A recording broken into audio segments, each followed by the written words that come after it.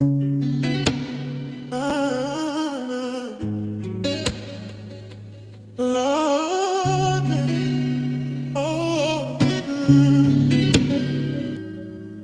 brought us to this country as a labor force.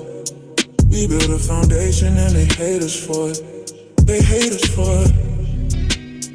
We built a foundation and they ain't pay us for it. They ain't pay us for it, but they gon' pay for it. Pay for it. Non-believers and pray for us. Non-believers and pray for us. We're black and we built a foundation. Stone by stone, generation to generation. Vultures said we had no culture. Them vultures got a Jay-Z poster. Them vultures got a lacy culture. Vultures eat what they didn't kill. Vultures sleep what they didn't build. They brought us to this country as a labor force. We built a foundation and they hate us for it. We built a foundation and they ain't pay us for it. They ain't pay for it, but they gon' pay for it. Already paid for it. Nobody prayed for it. Nobody doesn't pray for us. Nobody doesn't pray for us. We're black and we built a foundation. Stone by stone, generation to generation. Vultures said we had no culture. And vultures got a Jay-Z poster. Grand Rising, Grand Rising. The vultures got a lacy poster. So let me give a quick update. Some dope news right here. He's doing a whole lot more than just making the grade. Tonight, we are introducing you to one special third grader who's become a member of a very elite club. 8-year-old Miles Dantzler has just accomplished something most adults never will: acceptance into Mensa, the world's most prestigious high IQ society. Yeah, this young man taught himself how to read at just 3 years old and scored in the top 2% of IQ tests worldwide. Our Maya Kaznicki visited Miles at school today, where his achievements are making his parents and the whole community pretty proud. Miles spends his days here at Bates Academy in Detroit, but when he's at home, he's watching educational videos on YouTube, trying to learn more. He's interested in everything from dinosaurs to geography. There's an underwater country called Zealandia. It's actually the 8th continent. That's just one of Miles Dantzler's many fun facts. At a young age, his mom and dad could tell he was gifted. He would ask questions and learn things faster than most kids his age. I want to stay. When he started reading words that I couldn't read or correcting me when I was reading books to him, I was like, okay, this is it. After applying, his sharp mind landed him a spot at Mensa, the high IQ society, at just 8 years old. I got one of the highest scores on the IQ test. It makes me really proud myself. Being a part of Mensa means he'll get to challenge his mind and connect with others who share similar interests. When you guys saw that acceptance letter to Mensa, I mean, what was your initial reaction? What was I shocked? No. If anybody deserved it, absolutely, because you know what, it was well earned and well deserved. Yeah. This gives him a lot of, opportunities to really stretch his intellect and that IQ. His teachers say it's even inspired other students to work harder and aim higher. Well, I think they're really excited. A couple of them were asking, like, what does it mean and how can I do it? And, I want to do that as well. But when you set aside Miles' smarts... I mean, he's a normal 8-year-old. He likes to play video games, play with his toys, play with his siblings, and he's just, a kind-hearted, great kid all around. Miles has already done activities with Mensa, and he plans to do many more. In Detroit, Amaya Kaznicki, Local 4. And congratulations, Miles. Mensa says they're excited to welcome Miles and his family into society. In a statement, it says, gifted youth represent our largest segment of new members. American Mensa understands their challenges and their tremendous potential, providing a host of resources and supportive community. Yeah, man, it's that simple. That's why my 4-year-old might be on Mensa, because It starts with, I ain't gonna say starts with, but a good some good practices is nutrition. Like kids, you could teach them what they want, but their brain can't register it because they're hyper or, look at the people who call in hyper as hell, can't control themselves. And that was something probably installed in them when they was young, starting with diet. My son, water. Even when he was a toddler, water, like a baby, like months, like 8 months old, water, milk and water. So now as he's at 4, my son never asked me for like juice. Yeah, I get like juice once in a while. You feel me? Once in a while. But when we out, the last thing I ever got to worry about is him begging for it, like one of these pastries or candy when we out. I don't have that problem at all. Zero. You know why? Because I don't eat it. So you got to lead by example. And then, like, every so often he'll eat a regular snack like a regular normal kid, but bananas, apples, water. Rarely ever any juice. You dig? And like once in a while, just to be human, juice here and there. Like Friday, today's Friday. Friday, I call it ice cream day. So Friday he'll get a ice like a push pop, a fruit push pop.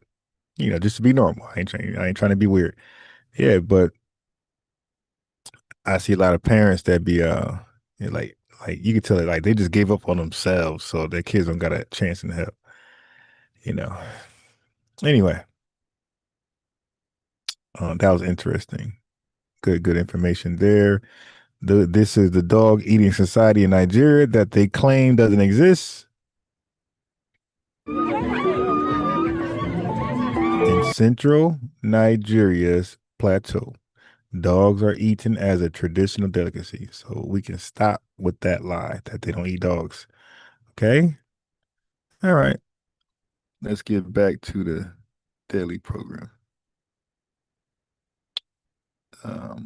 Tethers debate amongst themselves and amongst FBA people on the panelists, and some of the FBAs aren't the best representatives of our talking points, and it gets kind of cringy, you dig? But here we are, nevertheless.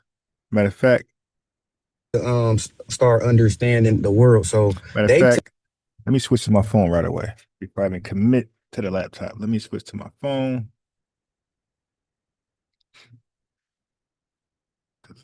I gotta get some coffee. All right, hold on. Let me switch right now.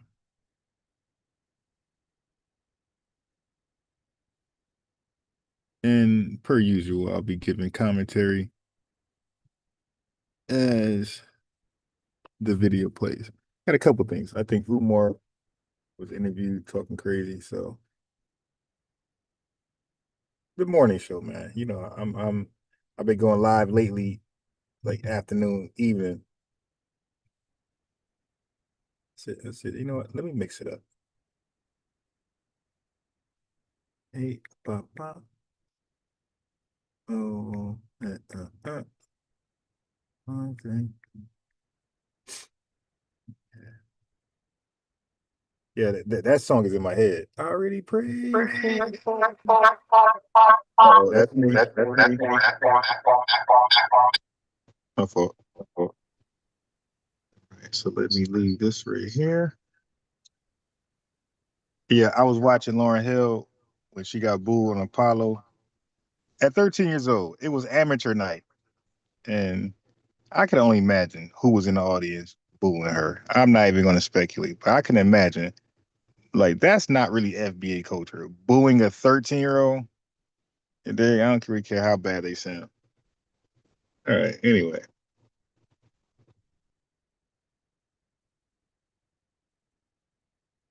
And of course, she didn't sound bad. She sounded great. I got to switch to my headset.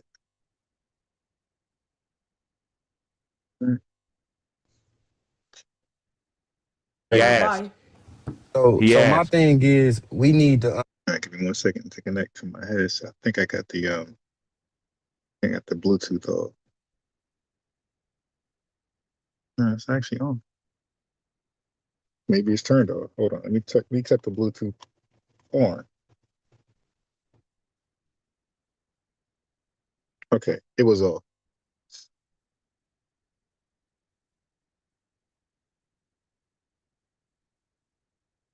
Yeah. Let's get back. Start understanding the world. So they tell us that black people been on this globe for 250,000 years. They say white skin only came around 10 to 5,000 years ago, right? So since the beginning of time, people have been warring with each other. So if we were all the same people, we should have been living in. This is the plebiscite babble that I'm talking about. It's like, dude, where do you come up with this information, man? But this is a guy who wasn't guided correctly. You said a little young 8-year-old who's accepted to Mensa. His mom, this guy talking, his mom ain't raised him that way. He probably ate every Twinkie, he probably had the damn candy, juice, everything. Yeah, I remember walking into one house. It was like it's like 6-year-old, and they just had all the candy and cookies out there, like a buffet. Like the young kid could eat as much as they want until they get full. I mean, I couldn't believe what I was looking at. But parents obese, kid obese, the math was mathing. Black people should have been living in peace before the YT people came here, but that's not what was happening. Yeah, because in the beginning, 200 million years ago, there were no white people. There was no black people, man. And people can't wrap that around their brain. White people, they're a new construct in America, a new social construct, and a racial. And so are black people. Like these are new terms that just happen in modern history. These are not ancient historical terms. And that's where people get confused. Like they keep tying modern terms to antiquity. And you can't do that if only one ethnic group ever was called these names. Like you just can't go back in time and start calling ancient people Haitian or Eritrean. Like these are relatively new terminologies. You feel me? Modern. What's happening was different tribes and different people were warring against each other before white people came with this global domination. So now in 2026, since 1500, since they for global domination for the white man, whenever he went all across the world and colonized everybody, now the white man, racist white man who see us all the same, put us in one category. We gonna listen to him and say we're the same people, even though we have different mindsets, different backgrounds, different cultures. We don't even align on a lot of things. That ain't gonna do nothing but hinder all of us trying to force something that is not there and has never been there. We need to start recognizing we are different people. We can still be coexistence. We can still do business, but we need to recognize we are different people with different histories and different ideologies. Okay, can I say something to the lady?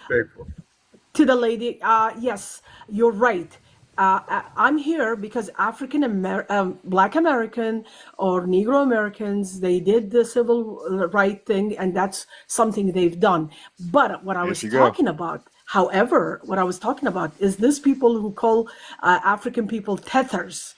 Okay, these are people who actually are black. They're not black. And they say they're Indians. It's not my fault, and it's not something I care about. And they say this, and they say that, and they say they're Moors. These are the people I'm talking about, not you, not someone. No, because I am one of those people. So you is talking about me, and that's the disrespect right there. And you moving the goalposts anyway. Hold on. Point of clarity for y'all. Let me ask a question because she brought up something. She specifically factioned off the group of people who use the word tether, and if I'm not mistaken, and you all are absolutely free to cure my ignorance, tether is an insult. So if you are acknowledging that is an insult, and she's exclusively talking about tether's not an insult, just like calling a robber is an insult. Calling a thief is an insult. No, it's a label for bad behavior, bruh. About people who insult continental Africans. But you don't have to be African to be a tether, bro. What do we have? I know that is that a respectable term? Okay, so you see that a lot of people. So I'm glad he got checked. A lot of people try to pretend. Well, a lot of Africans and Caribbeans try to pretend that Tether is exclusive, is a term exclusively for Africans and Afro-Caribbeans. That's a lie. That's why we got to trademark words, because they would take that word, spin a narrative, redefine it, and then make us xenophobic or divisive. No, we got to trademark these terms, define them correctly, so nobody could come back and twist them. How many times, family? We're like 5 years in. How many times an African or Afro-Caribbean call in all of our shows and ask, "What is a tether?" So you mean to tell me you heard this word in great context, in perfect context, and you couldn't figure out what that was? There's 1,000 shows called Tether. There's 1,000 shows called What is a Tether? Tariq Nasheed did 1,000. I'd reacted on his 1,000 times, and other people talked about tethers all the time. It's all over the internet. But somehow they got to call in Unbiased Ron show, FBA News and Updates, to finally understand what a tether is. Stop. And these guys will pretend their IQ is so high and FBAs are so slow. They know what a tether is, and they know it's not they know it's not an exclusive term for Africans or Afro-Caribbeans. They know it's foreigners. You have Europeans who could be tethers, who have been tethers. You got the Irish people, if they come over here, and the tethers. You dig? As long as they're not fully assimilated into white supremacy, tethers. I mean, whiteness, not white supremacy. If they're not fully assimilated to white nationality, or white identity, and like they're maintaining their foreign roots, like a lot of Italians would do, a lot of people would do, a lot of Jews would do. Well, if they undermine us as well, tethers is for anybody that's foreign, any foreigner that undermines us, sabotages us, speak against us, disrespect us, do what everything these panelists are doing that are not FBAs. That's what makes you a tether. It's a verb. You can stop being a tether. You did. You could get on, you can get on the damn bandwagon and ride with us. Okay, you don't have to tether, but if you tether so long, that verb can now be a noun. It could be who you are. Like you are a tether, and it's nothing. I mean, it depends how long you've been tethering. You can actually just be a tether. To offer to somebody, is that a respectable moniker? I don't think tether is an insult. No. I need a yes or no. I need a yes or no on that. Is that a moniker of respect? We just we weeding out the bullshit. Queen, I'm gonna come back to you. Hold on. I take it as an insult, so take it that way. Okay, pause right there. Pause right there. Definition? I'm just because it's so like this fake host. I don't know if he's FBA or whatever. He don't sound like one, and if he is, he might as well be an honorary tether himself. He's asking what a tether is, and then he won't ask the people who know the definition. He's going to appeal back to the woman, the tether. He's going to appeal back to the tetherist to speak on something he's asking from FBAs. He's coming back to the tether. And I noticed like a lot of these spaces, like dudes be thirsty for women. Like, yo, you need qualified people who are FBA to get in these platforms and talk, because all that needs to happen, somebody send a half decent looking tether in the space, they start to sell out their damn lineage. You dig? As we see happen so often. All they gotta do is get a tether wife, you dig, tether best friend, tether boss, and all of a sudden FBAs ain't shit. It's not a term. I only know it because of the movie, I think Us. So, or they, whatever Jordan Peele's movie was. So if someone has another definition that off. All right, so he must clearly not be FBA. Right? And what makes sense why he's like so Captain Save a Tether on his platform. For some level of respect for this term, let us hear it. But so if I'm not mistaken, it is meant to disrespect someone. I have a question for the diaspora theory. Because I've only heard Americans use it, so I need someone to tell us what it means. It's basically presenting as a Black American with a whole different ideology, like I was speaking about, that's undermining Black Americans, the original Black Americans. That's what a tether really is. So something similar to calling somebody a coconut. You brown on the outside, but you white on the inside. Something along those lines. But it is disrespectful. The reason I paused us is because she's talking specifically about those people. And again, that's another one of those scenarios. You cannot say that you're attempting to bridge any kind of gap, offer any kind of community, create any kind of road or pathway for communication if you start the conversation with Tether. You can't do that. How is our fault when they come into our land, they come into our country? How's what your fault? Be specific. Okay, how is them acting as Tether's our fault? That ain't our fault. You're asking me. Hold on, y'all. He asked me a question, John. Because I'm talking to you, bro. This is the disrespect what we don't like, fam.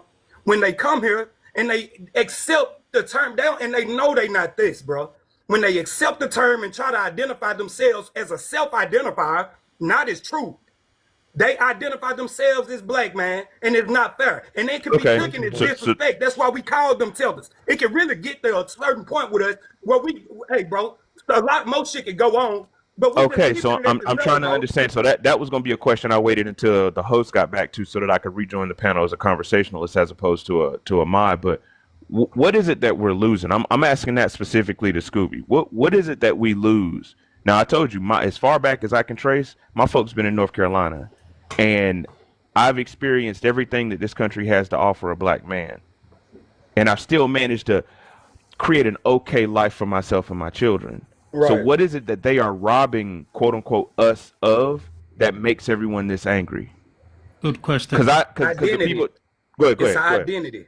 It's our identity that they're robbing us over. And they're not necessarily robbing us. They just playing a major pivotal part in the white man's mind game on us. What does that look like? Tell me what that. So you can choose. Yeah, listen, you can jump in there with it. For you know that Jasmine Court, what's that name? Jasmine Cornelius down there in Florida, the Florida Black Caucus representative. That's a Haitian, but she represents as Black American. She's a self-identified Black American, right? Now that is one of the main things that we need to fucking get up out of here, bro. And that ain't even an African, that's a Haitian. So that's what I'm trying to tell you, bro. It ain't just them. They just catching the bad end of the stick because they jumping in front of the motherfucking gun right now. That's exactly. So let me break it down to you. So I'm gonna let hold on. So John, you go after West down at the bottom. So Soul, you go, then West, you go after him. So can I go? So picture YT supremacist, go after West. Right? You third in line. If you was a YT supremacist, right? I'm gonna tell you how they benefit off of flat blackness, right? So you got these immigrants who live in a hostile environment they're trying to get away from. They come over here and they feel like it's paradise. So if I'm a YT supremacist with power or a government, I will use these people with the green card because I'm waving in front of your face. You don't do what I say, you got to go back. Or I'm gonna make your family go back. You get what I'm saying? So now you have to push the agenda that I want you to push. You get what I'm saying? So they use these black immigrants as a weapon. Let me ask you, because I deal in specificity. What policies do continental Africans come over here? I get it. They come over and cosplay as Black Americans. Got it. I understand that motive. What policies do they push that harm us? Really, a lot of policies. Nothing. When you go through, Can I answer? No, let me take this question. Hold on, John, hold on. You go after West specifically. So if you don't have any specificity for me, I'm a defer to diaspora. I'm gonna go to reparations. You got something specific? Okay. Yeah, I'm gonna just go straight to reparations because that's one of the biggest ones and one of the clearest ones. So if you look at everybody who's against reparations in the caucus, majority of them people are Black immigrants. And this is how YT supremacists actually benefit from the flat blackness. They can use these people because if you understand what's going on with Africa, you know they're using other Africans to go against Africans. And that's the same thing they're doing here. So I don't see why people don't understand the concept. When it's happening on the continent, everybody understands that. But when it happened in our neighborhoods and on this continent, people act like it don't happen or it's impossible. This is the same tactic they're using on the continent that they're doing in our community. The flat blackness as a whole is only going to hurt Black Americans in this country because we know the people with the power are the YT people. They always have a different agenda. So when you look at he was talking about damn, I can't think of the politician's name, but just Jasmine Crockett. Yeah, even that Jasmine Crockett. You look at her. Representative of the Black Caucus. I know who you was talking about. Yeah, the Haitian, but I'm talking about Sheila. Her name is Sheila. Jasmine Crockett. Her name is Sheila. No. it's starting to be more and Her more name's Sheila, fam. evident. Jasmine Crockett came from a good home, a good background. Why do you speak like that? Because even Black Americans who come from that background don't speak like that. It's a reason she's speaking like that, so we can think she's one of us, and we can watch these people do stuff that's really undermining us, like fight for all immigrants, even though it's putting us at the bottom, even though Dr. Claude Anderson warned us about what was going to happen, and it's happened exactly how he said it in the 70s and 80s. Go ahead, Wes. Damn, I didn't forgot all the shit. I'm telling you, Can I go? too Can much I go? damn It's okay. explaining to these people, and they don't listen.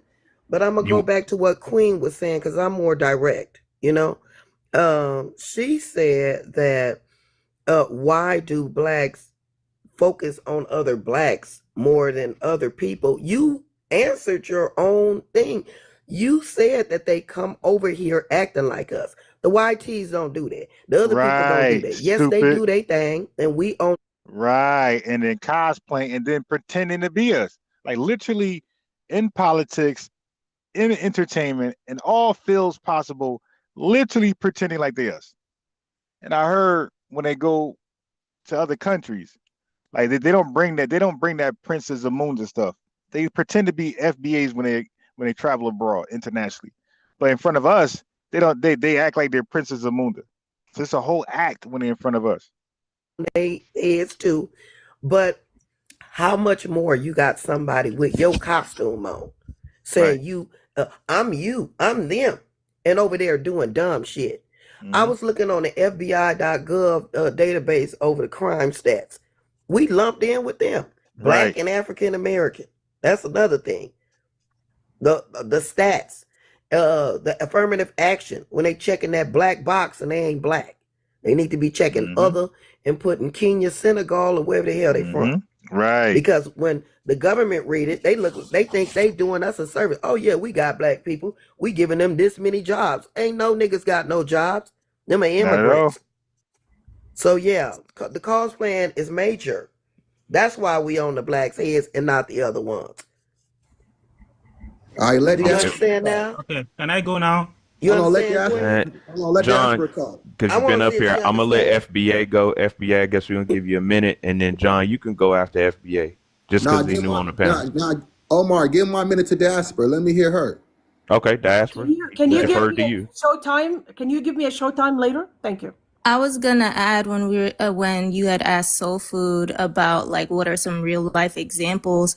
The African Union I don't know if y'all read through their claim for reparations, and they put all descendants of like the transatlantic slave trade on there, including those Black Americans who are of African descent, including West Indians, including Afro-Brazilians, right? And in the whole clause of it all, it goes to the African Union and it goes into countries in Africa, and it goes through pipelines in Africa. It would go to Africa. It would go to Africans in Africa's infrastructure. Any money or anything would not reach the hands of the descendants of the transatlantic slave trade, literally, if you read through that thing. That's what I wanted to add. We want our antebellum money. They can have that transatlantic money. Give me my money for what my grandma and her mother went through. I want that money.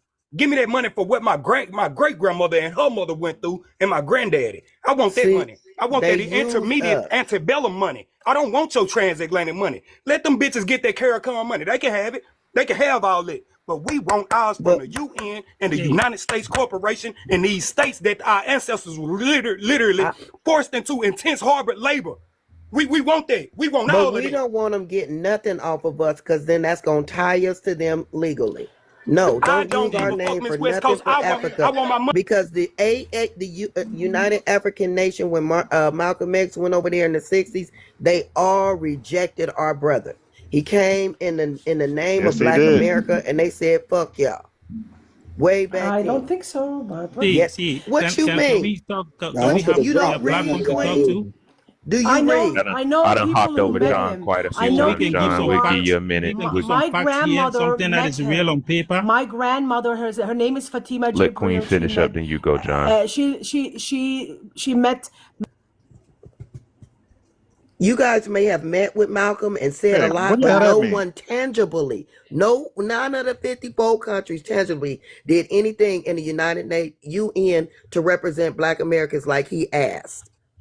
Okay. But do you know that some of those countries, at the time he went to Africa, were still just now independent? Do you understand that? And So all around pointless. What do you mean? Pointless, It's yeah. very John, important. we want to they hear were John. scared. They were scared. Okay, Yeah, so let John rock. Hold on, Queen. Hold on, Queen, because I skipped John quite a few Stay times. Let John scared. get his minute real quick. Sure. This is what my Black Americans, brothers and sisters are missing. You know, America as a we always country missing something. is on its feet because of the money that people and taxes that people are paying in America. America have resources, but they don't have resources like that. It's the money that the people have that is floating in America. So if you are claiming that people who are from African descent or people who are immigrants should leave your country, the people who are paying taxes were the people who are documented. I'm not talking about illegal. There's two kinds of immigrants. There's illegal immigrants, and then there is regular immigrant. The regular immigrant is the kind of immigrant that you're looking in your country because they are the ones who are coming to add up to your economy. So those who are on food stamps, so those who are on Medicare, these are people can be sorted out because there's going to be more money in the pot. You understand? America is very big. That is why America do something called the visa lottery, allowing other countries to come to their country, not for the people who are coming there to just benefit alone. They are coming to work and pay taxes so America can develop. You understand? You can keep your taxes. How about you keep your taxes? Oh, because Who you're are being you to say ignorant. that? No. Because if we keep our taxes, how Hold is the on, country going to John. develop? Before you respond to him, I want to hear the full thought. I can't see your full name though. Simon Platinum. Yeah, Before you Simon respond Platinum. to it, John, let us all hear his full thought. Even if you understood it, I'd like to hear the full thought before you respond to it. What are you asking, Simon?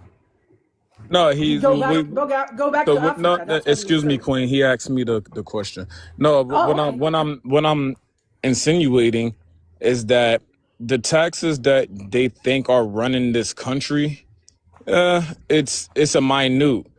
The United States has a bunch of resources, but what the United States resources? Can you tell me what resources is that? They got all the resources. They just choose to take yours because your people don't protect them because you have bad government. Where are they getting that from? The resources that you're claiming, you're where are they getting interrupting me, that from? sir.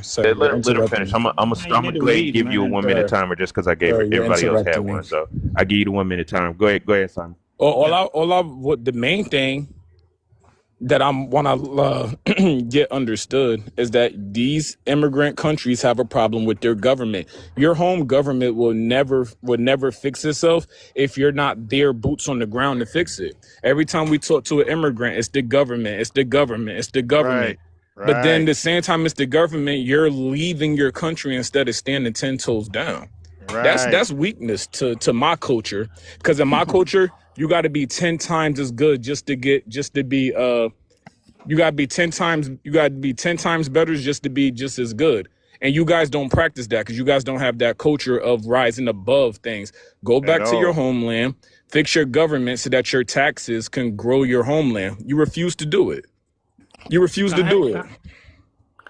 I reply you? Yeah, of course, but I just so wanted now let me school this guy here. I know you guys can't really hear me. I'm sorry, but please, no xenophobia on my panel. I do not do that shit. Like, you can disagree, agree, but no xenophobia, no disparaging remarks, none of that. No, go back to your countries, none of that. I do not like that shit. Do not do that on my panel. I don't respect that. Tether alert. But go ahead, Tether John. alert. But host, As I said, I'm gonna continue. As I said, I'm gonna continue to say. They don't get to the point where they gonna disrespect. No, he's not gonna But we haven't gotten there yet, though, As I said, Scooby. We just saying in general.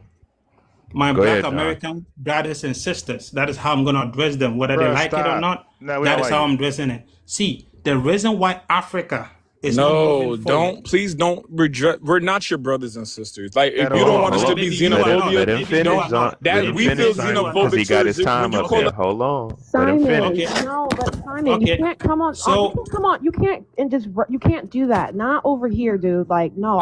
You know what? Nah, you're right. BT. I want everybody to get a chance. BTA, listen. So let me Listen, this is what I'm gonna do. I'm gonna be calm. The reason why. But when I let me respond, continue. You I already didn't know interrupt I when don't. you were You talking. know I don't roll like that. You know that.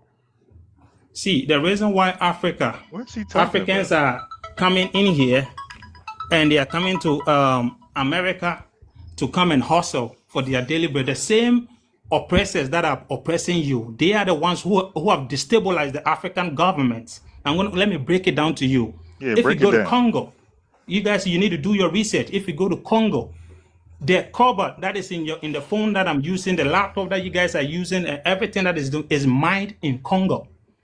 And this Westerners, including other countries, I don't want to call people's countries' name, they will come and lowball the Africans and say, oh, if you give me 1 kilogram of cobalt, example is what I'm making, maybe 1 kilogram of cobalt can be like maybe $100. We're going to say we're going to give you $2.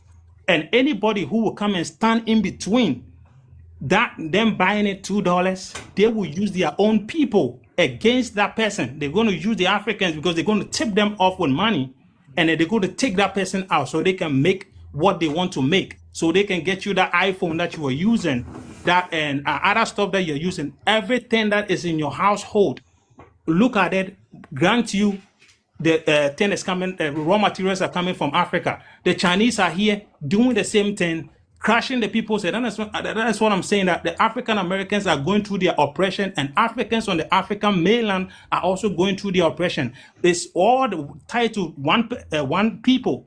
They're making sure that the rest of the world don't have peace. So don't take it out on the black Africans against African Americans, because if that is so cool, let me ask you, why is it up to now you never have a black president? I know Obama was a mulatto.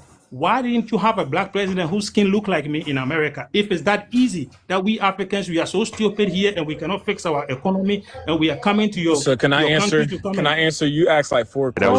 That was it. That was pause right there, John. Let me start from the rear. And then diaspora theory. You asked mad questions. Hey, John, you gotta let him. You gotta let him respond. Then diaspora theory. So let me start from the rear. Let me start from the rear. The reason why we quote didn't have a black American president is because we wasted 60 years on Pan-Africanism. It was Pan-Africanism that got oh, excuse me. We wasted. It's my turn to talk. Gotta let him finish. You gotta let me speak. We wasted 60 years on Pan-Africanism, right? Where what happened was, when our people got unalived, we thought, all right, boom, let's put these melanated people in there. Maybe they got some common sense. We wasted our time. You don't got no common sense. Prior to that, you started speaking, you jumped from China to Congo to whatever country. And I'm pretty sure you're not from Congo or China. Let's get back to your government. Your government is literally giving low ball numbers because they want the United States protection. All of this could be fixed if Africans stayed in their countries and learned to protect their resources in their nations. Let's take it a little deeper. You're not the only people who leaders get unalive when they fight their government, but you got to be willing to sacrifice. Once again, you're not willing to. You're not willing to stand, but you're willing to be on this internet crying. I land. I'm not crying because I'm not crying. You are just hold on. I said hold on, John. I don't want to have to mute you. Hold on, because I'm giving you space. I'm gonna let diaspora theory go, then Queen go, and then you just got to remember your point. You can go after Queen. Theory. All right, I'm gonna look her up. So you mentioned how people on this side of the hemisphere need to, learn the history, as though we're not all caught up to speed about how European principalities have colonized the entirety of sub-Saharan Africa, excluding probably Ethiopia. Yeah, but it's your fault. The hell we not getting? What are we missing here? They're like the white man just miraculously just came into power. No, it's your fault. It's your fault. It's your fault. It's your fault. Your fault. Just know that. Just know that. It's your fault. It's your fault. Oh, you are so annoying. Boom. Let me do that. Oh, yes.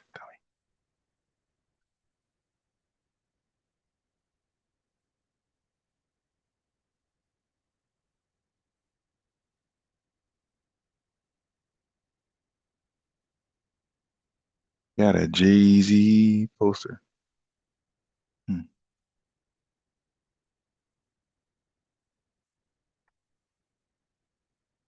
Let me go there and see what happens.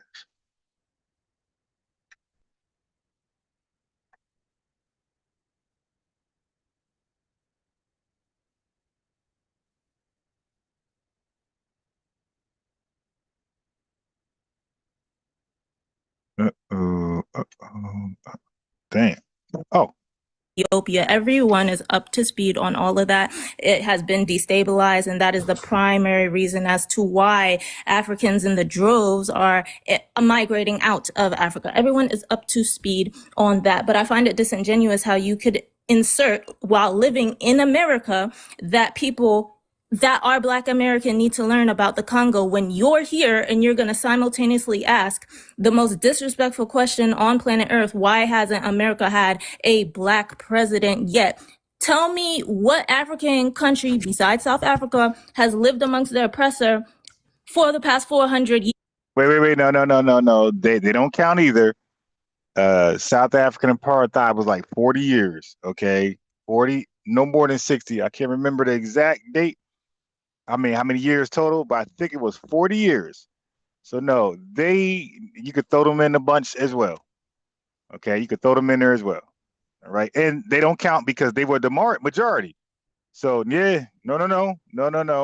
We gotta learn history. But yeah, I gotta tune in and tap in with Unbiased Ron, FBA News and Updates. No. They don't count for two reasons. For one, they were apartheid. That apartheid was for like 40 years. And secondly, they are the majority of their country. That's why when I played that video, yeah, all those South Africans talking about kill the farmer. Okay, that can't happen over here.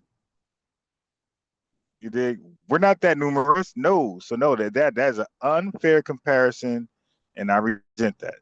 Years that you cannot make a false equivalency where everyone in your home country is literally Black, and so that no, they're not Black. They're African or they're dark skinned, and this is the problem people get caught up on. When the brother James called in yesterday, I love James. The only I love options. James, but James had a hard, difficult time defining Black the way he uses it. Now, again, this is James, is our brother, but the way he was trying to use Black, make it all inclusive to anybody. He even extended it to white people. Okay, see, that's the problem when folks just throw around Black. It becomes diluted, it becomes watered down, and then anybody, literally anybody, can say they're just Black. Just ask James. And compare it to a place that has suffered under Jim Crow, segregation, literal slavery that is not the same slavery that is the same in any other historical event or context. Chattel slavery in America, is the substance, the experience of it does not compare. Ma'am, chattel slavery was so catastrophic is that when we say slavery now, we only think of chattel slavery. We don't think of the other slave systems before. That's how barbaric chattel slavery was, and how great it was.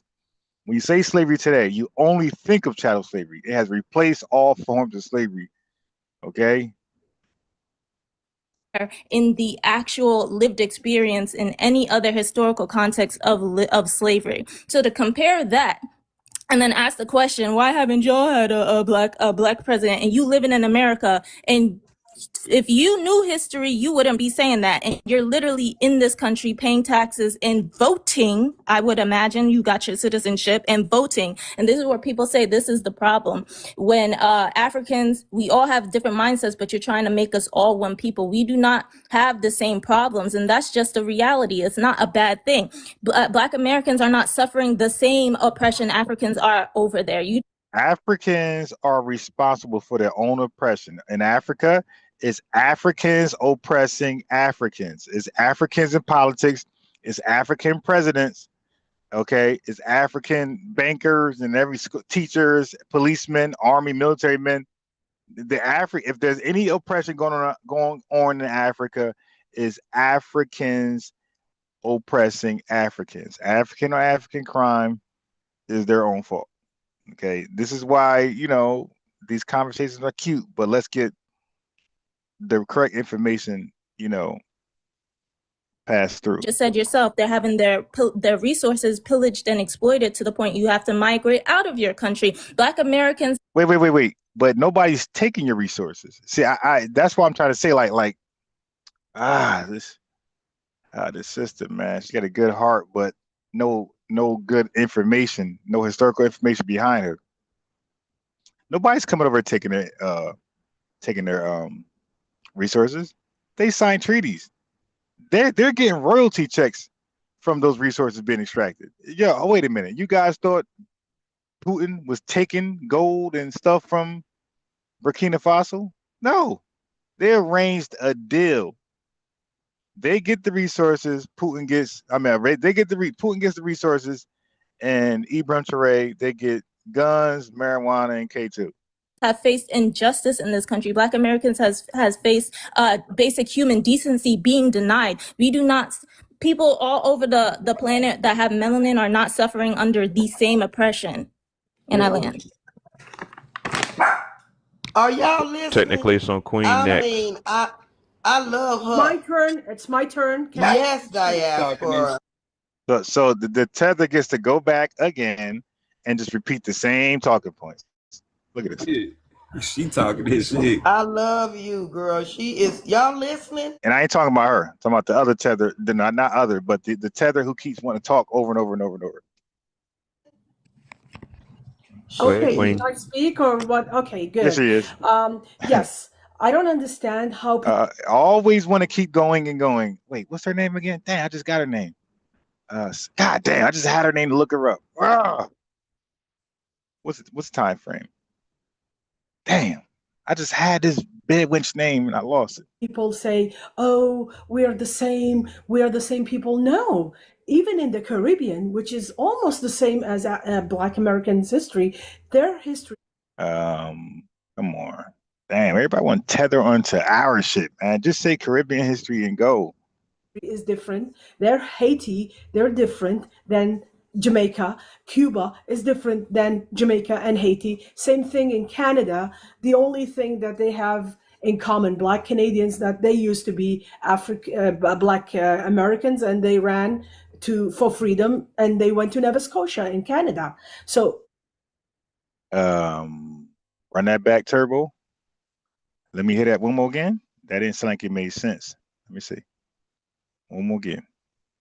Caribbean, which is almost the same as Black Americans' history, their history is different. Their Haiti, they're different than Jamaica. Cuba is different than Jamaica and Haiti. Same thing in Canada. The only thing that they have in common, Black Canadians, that they used to be Black Americans, and yeah, that part right there. They ran for freedom, and they went to Nova Scotia in Canada. Wait, so they weren't Black Americans then, huh? Because if they were Black Americans, they already had freedom. So maybe her language isn't right, but the way she phrased it, if we're looking for freedom, then we can't be free in America. That means slavery wasn't abolished. I'm just going off the way she's framing it. So also their history is different than other Black Americans that stayed in America. So understanding that and how this history is very much moving back and forth and it's very complicated, I do not get involved in going and arguing about their culture. I will care about my culture, and I will say in the senses, yes, I'm a US citizen, yes, I pay taxes, yes, I ran away from my country, pretty much like the Irish ran away from their country. They didn't stay for the potato famine, the Second World War and the First World War, all those white people that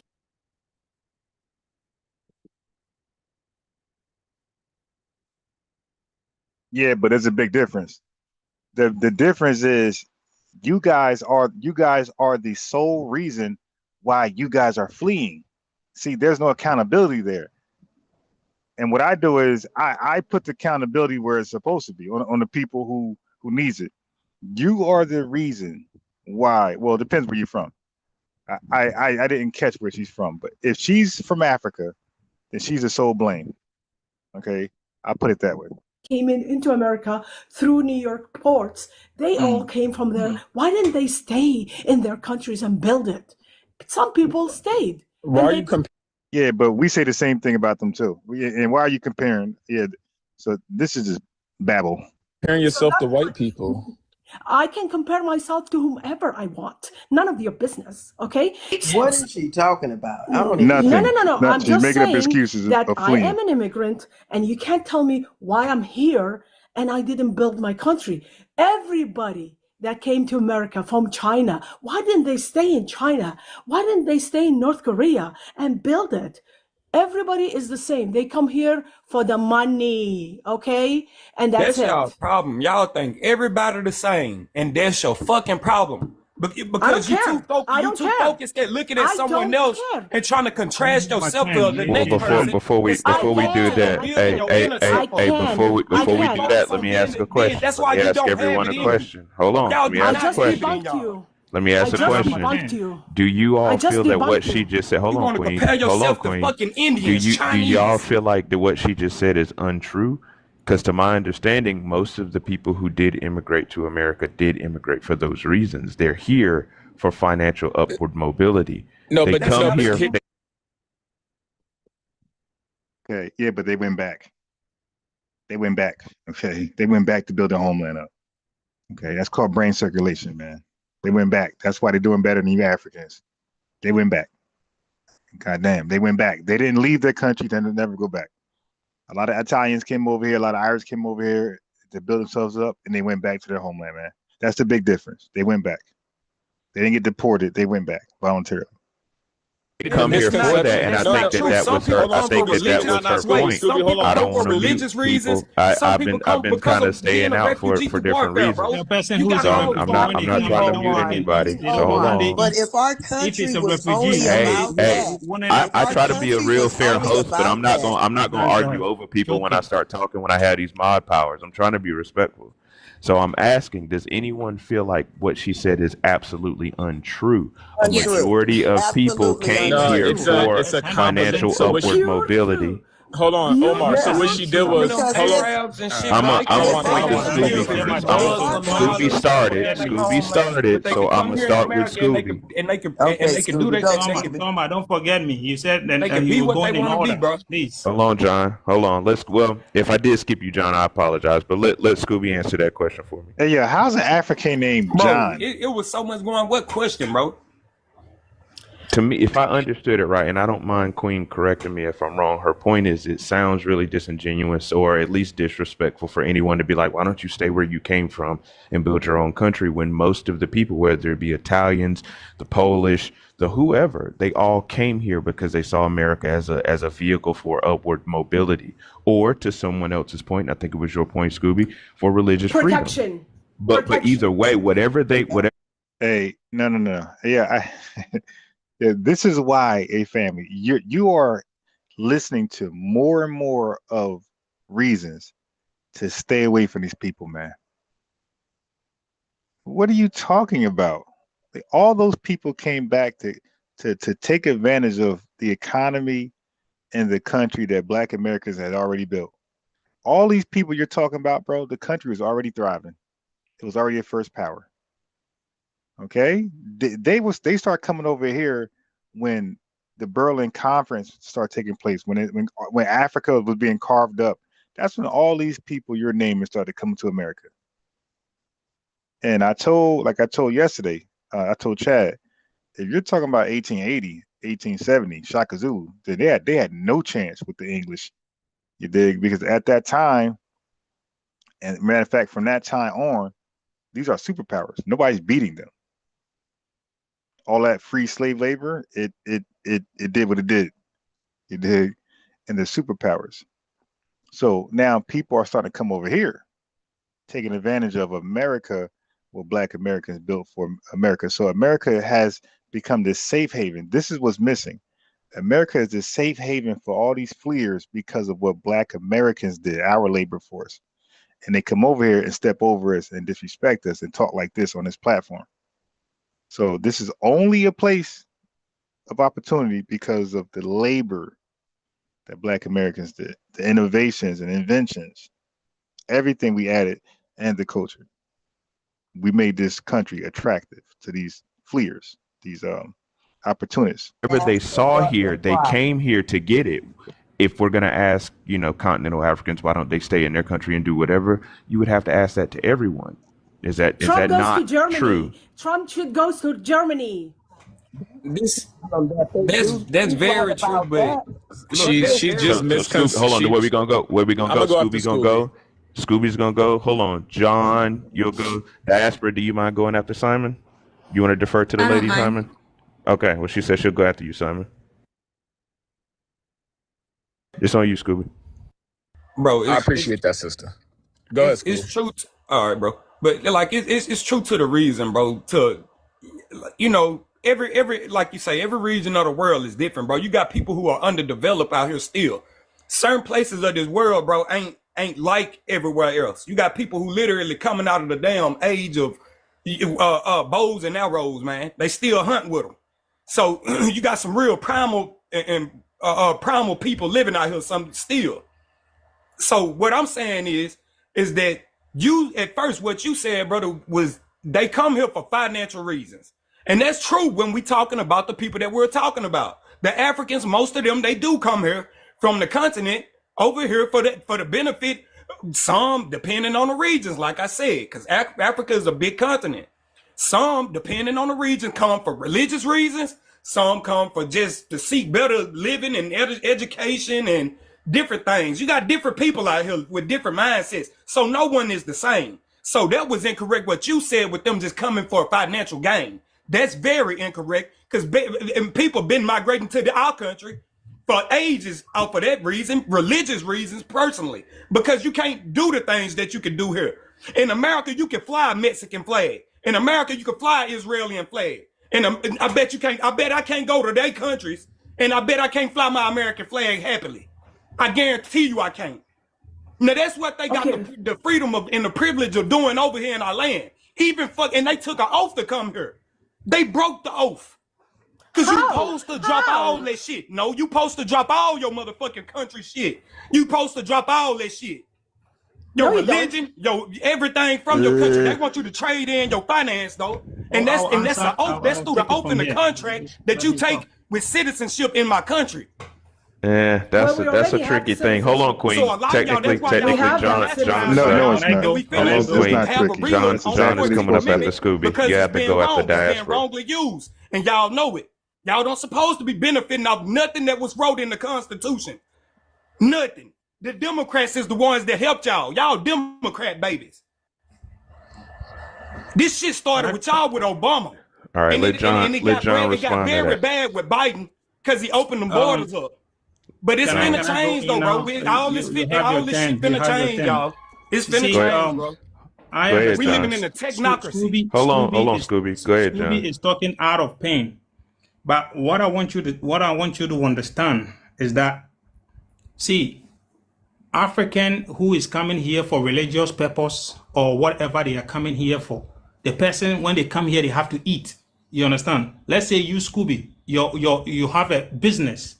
Oh my God, yo, the tether explaining the tether babble, I just can't, man. It's just yeah, I can never ever do nothing with these Africans. It just permanently complaining, analogies. They're trying to explain to us. They're trying to get us to see how you can flee and fail and it's okay. It's like, dude, we're never going to agree with these fleeing, failing analogies, my guy. That we don't know that, man. We're fighting people, my guy. And you are recruiting people who are legal here in the US. Will you tell me, say, I'm coming from Africa, so you're not going to employ me that I didn't do anything wrong to, would that make sense? Or because I'm coming from Africa, so you're not going to employ me and you're looking for workers to work. I'm a legal immigrant here in the United States. If I come to your work, I will deliver, I will do everything to make your work progress. You're going to have the mindset that you have right now and act with bitterness in your heart. For what reason, I don't even know. And Again, the fleers and fillers project that we're bitter, we're angry, we're traumatized, all this stuff they say about us. The fleers and fillers. Tell me that you're not going to give me a job because I'm an African. That is your question, Scooby. I want you to answer me that question, please, with all due respect. Absolutely, I would absolutely. Then I'm gonna have to give you limit. a I'm gonna job. have to limit both of y'all to a minute because Yeah, I'm Diaspora good, wants bro. to go I'm after good. that. I'm good. Omar, I don't even need that minute, brother. You can keep it, fam. I'm just saying. I would absolutely give him a job, nigga. I would give a Hispanic person a job coming to this country. I would give a Asian person a job coming into this country. I'm not that type of person. It's just right now we focusing on a certain population of people that have literally infiltrated our politics, and y'all out here just antagonizing people and that's what we going at right now. So it's just we but you don't know that people. We're gonna use our resources through politics to go ahead and gain leverage in this situation right now with y'all. Because y'all done it. All I'm asking for you is to wait and identify that bad one among the good ones and deal with them drastically. But if you pour your heart out, bruh, find me a good one. Find us a good one. A good one would be riding along our coattail, my guy. You know that phrase, what's a good cop? And they be like a deleted cop. Well, what's a good tether? You dig? Stop tethering. A good tether is an African who doesn't tether. Who, if you come to this country, you get your ass in line and you help support all of our causes. That's a good one. If you ain't doing that, and there's nothing like you're not good for our movement. You're not good for our talking points. You're not good for our struggles. Well, let me say this: you're not useful. The good thing. Let me omit good and just say useful. You want to be a useful African, then you get behind all of our causes and you support them. You help signal boost them. If you ain't doing that, you're not as useful African to us. You just you. and you include everybody, people will say you're not being fair. And my next question goes to diaspora theory. When I made a statement about white America never have a black president like my skin color, I'm not trying to mock you because the other guy who made the statement. Hold on. Okay. Damn, I was gonna. Oh, all right. He said, we Africans, we are there and we are not doing what we are supposed to do. That is why we are coming to America. And I'm trying to let you know that the same person whose neck is, whose boot is on your neck, the same. Hey, family, no, and there's no same person a boot on our neck. African's boot is on the African neck. Hey, what's disturbing to me is the background. It says black and it has Africa as an A. So basically, Africa is the new black. Black is Africa, and this is why they feel entitled to everything that's ours. That's blacks. Everything that's black, they feel entitled to all of it. These guys put Africa as the A in black. Yeah. Oh my God. That don't say black, man. That's a bloke or something else. That says bloke. Person turn around and put the same boot on our necks back home too. If you don't know, do your own. No. We did the research. There's no boots in your neck in Africa. You guys run everything. Okay, and you guys go into plea deals with white supremacy. We don't do that. And black Americans don't have boots on black Americans' necks, dude. Stop it. Africa's ran by Africans. There's no white T-man over there doing shit. Putin didn't come and take over Burkina Faso. He had to go into a deal. When Ibrahim Traoré told the French to leave, they left. So nobody, so what happened to that? So if there's a boot on your neck, then why when you guys tell the French to leave, they just leave? Where's the boot? Stop it. You guys are making up excuses to be failures. That's why you keep failing, because you're in denial. Research and see if that is not what I'm saying is a lie. Do your own research. Unless people who don't want to read, they will come and they will, because I know the diaspora theory is somebody who is very intelligent, but you are picking and choosing and using, I would love to talk to this guy. Well, these Africans, period, man. Damn, why can I get so lucky to talk to these guys? I don't want to use weapons, but you're picking and choosing. Meanwhile, Africa there's a different countries in Africa, and everybody have their own policies and stuff like that. If I tell you what is going on in Africa, Africa is the most wealthiest You continent on already the told planet. us. Please, Period. please save us. Yeah. This guy, he said, here we go again. Africa is the most wealthiest continent in the world. All the resources, all the oil, all the gold, but you sell it. So how the hell is it wealthy? You give your wealth to somebody. I can't listen, family. If money grows on trees, and I got that tree in my backyard, and every time it bears fruit, which are dollar bills, notes, and I keep giving them away, I can't see I got the most wealthiest backyard. It's the people who I gave the notes to. They got the most wealthiest backyards. Africa cannot be the most wealthiest when you just keep giving away your wealth. Save us, save it, please save it. So or yeah, say the same thing over and over. Can I go next? We already been down this river already. Yeah, because I'm trying to, because he made a You're statement. not convinced, but you're not convincing us. This is I can't hold you respectfully, John. We've spoken to so many. We'll come to you. We've spoken to so many of you immigrants. We know you only got 10 talking points. We actually play a game called Tether Bingo. Like, we can really play bingo. We know what you're gonna.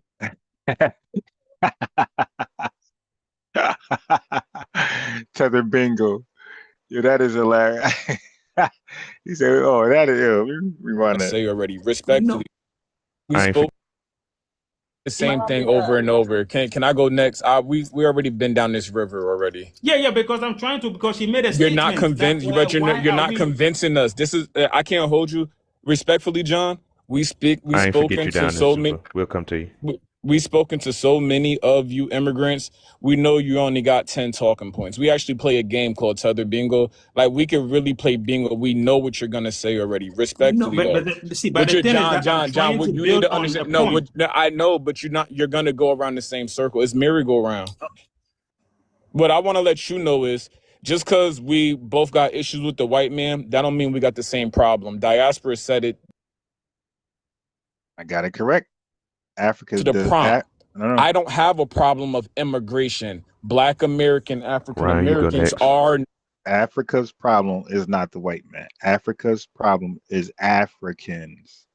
That's why they flee from each other. That's why they always fighting in tribal. I just read to you the other day, yesterday. I learned a lot more from Shaka Zulu Zulu Nation.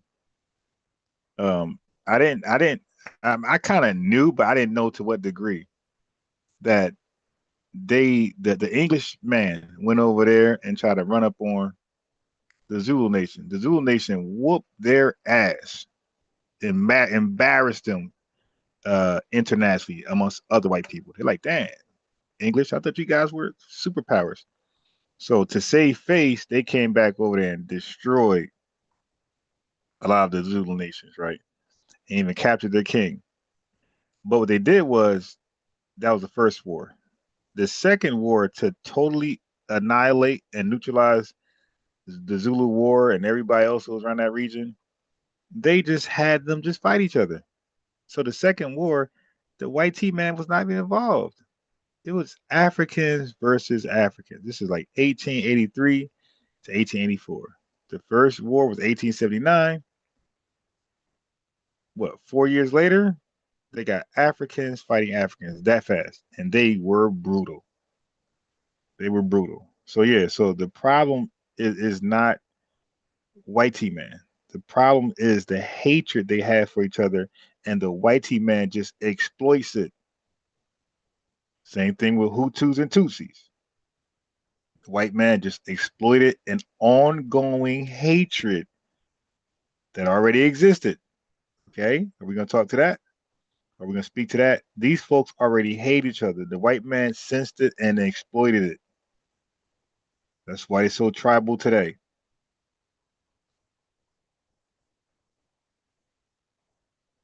Let me play the video. Okay, my screen. Come on. Come on, screen. Come on. Come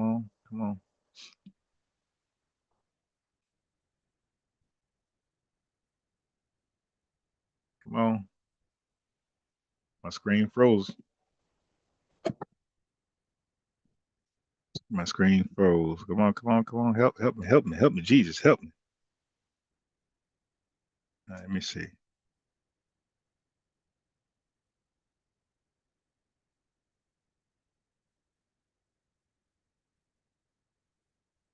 All right, screen froze. Okay, let's get it back.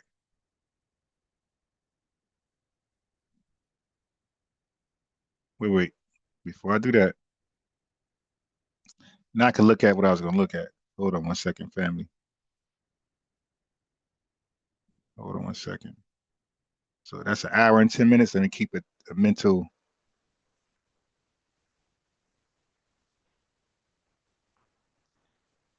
Hey, peace. Let me read some of the chat here. First class citizen. We got Luna Formac. We got Berber Rodriguez, Baby Rodriguez. We got Polo Styles, Bro Sanchez official, Bro Sanchez TV official. At this point, I'm convinced that there's something very spiritual about FBAs that those in power don't want us to realize. Brother, is that Brother Sanchez? Hey, peace to you, my brother. We got Donnie C. Williams. We got Fresh Always. We got let me throw the link in the chat. We got Southern Breeze. We got B Mac. We have Claude Zandam, right? Miss D in the building. Peace to you. I didn't see you. I didn't see anybody. Emmanuel Brito. I'm sharing from my phone. I can't see the chat. FBA Mr. CJ. We have Donnie in the building. So what I did was while I was playing the video, I went back and said, let me see the issue with Ethiopia, right? Why they end up splitting? Why the Eritreans end up leaving from Ethiopia that nobody ever talks about? Nobody say, nah, y'all ain't Eritreans, y'all African, like the Ethiopians. Like that is allowed to go on. All right. So my phone keep freezing. Okay. Yeah, phone is definitely wilding.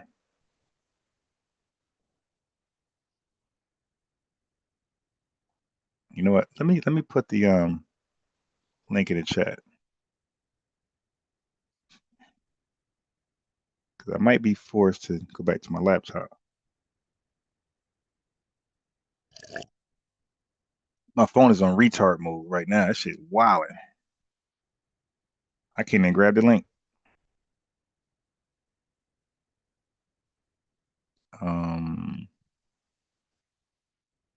No, that's not what I want.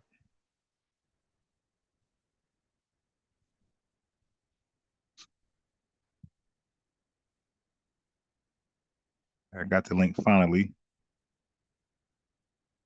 Yeah, my phone on retard mode, yeah. Castle, peace.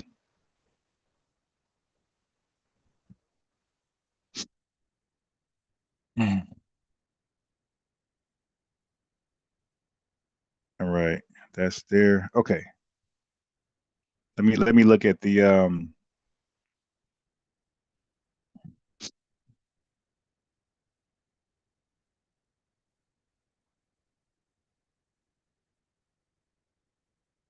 okay. Yeah, last night, we just talked about it all. That was funny. I took a L last night to who beat me? D. He beat me on the conversation about Keefe D and who shot Tupac on the details. I jumped out the window and my man kicked my ass. He set me up though. He set me up because he was it came off like he was misrepresenting the case, but he wasn't. He set me up with the okie doke. I took the bait and D kicked my ass. Okay. So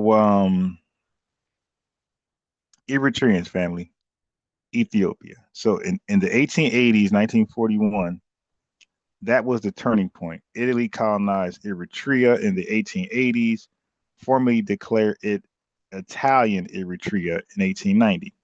Ethiopia under Menelik II defeated Italy at Ottawa 1896 and remained independent. I think that's when we helped. No, that's before. So from 1890 onward, Eritrea developed separately under European colonial administration, right? Italy built the infrastructure, ports, Massawa, Assab, urban centers, Asmara, colonial bureaucracy. Eritrea began forming a distinct colonial identity separate from Ethiopia. So they're delineating. You see that? You see that? So Eritrea is starting to delineate from Ethiopia. British administration, 1941 to 1952. After World War II, Britain defeated Italy. Dang, they be kicking each other ass. Eritrea became a British administered territory. The big question, should Eritrea be independent or should Eritrea join Ethiopia? Okay. Should they unite with Ethiopia? Now, these are Africans, fam. These are Africans. Now, they have, listen, they talk all that unity shit. We are one, Black Americans. We are down with you. Now, okay. So, British is now in control of Eritrea. The question is, should Eritrea be independent or should they join with Ethiopia? What do you guys think they did? You think they went independent or do you think they unified some Pan-African bullshit with Ethiopia? Eritrean political parties formed Independence Bloc, Pro-Ethiopian Union Bloc. The population was divided. Okay, so every time Africans have a chance to divide with other nations, every time they choose independence. Okay, so you got the UN Federation, 1952.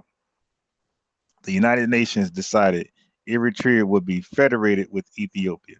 Key terms: Eritrea keeps its own parliament. Eritrea keeps autonomy. Ethiopia handles foreign affairs and defense. It was supposed to be a semi-autonomous arrangement. How about this? Selassie annexes Eritrea, 1962. Over time, Ethiopian Emperor Haile Selassie dismantled Eritrean autonomy, banned Eritrean political parties, imposed Amharic language, dissolved Eritrean parliament. Not the great Haile Selassie being divisive and xenophobic. Ethiopia fully annexed Eritrea. This triggered armed resistance. Eritrean War of Independence, 1961, 1991. This was a 30-year war. Two major rebel groups. ELF. They're actually called ELF. So we can call Eritreans ELF. Eritrean Liberation Front, EPLF, Eritrean People's Liberation Front. The EPLF, the People's Liberation Front, Eritrean, eventually dominated. They fought against Haile Selassie regime. Later, the Derg military regime, Marxist government under Mengistu. The war was brutal: bombings, mass displacement, famine, Ethiopian military campaigns. They can't get along for shit. The Derg era, 1974, 1991. The Derg overthrew Haile Selassie. They were Marxist Leninists. They continued war against Eritrea, used heavy Soviet military support. That white man, he always gonna be there when an African needs him to help divide against their own brothers. They launched brutal counter-insurgency campaigns. Meanwhile, the Eritrean People Liberation Front became highly organized, built underground governance, created disciplined military structure. So the collapse of the Ethiopian regime was 1991. In 1991, the Derg collapsed. The Eritrean People Liberation Front captured Asmara, Eritrean capital. TPLF, Tigray People's Liberation Front, captured Addis Ababa. Okay. Important. TPLF and EPLF had cooperated military. Okay. Independence referendum, 1993. In 1993, a UN supervised referendum was held. Right? My phone tripping. It's like literally moving by itself. Okay, so 99% voted for Eritrean independence. Ethiopia officially recognized Eritrea. So at that point, the split was internationally legitimate. All right, so all right, my phone tripping. The crack screens. Oh yeah, it's wilding.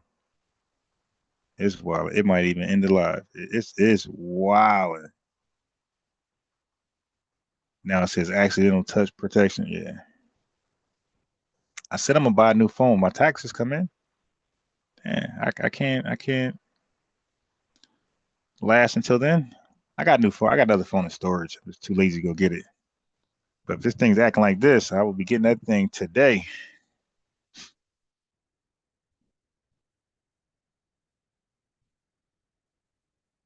Okay.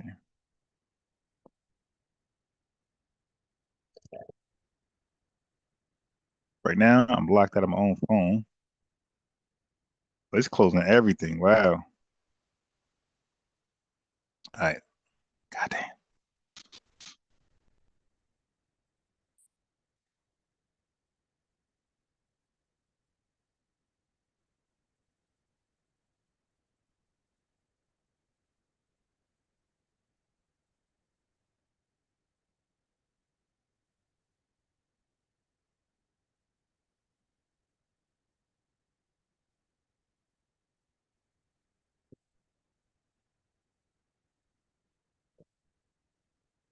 Yeah, I'm just trying to get back into my phone.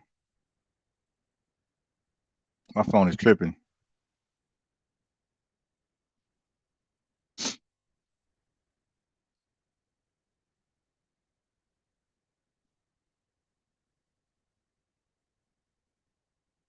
Yeah.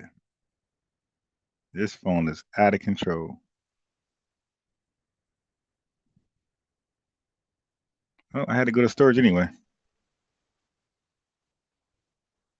It's bugging out.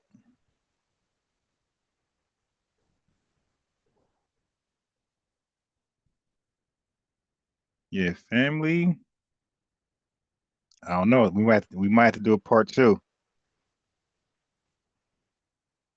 This phone is going. I mean, it's really like literally open up apps, close them, open up apps, close them. Oh my god, it's about to turn my Wi-Fi off or my internet. It's about to go in airplane mode. Yeah, this phone.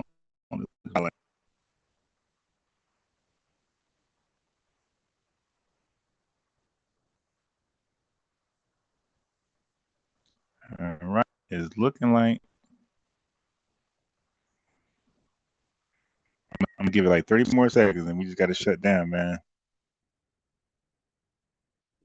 This thing is, which tether gave me a bug, man? So it's in the bug my phone. Cause this phone not doing this earlier, or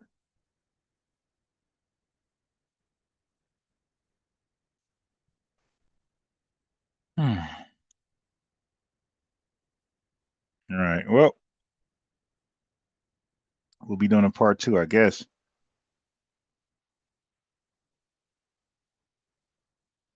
Wow.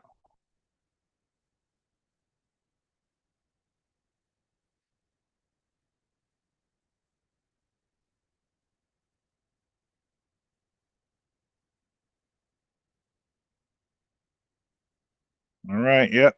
Yep. I gotta close this down.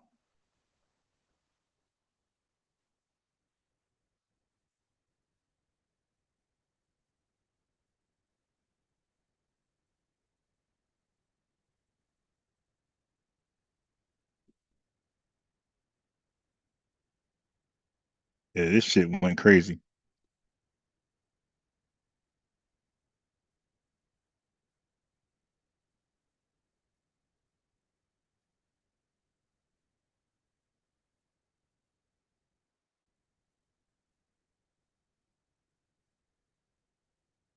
Let me see if I can save the live without.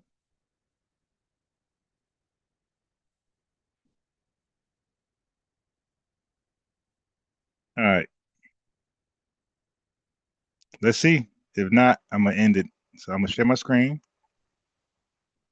It looked like it was. It looked like the exorcism has ended. Let's see. This phone went straight bananas.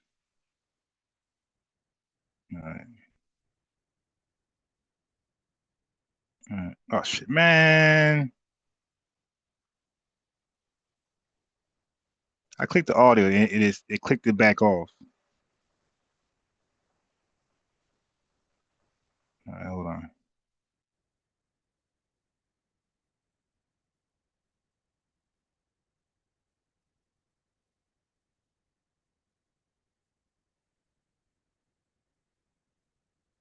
Okay, audio on. Boom. All right, let's get back into it. This phone went bananas. To the prompt, I don't have a problem of immigration. Black American, African Ryan, you go Americans next. are not immigrants. All right, I don't have that problem. Black American history, I don't have that problem of thinking that is for everyone. Black American history, Black History Month is not for everybody because it didn't even start off as Black American History Month. It didn't start off as Black History Month. It started off as Negro History Week. And guess what? And guess what? Black was a replacement for Negro. So I think we're gonna talk about that. Is Negro history, because remember, the argument wasn't even what it is now. The argument was, should immigrants, African West Indian immigrants who contributed to Black history be mentioned? And we got no problem with that. Now it evolved to, you see how that works? Now it evolved to, it ain't our history no more. It's everybody history who's of African descent, right? Equally. So now Black history is no longer our history. It's everybody history who's of African descent. So that's when we ask, okay, so when it was Negro History Week, was it yours then? No, right? Okay, so when it became Black history, when Black replaced Negro, if Negro history wasn't yours, and Black is just a newer term to label us or identify us, replacing Negro. If Negro history wasn't yours, then Black history isn't yours. It's the same thing. It's just a newer word to describe us and our history. But whatever. I mean, that's sad. That's sad that the argument now is that Black history ain't even ours. It's everybody of African descent. That's wild. Immigrant but then Africans, they want us to do something with them, and I'm saying I'm good with Africans. I'm good. These are under, like, as we're calling them tethers for undermining. The undermining does not stop. Now Black history is now no longer our history. It's everybody of African descent. That's what they're doing now with the DNC and whoever, newspaper, media, Jewish, small hats, whoever. But everybody seemed to be on board with it. We're not here. I don't have the problem of 30 days worth of history because I can fill up 30 days worth of history was just my specific ethnic group. But why are you guys no, acting John, like you're interrupting me. You're interrupting me. There's not one ethnic group in Africa, probably outside of South Africa. There's not one ethnic group that can fill up 30 days worth of Africa. There's no 30 days of 30 days of history. There's no 30 days of history from the Ibu. There's no 30 days of history from the Hosas. There's no 30 days of history from nowhere in Africa. I don't have the same problem as you. Okay. Another problem I don't have is I haven't left my poverty class of my ethnic group behind. My poverty class group and my ethnic group is at the extreme lowest of all melanated group. we have a 13 to 17% poverty group. We made sure that it gets lower and lower every year. We have not left them behind to run to another country where another group of melanated people are doing great. I don't have the same problem Tell as your you. government not to No, allow no, any John, immigrants in your you need to country. hear What you're this. saying doesn't You make need no to. Well, fucking sense, you technically, know? both of y'all have had enough time, and the host wanted Ryan to All go. right, cool. So Yeah, Tell your I'm gonna government defer not to to Ryan let now. any African come to your Diaspora, I country. didn't forget That's you the best though. thing you can do. Because you're ranting for no fucking reason. Tell your it government to went never right let any over your African head, enter. bro. I don't have the Hold same on. Y'all problem. can Ignorant as fuck. revisit this John, I after don't Ryan have the goes. I same don't want to have to problems start muting as people. you. Stop trying to. Damn, John went from, y'all my brothers and sisters. We're all one. You know, we are no different. We're all African.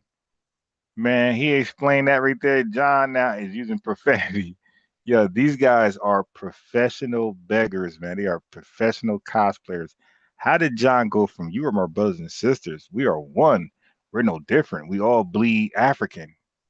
He got told the truth. Now he like, F you. Can't trust these, man. Can't trust these African tethers at all. Stop trying to unite with me. I don't have the same I don't want to unite with problem. an ignorant person like you. What the fuck are you going to do for? Do you know me? I mean, Ryan, it's on We you. don't leave our people behind. We all go together.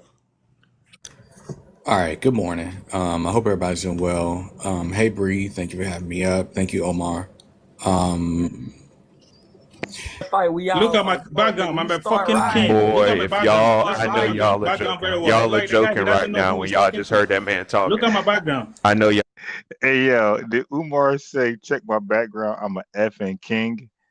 The dude was that John? John, did John say that? Hold on. Let me back it up. In fact, I think John just said, check my background. I'm a effing king. Now he's a king of Samunda. Leave our people behind. We all go together. All right, good morning. I hope everybody's doing well. Hey, Bree, thank John you for had having me crashed up. out. Thank you, Omar. Look at my background. I'm a fucking king. Look at Boy, my if background. y'all, Let's I talk know about y'all my are background very joking. well. Y'all are Like the guy, he joking right doesn't know now who when he's y'all talking just to. heard that man talking. Look at my background. I know y'all I'm a joking. fucking king. I'm gonna start Let booting that people guy at this know. point. Yeah, he said, I'm a fuck, check my background. I'm a fucking king. Yeah, he literally said that. He's the king of Zamunda. Yeah, I'm telling you, family, don't let these folks trick you because they're dark skinned. Okay? Don't let them trick you because they're dark skinned. See, that don't bother me. What color you are, I don't give a fuck nothing about that. For me, it's all about actions. You can be white as snow, dark as midnight. To me, it's actions. What type of actions are you doing on behalf of Foundation Black Americans? All that I'm dark, nah. That darker the berry, sweeter juice bullshit, that's out. It's what have you done for me lately? That's where we at now. Because y'all being intentionally disrespectful. Y'all heard that man talking. That's John. He's cursing All right, everything. appreciate it. So yeah, Black Americans and African Americans are immigrants. That is true.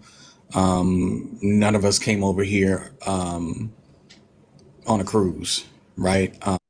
Okay, so you see that? I knew that. The dude Ryan, I promise you, I knew Omar the host. Omar's a tether. He's a host. The host before Omar is a West Indian woman who's like borderline tether. I can't figure her out. But you see, like they don't let FBAs be the moderator. So they got Omar's a tether. Now Omar went and found Ryan.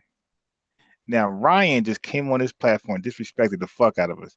He just said it's true. Black Americans are immigrants. We didn't come on cruise ships, so we're immigrants. Now, of course, they're gonna flame and cook this dude, but I'm saying that listen, family, you're never gonna have a legitimate conversation.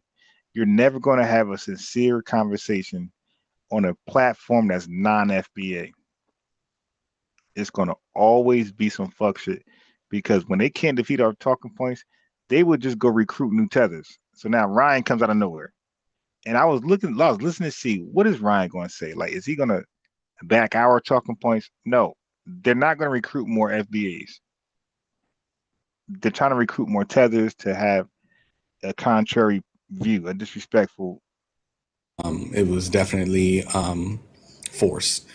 So we are all immigrants, whether it is by force or by choice. We are all immigrants. In Black History Month, Yeah, that's cap. But go ahead. Serious camp. Okay, so enough with the disrespect. Let one person go at a time. We're all adults and we can all. Wait. Disrespect. He calling us immigrants. That's not disrespectful. That's why I'm telling you, family. I would never join these spaces if it's not ran by FBA. I can't. The dude is calling us immigrants, and that's not disrespectful. But we called him a tether. That's disrespectful. That's all right. Okay. All wait our turn. Even if you disagree, be an adult and wait your turn. Thank you. That's disrespectful. Being an adult. That's disrespectful. right. So Black History Month is for all Black people, not just for Black Americans. As a matter of fact, when Black History Month was started. Wait. First of all, there's what I got to keep clarifying for new people coming to the live. There's no such thing as all Black people, unless you're saying all in America with lineage back to slavery, U.S. chattel slavery. There is no Black person who's not a descendant of U.S. chattel slavery. So they keep throwing that word around loosely and making it all an all-inclusive term. And I'm saying no, and that's dangerous. And we're helping them erase our beautiful, powerful, rich history by allowing them to say there's other Black people outside of Foundation Black Americans. Right. One of the key aspects of that one of the key aspects of that week and what eventually turned into the month was an appreciation for the heritage of our Africanness. Right. So I think that it's important for us to family. What the fuck you talking about? Negro Week wasn't about propagating Africa. Yeah, we ain't never in this country collectively embrace our Africanness. Again, tethers do lie.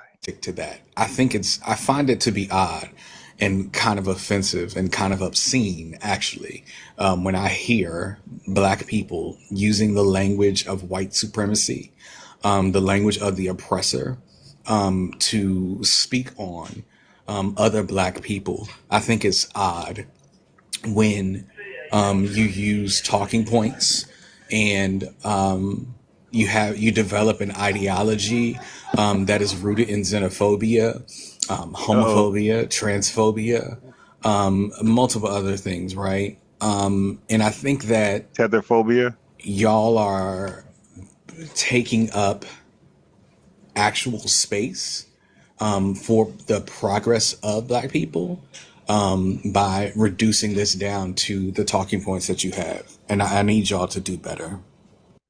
Brian, real quick, just I don't care, but somebody will care. What's your ethnicity, race, blah blah blah, nationality? What are you? I'm an African American. I was born in Pascagoula, Mississippi. My father is from Honduras. He's a Garifuna. Oh, you see how this fucking devil just lied? He just said he was an African American, and he was using that in a way to say that he's foundational. But now his dad's a fucking fleeing, disgusting, musty, dusty tether. Yeah, my mother. Every time. Told you we play bingo cards. Listen, I told you we got a bingo card, host. Told you we got a bingo card. Like. But now the host is a piece of shit, and he's also. They need to ask the host what's his ethnicity. I guarantee you, he's a fleeing tether as well. I think that means it's on Super. Super, you want to go?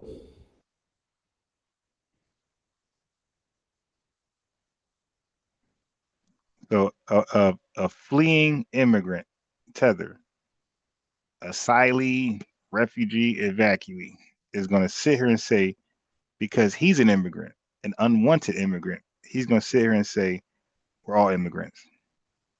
Going once, going twice. Super.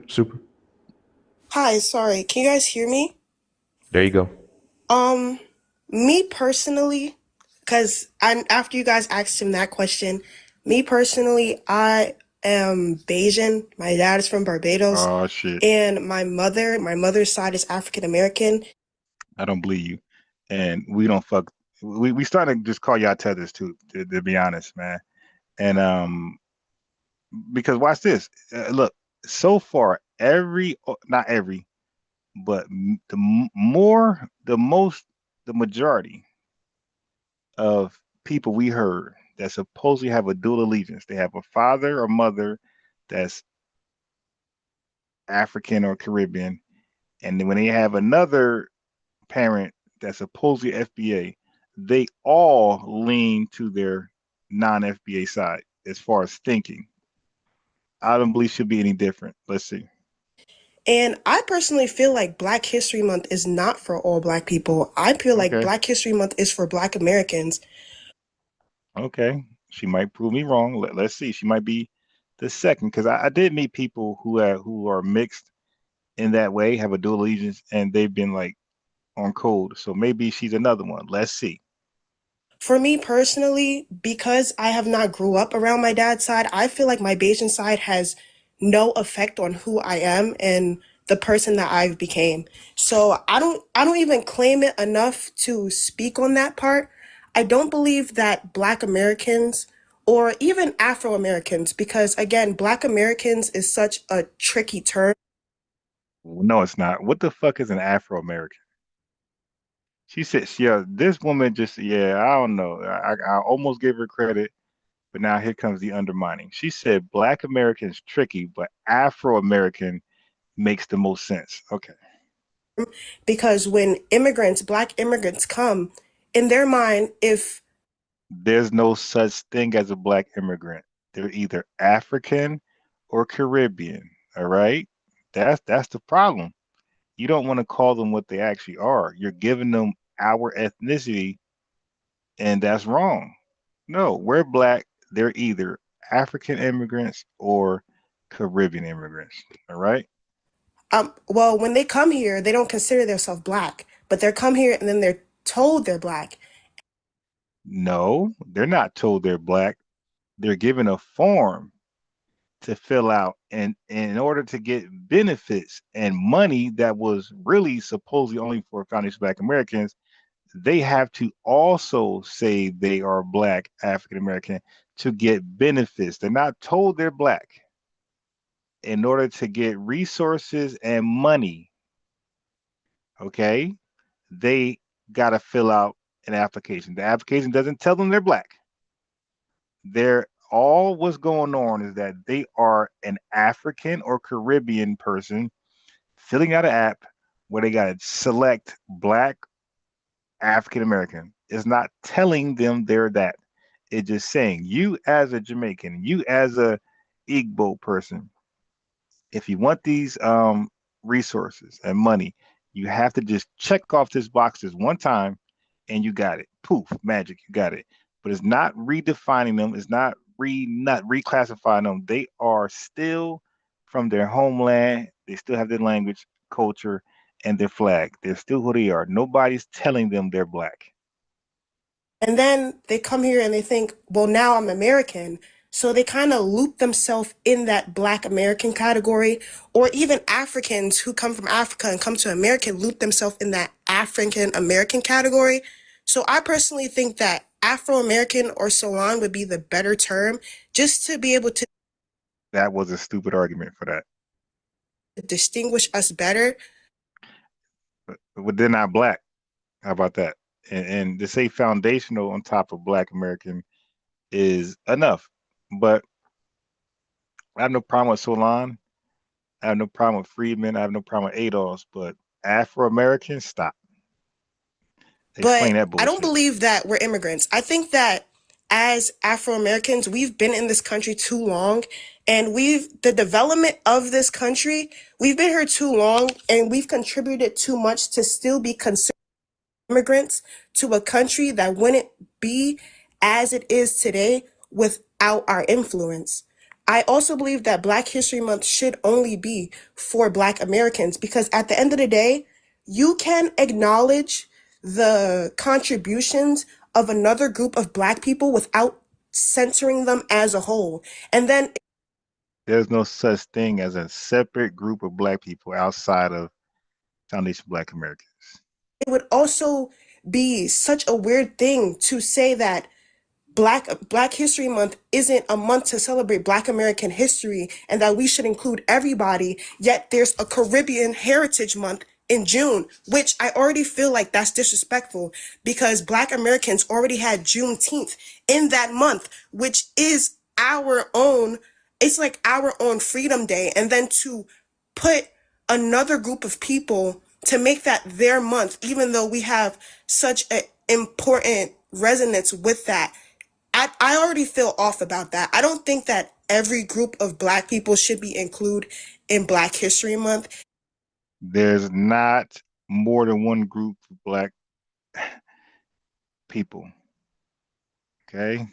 This is getting annoying. And I think that is really ignorant to then say, oh, well, if it's just for Black Americans, then, oh, you're just discrediting all the stuff that immigrant Blacks have done for the development of this country as well. And it's not to discredit them, but it's more so, if it's my birthday, it's my birthday, I'm celebrating my birthday.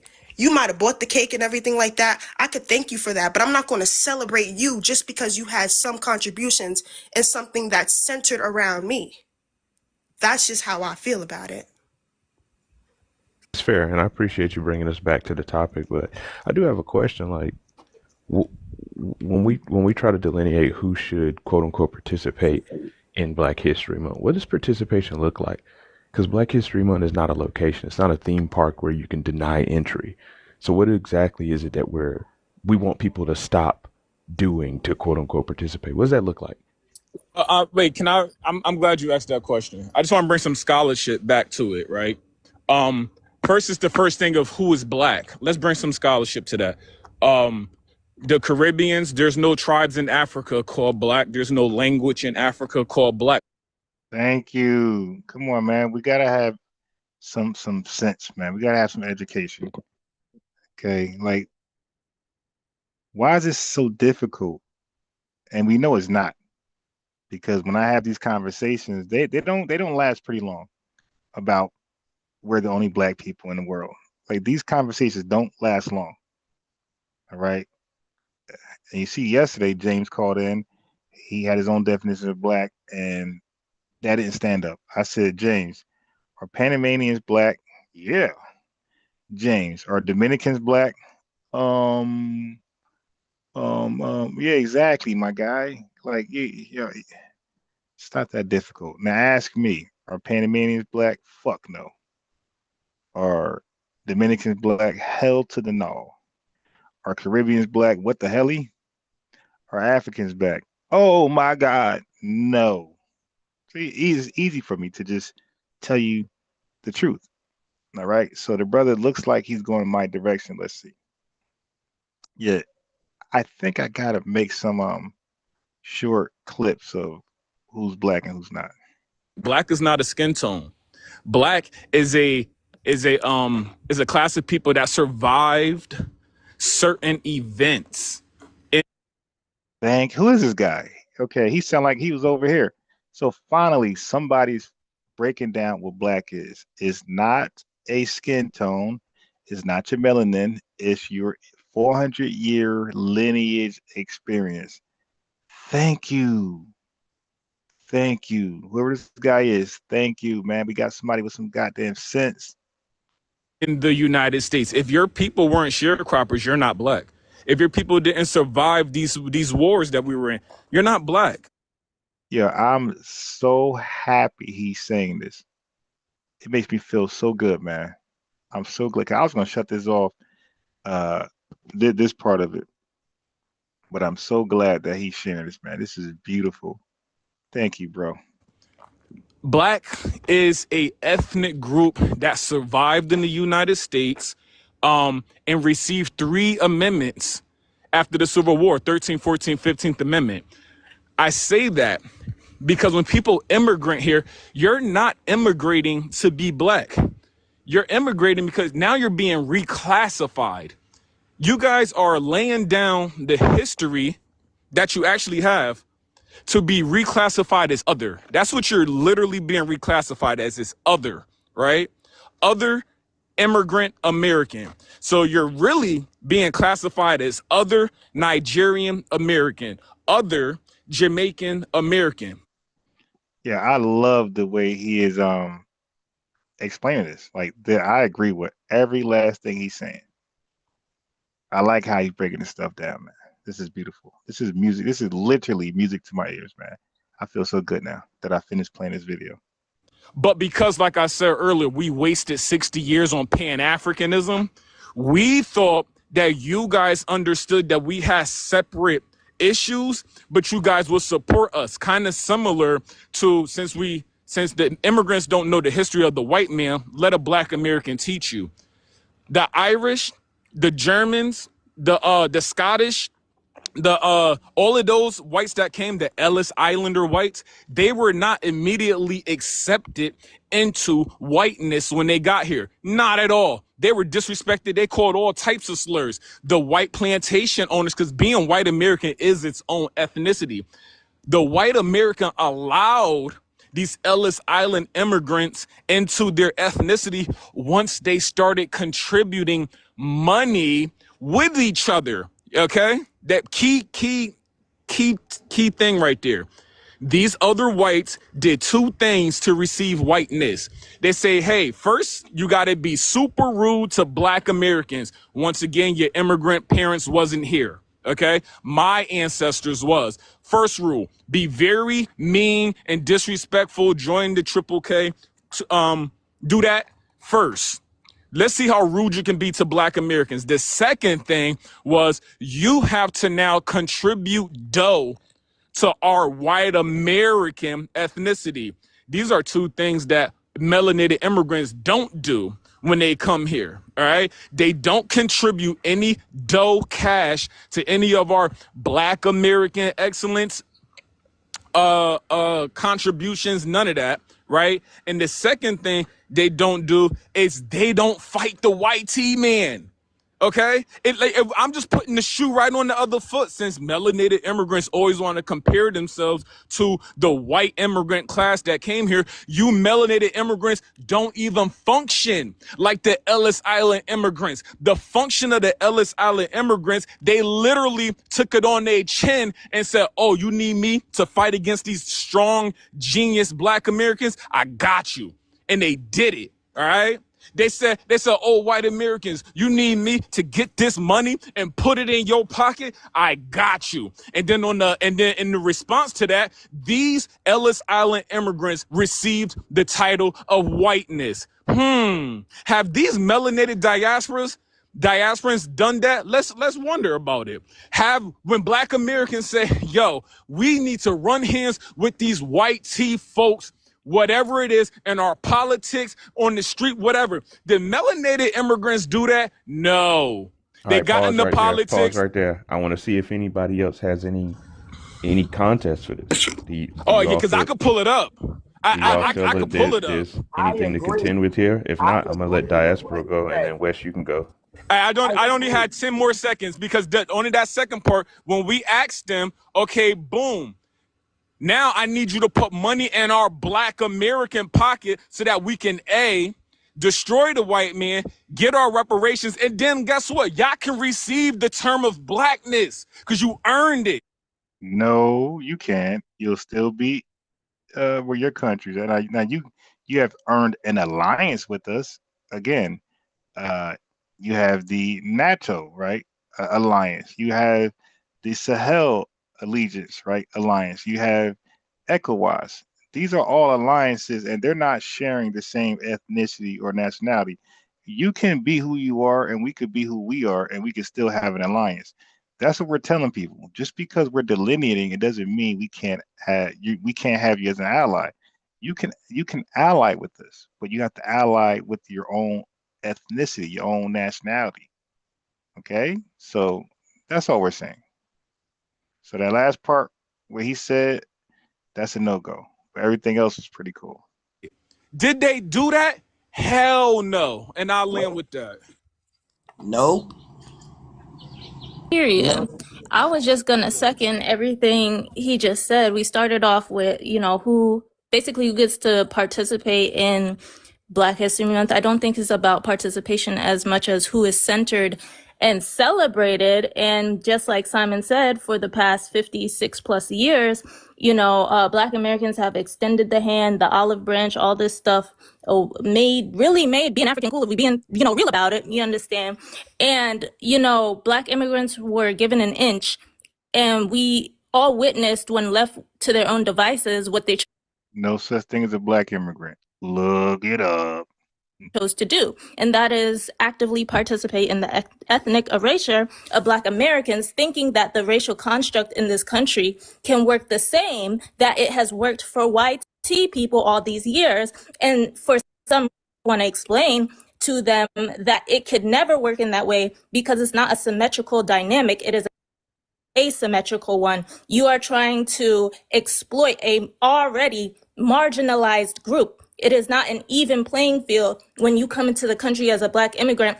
The racial construct between white people and Black Americans has never been an equal dynamic. So for you to come in and think the racial construct is going to work in everybody's favor, no, actually they're going to use you as a pawn and as a tool to continue to marginalize Black Americans.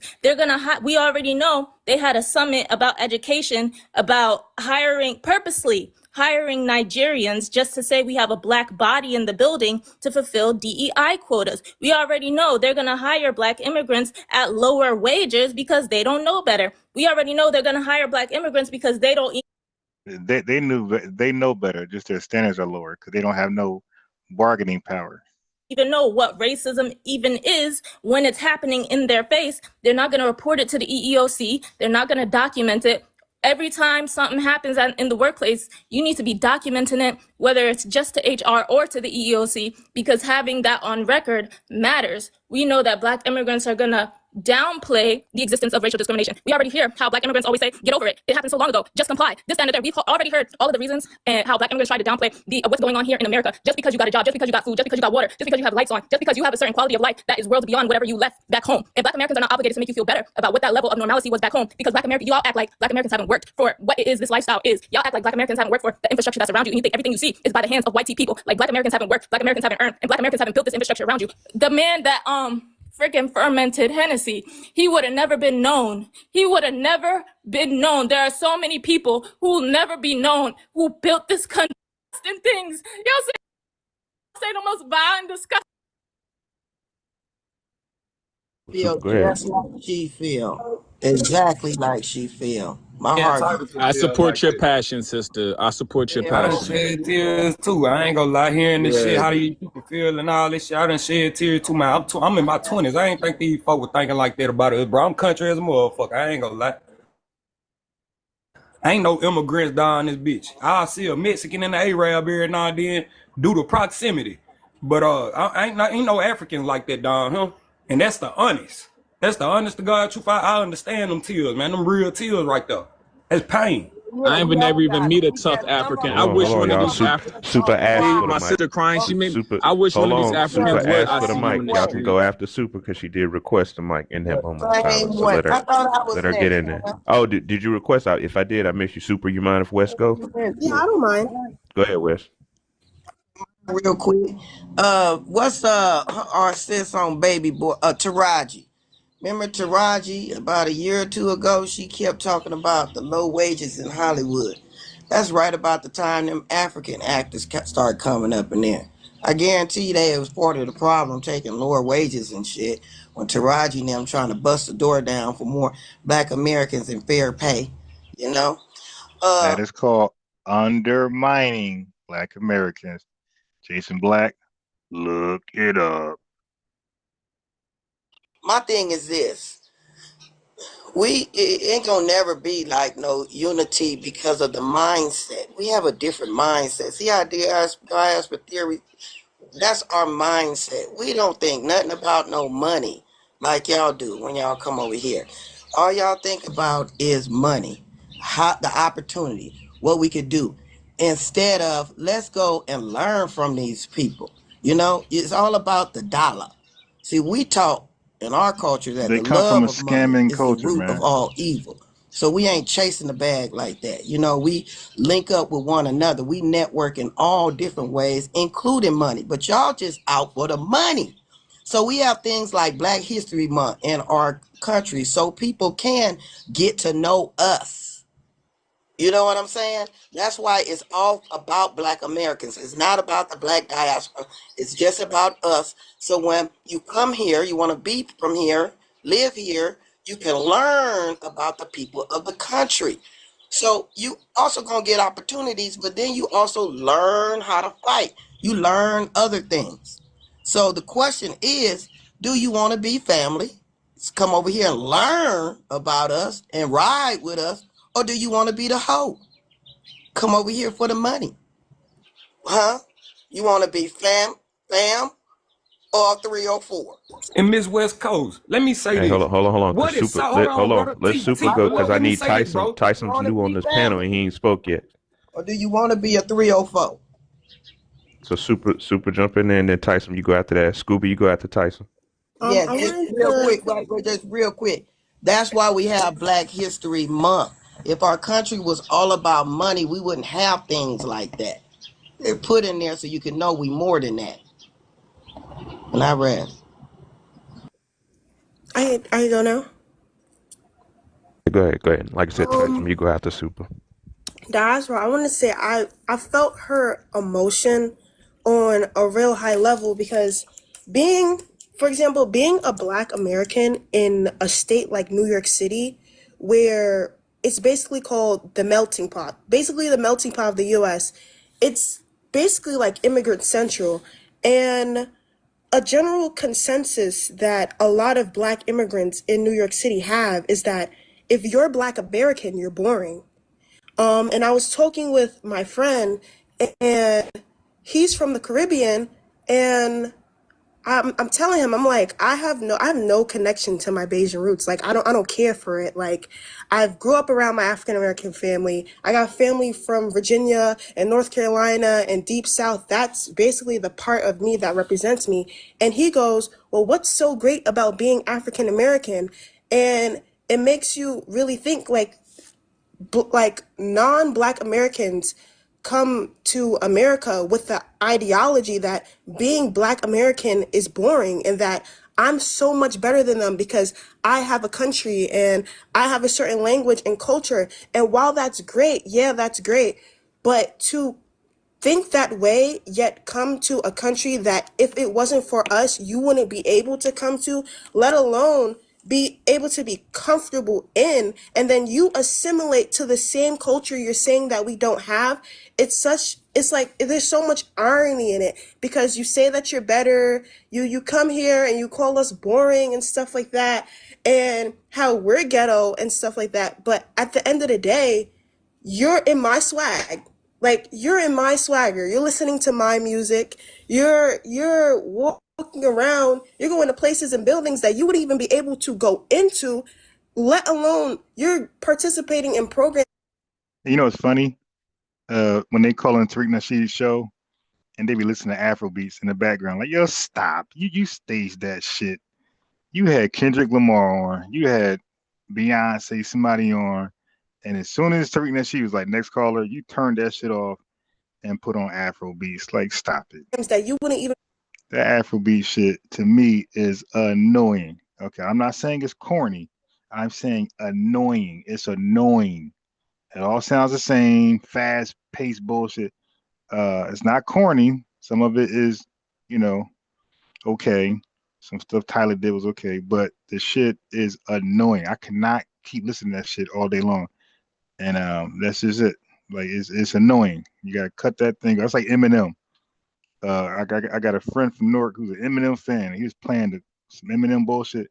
I'm like, dude, a couple songs, okay, they alright, but dude, this ain't gonna be Eminem day, cause that shit is garbage, bro. Like, to be real, like, yeah, Eminem, nah, he's okay, but he's not one of those ones where you could play Eminem all day. I feel the same thing about Afro beats. It's okay, but it ain't that good where you could play all day long. That's not the same. Be able to participate in if it wasn't for African Americans. And when she was talking about the hatred that she feels, it's very high. It's very high. They're on this pedestal that they think they're so much better than us just because they were dropped off in another part of the world. But for you to be able to take your country back, yeah, that's great. But for a group of people who lives amongst their oppressor to be able to set a foundation for Wait a minute. Who took their country back? Like, who made that claim? Like, who took their country back? them, for themselves, and set a culture for themselves, to, in my opinion, will always be better than you being able to free your own country. Because how can you not? For a group of people to be able to free themselves, living amongst the oppressor, living in a country that's run by the oppressor, will always, like, I don't know the word I'm looking for. It just seems like something that's, I don't know the word I'm looking for. It's like such a high, like, accomplishment, and for them to see it as something that's so low, yet they're reaping the benefits of it, it's like, it's just so unfair, basically. I wiped my tears. I want to go touch grass, but if I could land on this, Haiti and Black Americans are the only group of Black people on this planet Earth that have. Haitians are not Black people, man. Haitians are Haitian people. And Black people are Black people. Black Americans are Black people. Haitians are Haitian people. Oh, God. Should get remedial now. I want to go touch grass, but if I could land on this, Haiti and Black Americans are the only group of Black people on this planet Earth that have won their freedom through outright war.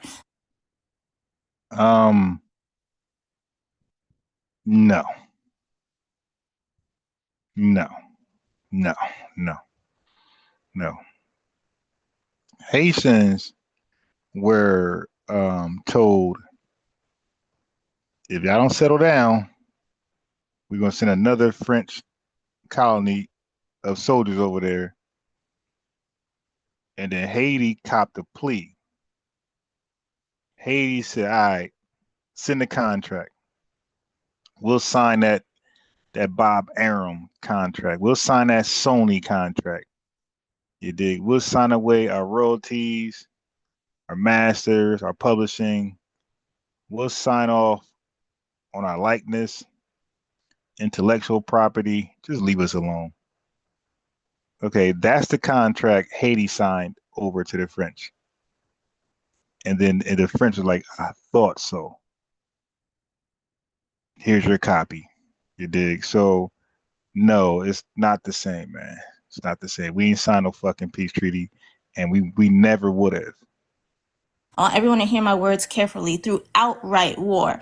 Every other country in the islands and every other country on that continent either won their freedom through a treaty of collaboration. I want you to hear my words carefully. A treaty of collaboration with the oppressor. Let me tell you this. Freedom that that can be given is not freedom. Freedom that you did not take is not freedom. These people have a collaboration with the oppressor. They have an agreement and a contract with the oppressor. And the thing I want to land on is that we always hear, we all suffering under white supremacy, this, white supremacy, that. We understand that. We're speaking in the context of America. No, we don't understand that. None of those people are under white supremacy. Okay, the only people who's under white supremacy are Black Americans. We're the only minority. Okay, we were never the majority. We were never close to being a majority in America. We were the only people. We are the only people. I mean, at one. Yeah, I'm sorry. I can't go with that either. I'm sorry. And I'm gonna put the link in there. Anybody can challenge me on anything I stand on, but I can't go with that. In society and Black immigrants being here and what they're doing while they're here. So even no such thing as Black immigrants. You guys keep saying that over and over and over and over and over. Hey, family, why are they ashamed to just say African immigrants? Aren't they so proud to be African? Right? Why they just can't say African immigrants, African, and why they got to say Black And when they talk to us, we're not black, we're African. FBAs, you're not black. Do a DNA test. You're African. But then they'll call themselves black. It's like, wait a minute. I thought you were. Hold up. We're not black, but you're black. We're African, but you're not African. Like, no, my guy, you're African. We're black, bro. It's okay. Even though we gotta combat white supremacy, all this whatever we're doing with each other is so irrelevant, and we gotta combat white supremacy, but you folding under a piece of paper, under a census, under an idea, an ideology that you claim white people are imposing upon you in every sector of your life. Oh, well, they're telling me I'm black, so I must be Black American. Oh, well, they're telling me I'm African American, so I must be African American. Nobody's telling them they're African American. Nobody's telling them they're black. The only time that is in their face is when they just got to fill out a form for welfare, government programs, government assistance, low-income housing, resources and monies that were originally allocated for Black Americans exclusively. That's the only time they are to check a box. That the box is for us. It's not for them, by the way. The only time they're required to check a box for us is when they're going to get some money. All right. So if any sense they're black and African American, it's when money is dangled in their face. No money in their face, no black. Me no black. Me no African American. Money in their face, me black. Me African American. But you're not. You're just checking a box. Checking a box don't mean you're Black American. Checking a box don't mean you're African American. It just means that this is your way to tap into resources that were originally allocated only for us. Okay, but that don't mean you're one of us. You're just being allowed to get some of our shit. I've heard too many first gens say that. A girl from South Sudan said, I'm technically African American. How you gonna say that and you know that word is historically tied to a group of people that have experienced a history in this country you are not a part of and have nothing to do with? How are you gonna say you Black American? You know that's not you. That word didn't come out your community. So what, when you leave America and you go back home, you're what now? I'm tired of it all.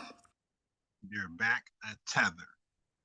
To answer your question, when they go back home, they're back at Tether. You folding under a piece of paper an idea, and you claim we all gotta combat white supremacy, the same white supremacy that was eating children, the same white supremacy that was using people for furniture, the same white people that was using people for alligator bait, the same white people that was using people for swings. I'm trying to censor myself. That same white supremacy, and you folding under a piece of paper and want to fight tooth and nail when somebody want to say you're participating in their ethnic erasure. Spare me it all. And the very last thing I want to say is that we're not going to be using false equivalencies because there's no other group of people on this planet Earth that have been through what Black Americans have been through. So I don't want to hear about what happened to you in Africa and what the white people did to you over there. I don't want to hear what white people did in the slave colonies in the islands or Afro-Brazilians that's been snuffed out by getting the race lighter. Okay? If you're in America, your feet and your soles of your feet are on this soil. We talking about in the context of American society, and contrary to popular belief, the vast majority of African immigrants that come here do not go back. They get naturalized and they stay here. So if you here, be here. If you're not, then get out of people's business. And I land. All right, Ty, it's on you. Say, bro. Look, hold on, let Tyson. I want to give a shout out to that sister. Wait, I want to give a shout out to that sister. She sounds young. Hold on, you guys do it in the chat real quick because Tyson been up here on dead silent for too long. That's unfair to him, man. Oh, shut up. Go ahead, fam. My bad. Nah, I've been enjoying it, man. Peace to the panel.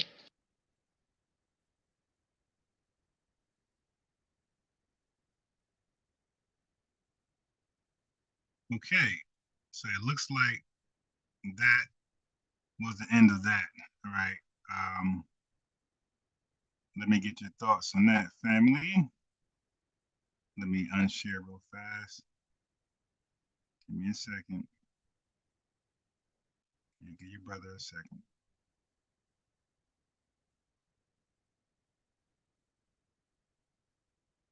All right, let me see what the chat talking about. I mean, it got better at the very end.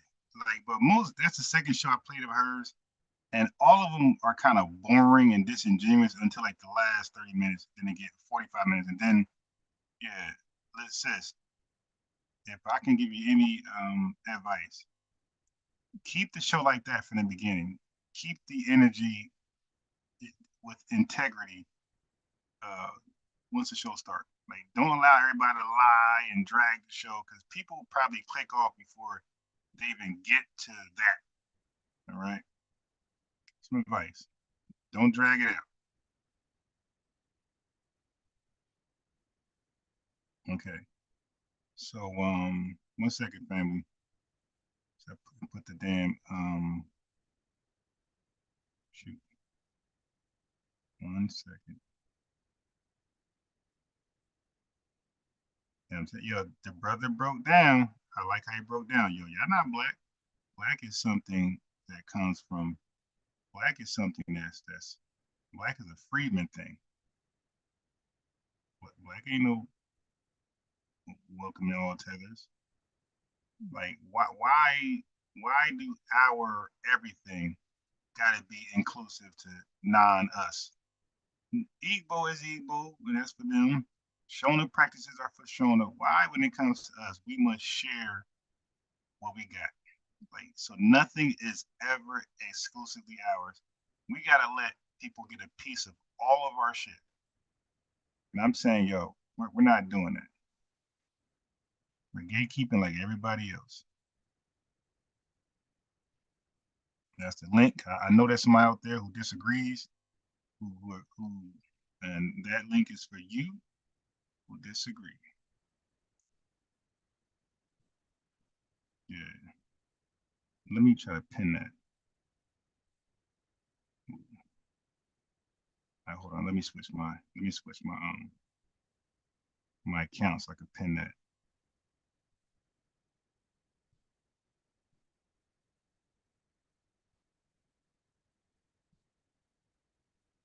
Damn.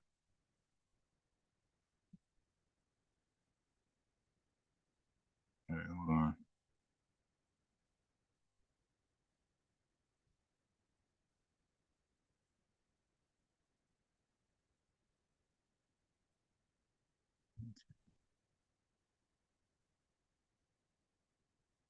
Peace, Laura Mall. Let me go ahead and pin this. Damn. Oh.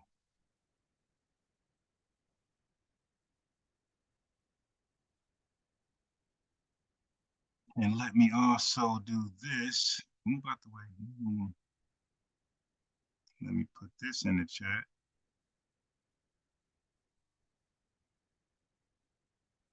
Anybody want to financially support the channel? Any amount is great. People send 99 cents to $5. They don't matter. But anyway, also today's Fridays. Yeah, so depends. You know what I mean? Depends. We might have a all dayer live. It depends. Depends on the support. Like the video, like always. If you haven't liked the video, like the video now. There's a bunch of things I want to talk about, and the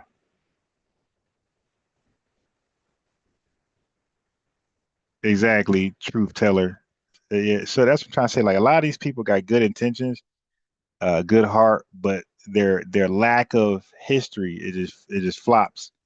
Like, I would like for these people to do their own thing, have their own platforms, but stay in tune with those that's more experienced, that's more older, like myself, Tariq Nasheed, that has proven like we know a lot more history than the youth. It's like, do your own thing, but take our information and be innovative. Like, spin it the way you like to, articulate it, express it. We don't mind that, but we don't want you out there here making a mess either. Trying to make our culture and identity, our ethnonym, inclusive to tethers. And we like, well, white supremacy. And we like, nah, that's not what we're doing here. Not us. Wait, was Dada's foundational? I think you are. Let me give you a lineage wrench. Okay, so family. So I'm gonna do this. I think this is a perfect time to segue towards something different that I researched that you guys might want to. Brother Sanchez TV was in the building. Shout out to him.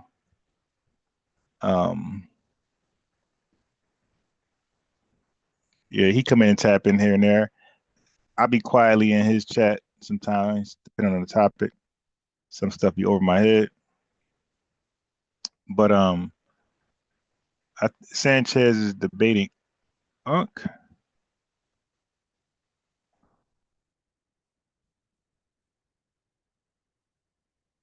Okay. Oh, so I think somebody said Umar was talking.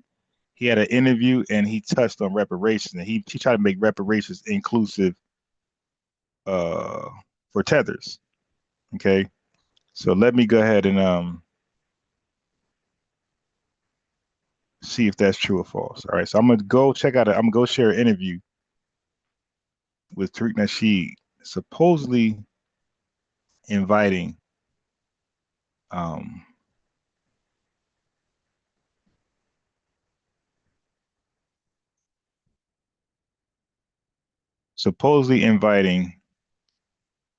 okay. Then I'm gonna play a little later. I'm gonna play Tariq a clip of Tariq video. He was talking to a tether. Right. He's premiering right now. So I'm not gonna I don't want to play his content as he's premiering, right? I don't want him to compete against himself. So respectfully, I'm gonna wait till his premiere ends and I'm gonna play clips of that. But let me show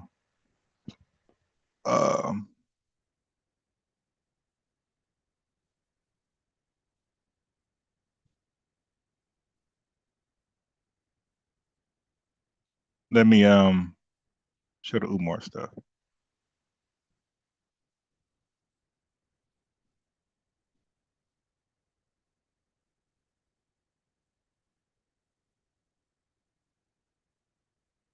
Give me a second. Let's see if there's any truth in that. Yeah, y'all gotta see that Lauryn Hill thing where she's getting booed. People gonna boo Lauryn Hill, one of the best artists ever. Okay, where's the Umar video?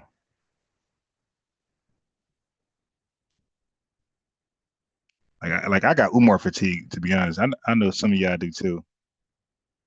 Like Umar is so boring. Okay, I found it. That's a long ass video.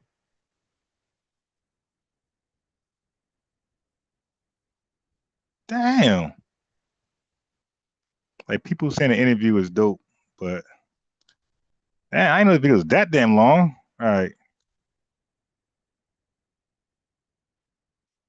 Let's take a look at it. Well, I'm only interested in the part where he spoke on reparations because they said that he tried to make it inclusive to all sorts of tethers globally, which it ain't cool. That's not cool. Bobby Brown had a song called "Don't Be Cruel." Umar, don't be cruel. That you're saying he's being used as a political shit. Hell no, I ain't going that long. Right? We come on now. Okay, it says right here. Okay, cool. This is gonna help us out a lot.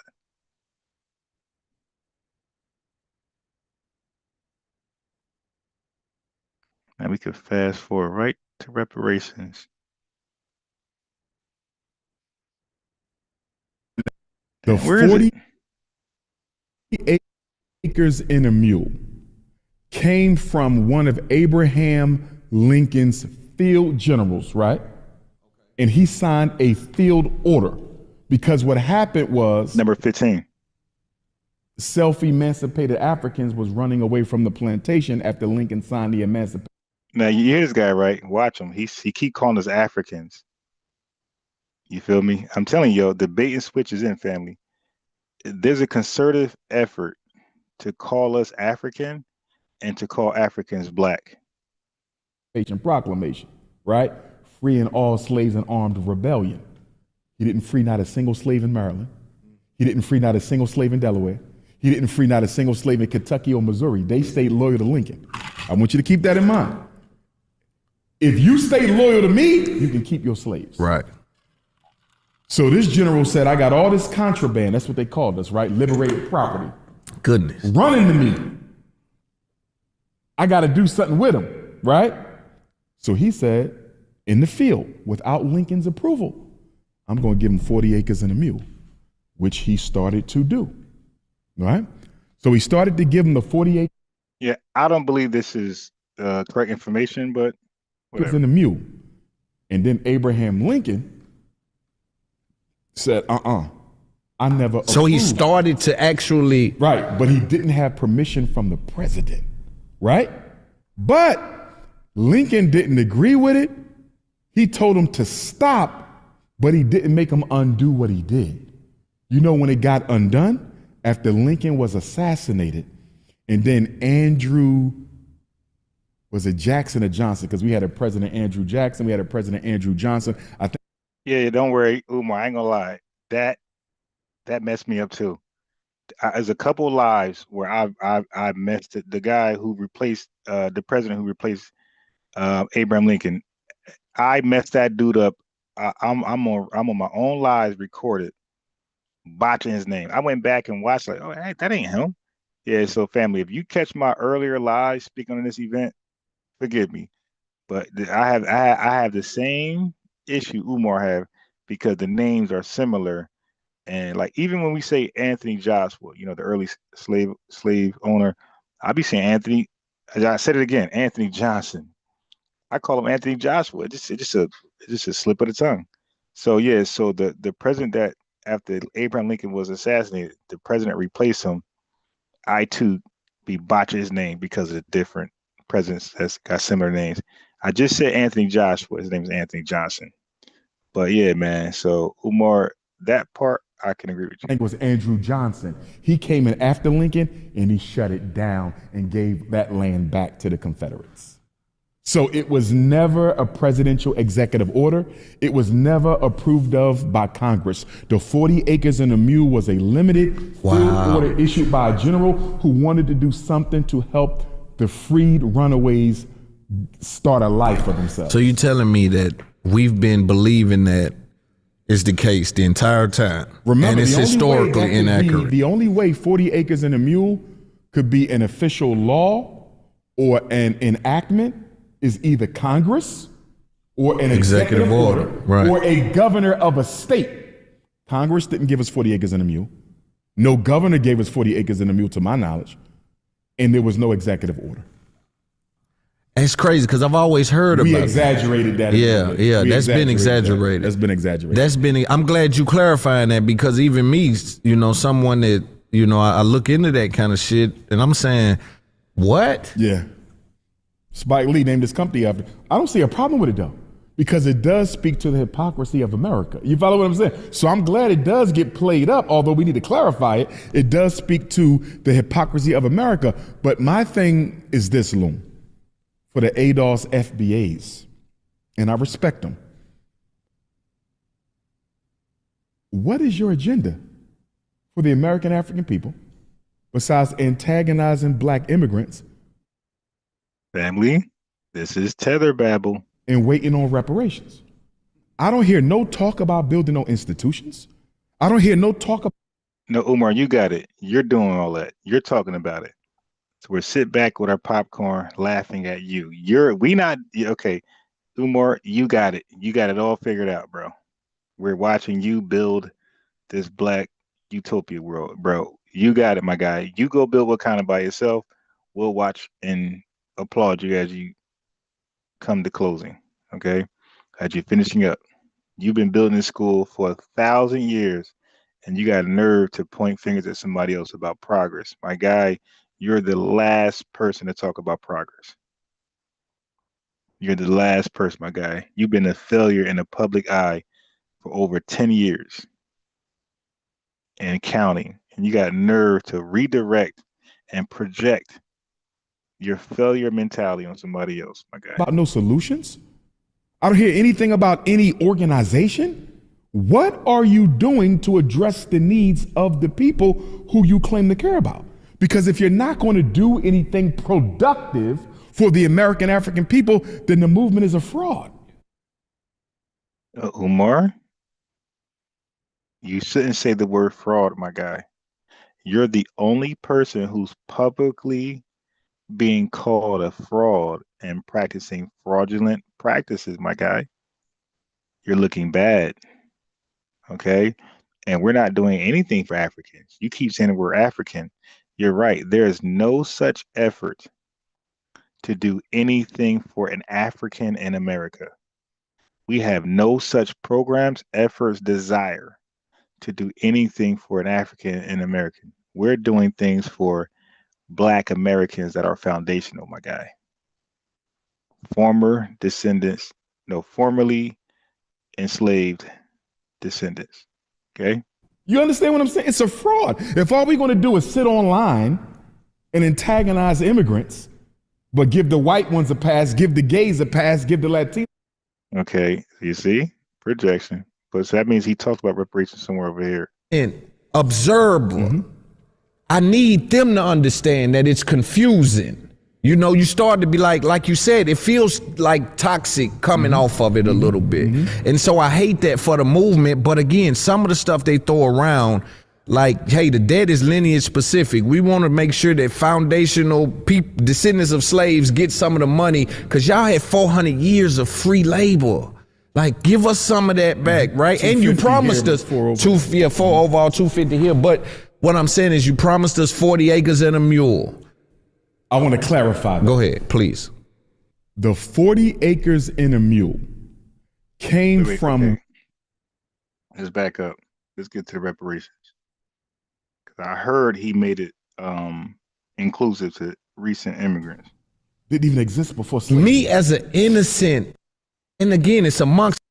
There's the part of it that I don't find to do on Twitter and just getting on...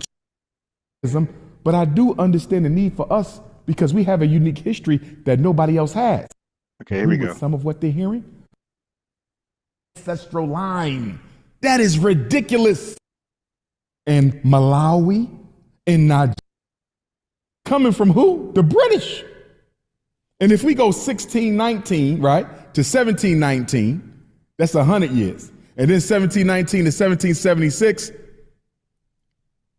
that's like almost 60. So 160 years of your 250. Guess what? Most of your time in American slavery was under the British, not the Americans. Did you see that? Yeah. We just did the math. Yeah. Most of your time enslaved in America was under the British. Is it not common sense, Loon, to unite with my African brothers and sisters in Ghana? No. Now, Umar's a coward. Umar don't talk to none of us. He talks about us, but he'll never talk with us. I don't care how many PhDs Umar got. I don't care how much he's requested for interviews and to give lectures. I will love to talk to Umar. Okay, I really believe I will expose him. I would love to talk to Umar, man, on this right here, on this topic right here, about uniting with Ghanaians and all these other African tethers. I would love to speak to him on this right here. No, we're not uniting with nobody from Africa collectively. Individuals, whatever, that want to support us like Kwame Ture did and whoever else, no problem. But collectively, we're not uniting with nobody in Africa. We don't need to. But guess what? If there's any hope to do that, we need the Africans to make a better effort of uniting with each other. Leave us alone. Show us that you can unite with each other. You guys got way more in common with each other than you have with us. So if you can't unite with each other and y'all have all those things in common, there's no way you can unite with us, my guy. In Malawi, in Nigeria, in Jamaica, in other places around the British Empire who are fighting for the same thing. So why don't you guys unite without us and show us how it's done? Show us how we look dumb for not hopping on. Why nobody can unite unless we're involved? Why it seems like nobody can unite unless we are involved. Why y'all just can't go? So you guys are admitting we're the glue, okay? And we got the FBA glow. You're admitting that without wanting to admit it. Somebody just give us flowers. Say, hey, FBAs, we don't believe we can ever unite without you guys front and center and leading the way. Not the AU, a bunch of musty, dusty tethers. FBA, you guys are front and center, and we don't mind you guys leading the way. Okay? Now, if that was the language, some stuff might get done. Okay? But that's not the language, so things are not getting done. When we are all kith and kin anyway, does it make sense for me to be at odds with a Jamaican who may very well be my blood cousin? Does it make sense for me to be at odds with a Nigerian who might very well be my blood uncle? Lou, we are fighting with people who may very well be from your same ancestral line. That is ridiculous. And we don't fight white people. Okay, this is projection. This is projection and lies. This is the spin of narrative that we only, this is projection because he's projecting what goes on in Africa and the islands onto us. All the islanders do is fight each other, not white supremacy. All of Africa do is fight other Africans and not white supremacy. He's projecting their experiences on us. Half as much as we fight each other. And that goes for us and the African side. Yeah. I'm disappointed in both sides, bro. Yeah. Okay, no. Hey, family. Now, we know Africa ain't shit. So it ain't much to like put them in the blame. But he's really, we are the intended party he wants to get on and blame. Okay, no, Umar. That's why I'm hearing rumors of you being investigated by the federal government. I don't know, it might be fake, but I really hope those rumors are true. I ain't gonna lie, my guy. I'm Umar'd out. I'm all cried out. I'm all Umar'd out. Bro, I really hope you get locked up, man, and do some Fed time because you need to get out the way, my guy. Like, your voice is so destructive and toxic and poisonous. Like, I really, when I be hearing these rumors about the FBI cracking down, I be hoping they true so bad, bro. I need you out the way, my guy. I need you behind bars, my guy. I ain't gonna lie. Like, you are toxic. You are toxic. And this rhetoric right here is toxic and poisonous. For me, there's only one tribe, and that's the Pan-Africanist tribe. Yeah, but here we go with this dream. The tribe, nigga, it's 1,000 tribes, bro. It's 1,000 tribes in Africa. You are either for all Africans or you are for no African. We will go with the latter. We're not for no Africans, but we are for foundational Black Americans, though. That's But see, the reason I have to come forward with the DAFA movement is it's a lot of that. I got to go FBA. Yeah. Both of them antagonize African immigrants. I don't want the antagonist. Okay, so now it's back to blaming us. I told you, don't listen to this guy. It's all these bastards do is just put the blame on us, and we're like, just leave us alone, bro. We don't even want to go back and forth with each other. Leave us alone, my guy. Go do go unite. There's only one tribe, the Pan-African tribe. So go build that tribe up and show us how it's done. We're not in your way. Go do it. But I do understand the need for us because we have a unique history that nobody else has, right? But I ain't got nowhere to go. So they're being forced to join movements that they don't fully want to support because they don't agree with the negativity. So I'm going to come with the movement where, yes, we're going to do our thing as the American African people and still link up with the general. See, family, American African people, these guys, it's failing. It ain't catching fire. No, it's not trending. But these guys are trying to push this African movement. And Tariq Nasheed does. He has a plethora of videos on the need to Africanize foundational Black Americans. All of them, hey family, I said it. I said all of them call us African. They never call us black. We're talking about Dr. Ruxpin. We're talking about retarded Reggie. We're talking about Shaka Atmos. We're talking about Sarasu and Seti. All these Pan-Africanists. We're talking about Dr. Ancient Mama Mayat. We're talking about Unc. All of these people, listen to the language, family. They all, and everybody affiliated with Unc, they all call us African Americans. Not one of them call us black. But when it comes to identifying Africans, all those people and more call Africans black.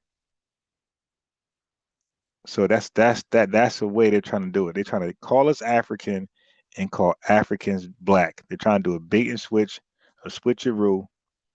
It's not gonna work. Okay, I already peeped it, my guy. Ain't gonna work. So you have a solution. Your solution based in your approach to it, because I know you see it like me. I'm new on Twitter and just get. All right, so I didn't hear no reparations. Getting on Twitter. Does it make sense for me to be at? That's 100 years, and then 7. Both of them groups put together. Legal classification, brothers and sisters abroad, and that. You know, I think when I look at it, when I look at all of the movements together, you know, I'm just concerned that we do have a lot of infighting. But with that being said, that's okay because I'm bringing a solution to this. Yeah, but the school solution didn't pan out, bro. As we knocking on the door, I've seen us say about them as unacceptable. Black brothers and sisters are, especially when you are numerical ramifications for that. There's economic ramifications for that, and let's go. Yeah, I don't see him talking about reparations. So I need somebody to click that link and explain to me why African immigrants and Caribbean immigrants are black. If you believe they're black, click that link and explain why.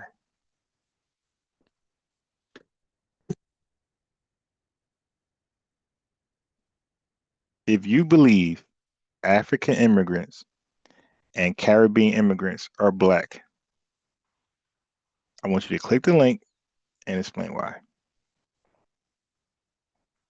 We want to hear this because I'm saying they're not. And if you're saying they are, we just want to hear you out. Dr. Ruxpin.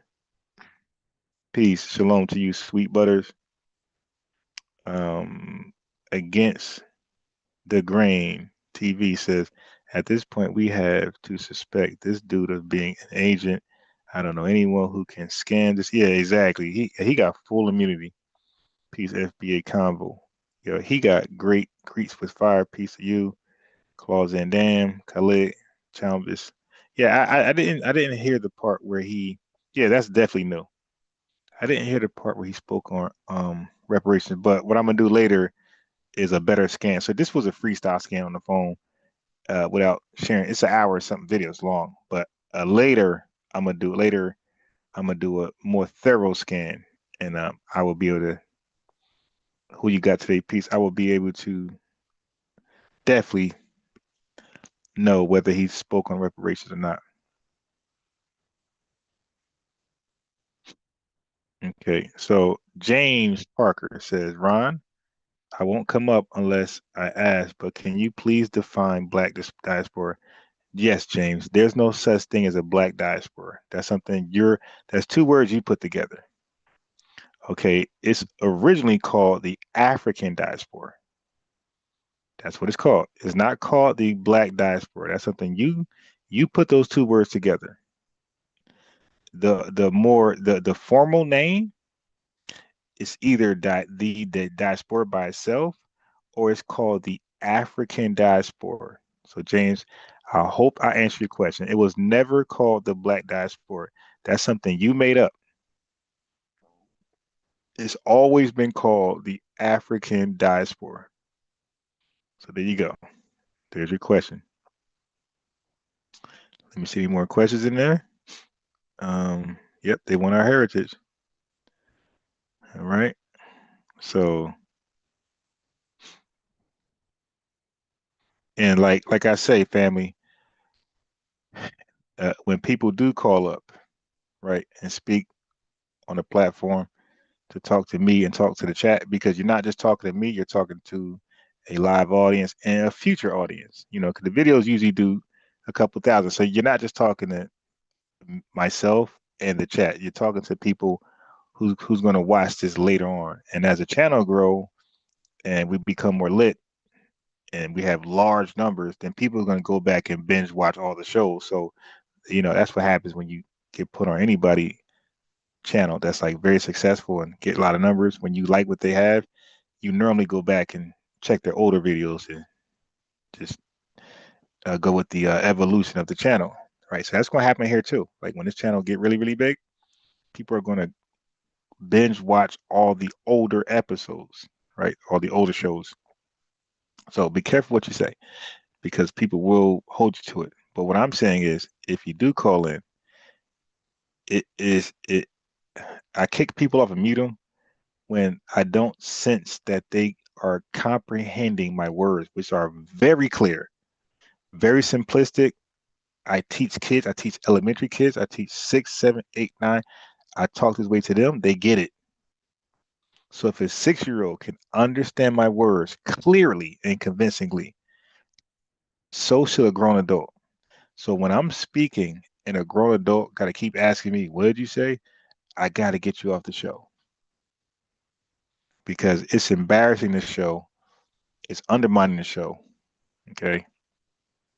I don't like to have a show where I'm talking to somebody who's like intellectually inferior, right?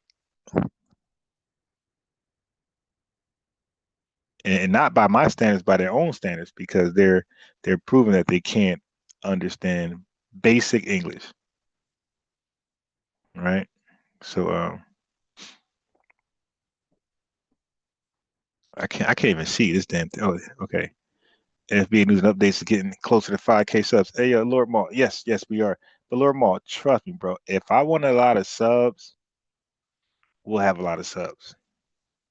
Right. So I'm purposely slow walking this because I got some big plans during the summer. As it warm up, you're gonna see the show be really lit. Right now, it's cold as shit, and I'm cool with a subpar show right now, because I got big plans for all of us. You dig? Man, I cut my own hair, so you can imagine how my hair look. You dig? So yeah, I'm not even like fresh and fly like that. If I cut my camera on, you're gonna see beard, mustache, scruffy. It's the winter time. You dig? We call it, when I was young, we call it ruggish, right? It's type of shit. Thuggish, ruggish. Thuggish, ruggish bone. I'm looking thuggish, ruggish bone. So I'm thugging it out, is what we say in the East Coast. I'm thugging it out. FBA culture. I'm thugging it out. But as it get warmer, family, like me, I usually dress up and get fly when it's warm. Wintertime, I usually just wear clothes, scully, shiesty, you dig, where you can't even tell if don't have a shape up, because I got a shiesty on. You can't see shit. And like that's kind of how I do it. So as it get warmer, you're gonna see the show 5K gonna be shit. We're gonna have like maybe 20K, 30K, and we're gonna have big numbers, live viewers. You dig? So Sweet Butter says, no, I mean none of them understand English. Is quantitative reasoning. 2 + 2 = 4. Premise equals synchism. And James Parker says, they may be black, they may look exactly like us, they do not deserve any portion of our reparations. Hey James, okay, we talked yesterday for 1,000 hours, and if you're still confused on black brother, that is personal. That is personal. I gave you ample time to explain what does black mean to you, and you confuse everybody, including your own self. Okay. You didn't give no clear definition, and it definitely was not concise. James, the difference between me and you is that I know how to communicate properly and efficiently and effectively, sufficiently. If you ask me what's black, I can easily give you a 10-second definition. It'll stay consistent and it will be applicable every time I use it.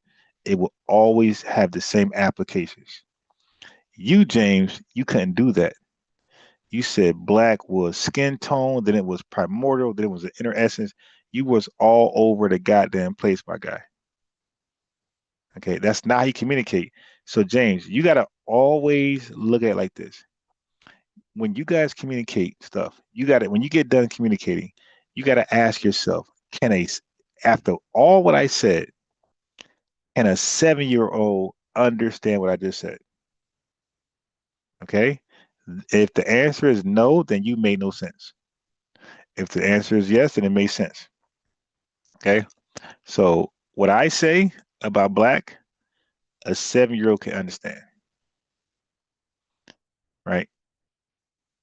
You guys just be talking in circles, trying to sound smart, and it doesn't translate the way you think it does. And if you think I'm wrong, I challenge you to go get a space on TikTok, IG, YouTube, and you'll probably have 0 people watching you because the things you're saying are not communicative. They don't make any sense. People, when you talk, it just leads to more questions and more questions and more questions. And then everybody just confused.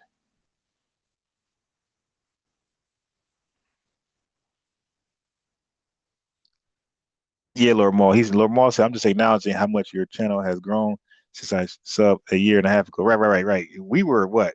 Like I, I mean at one point we was like 600, 300, like no, 300. I mean, at one point we were 0. You dig? I remember creating this channel. We had 0 people. Then we had 60. Then we had 200. Yes, I agree. Then we had 7. So it has grown, so exponentially. YouTube have all those analytics, so it shows you. So you're right. It is growing. People are tapping in.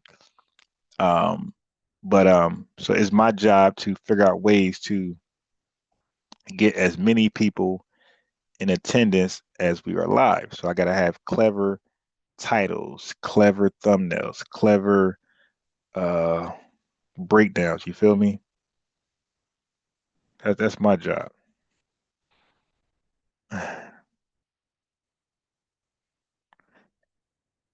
James says, Cap, James, I challenge you to start any space. You see how Lord Maul said that this channel is growing exponentially?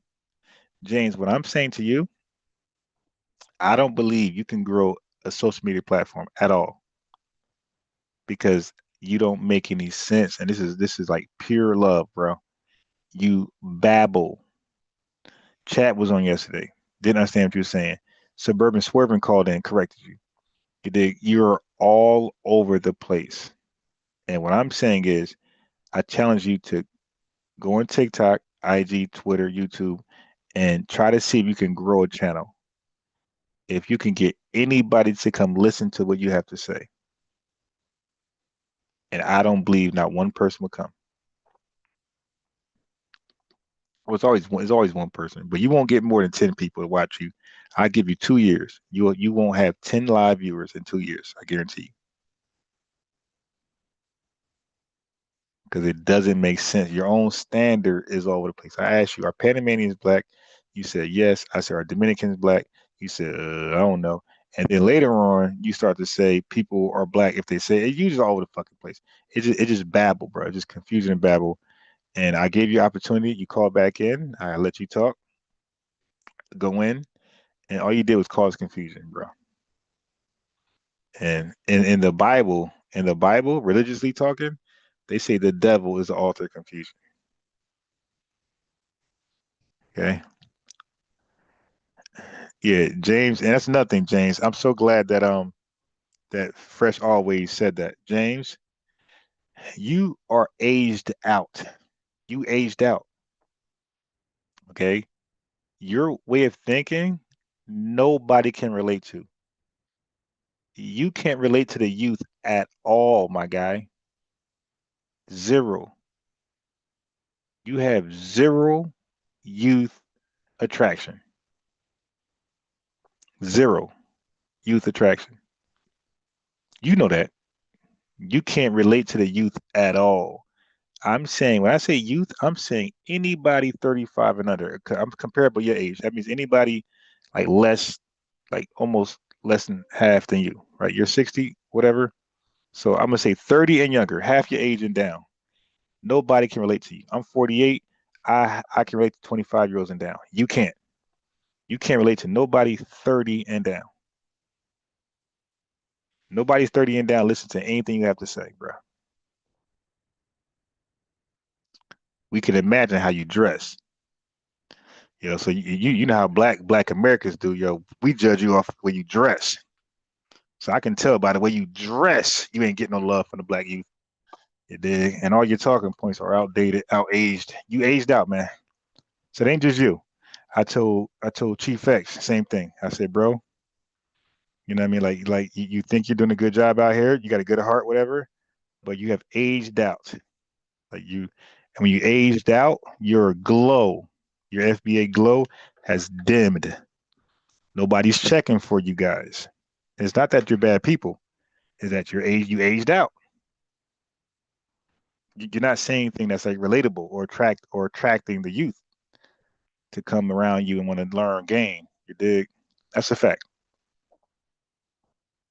Sweet Butter says we have a saying with FBA: each one teach one, and we allow ourselves to be taught when we don't. When we taught, we don't fight. Right? We don't fight learning.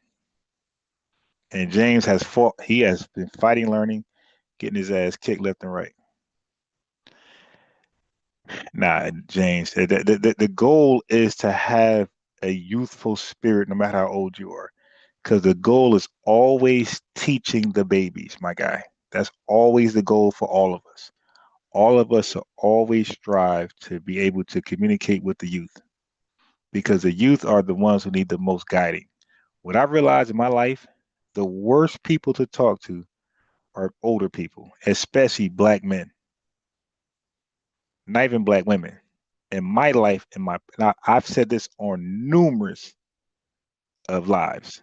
I said the worst people to talk to in my life within our culture, I'm saying within our lineage, the worst people to talk to within our lineage is not the youth, is not the little badass drill rappers. It is old black men, especially the ones who are not really highly educated, that can't like tell you where they got the information from. They are the worst people to talk to.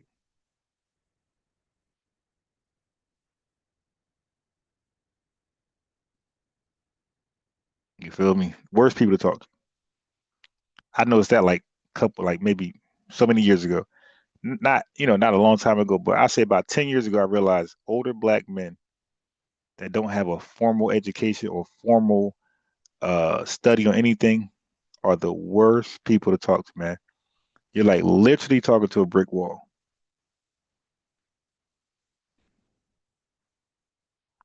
You ask James, look, James keeps saying black diaspora. He made that shit up. It's called the African diaspora.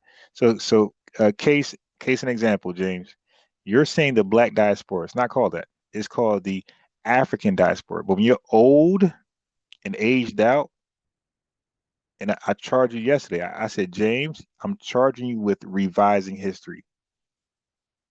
You're a revisionist. You're no different than the white people who whitewash history, revise history, the King James Bible revised, this Bible revised, this Quran revised. That's you, bro. Like you have taken the mind state of your colonizers, of your enslavers. You are going back in time and revising Black American history.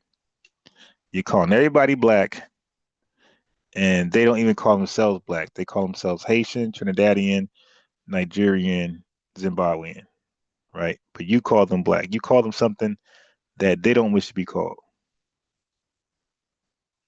You have aged out. You stop learning, bro. So I go back to Sweet Butter's point. Once you stop learning, and you think you got it, that's when you don't got it and you're done. That's when you become useless to your own ethnicity. Once you stop learning,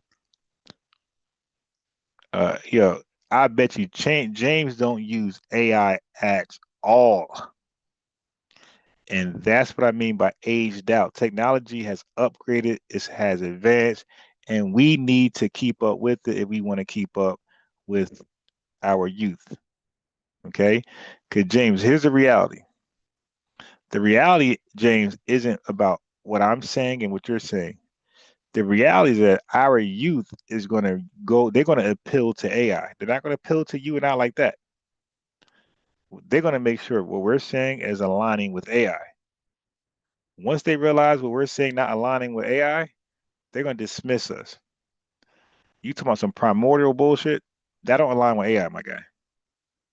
And that's what I mean by keeping in touch, tapping in with the youth. The youth, if they can't relate to you, bro, you're done. And all of our lives should be about relating to our youth. I know my youth. I know my youth heavily relies on AI. I know that I'm not dumb. Okay, I'm wise. So I adjust to that. So when I'm talking to them and they like in doubt, I'll say, look it up. Look it up. They'll look it up and they'll see it says exactly what Byron says. And then I say, well, now look up what James says. Primordial, everybody's black bullshit. And they're gonna say it doesn't say that. I'm gonna say exactly.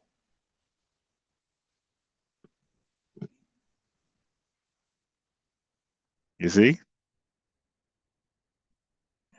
So I'm not gonna allow nobody of our lineage to poison our youth. Once you start poisoning our youth with false information, conspiracy theories, that's when I check out and you become an honorary tether. Because tethers do lie and they lie often.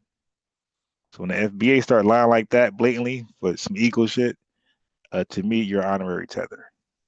And I'm not saying you are, James. I'm giving you a chance to like figure stuff out. I'm saying like when I draw the line, say, nah, this guy is just he ain't gonna get it. Yeah. Black with a lowercase b, exactly. You got to watch these old heads. Yeah. The old. I'm telling you, family. I'm not lying. The oldest niggas be the worst to talk to, man, of our lineage. And that's why I just stay away from them. I stay away from them because they're gonna have you giving them the fist of God. You dig? So I'd rather just stay away from them. It's like a mental illness. And they'll say the most disrespectful shit, and then you got to give them the fists of God, the fist of hell. So I just stay away from them.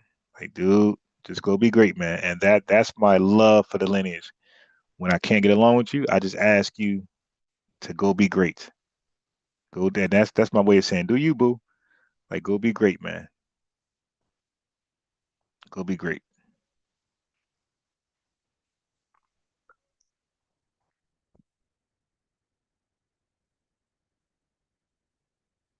Nah, this ain't pre-recorded. This is live. It's a live. All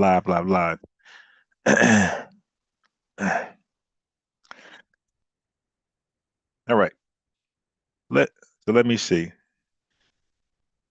James. No.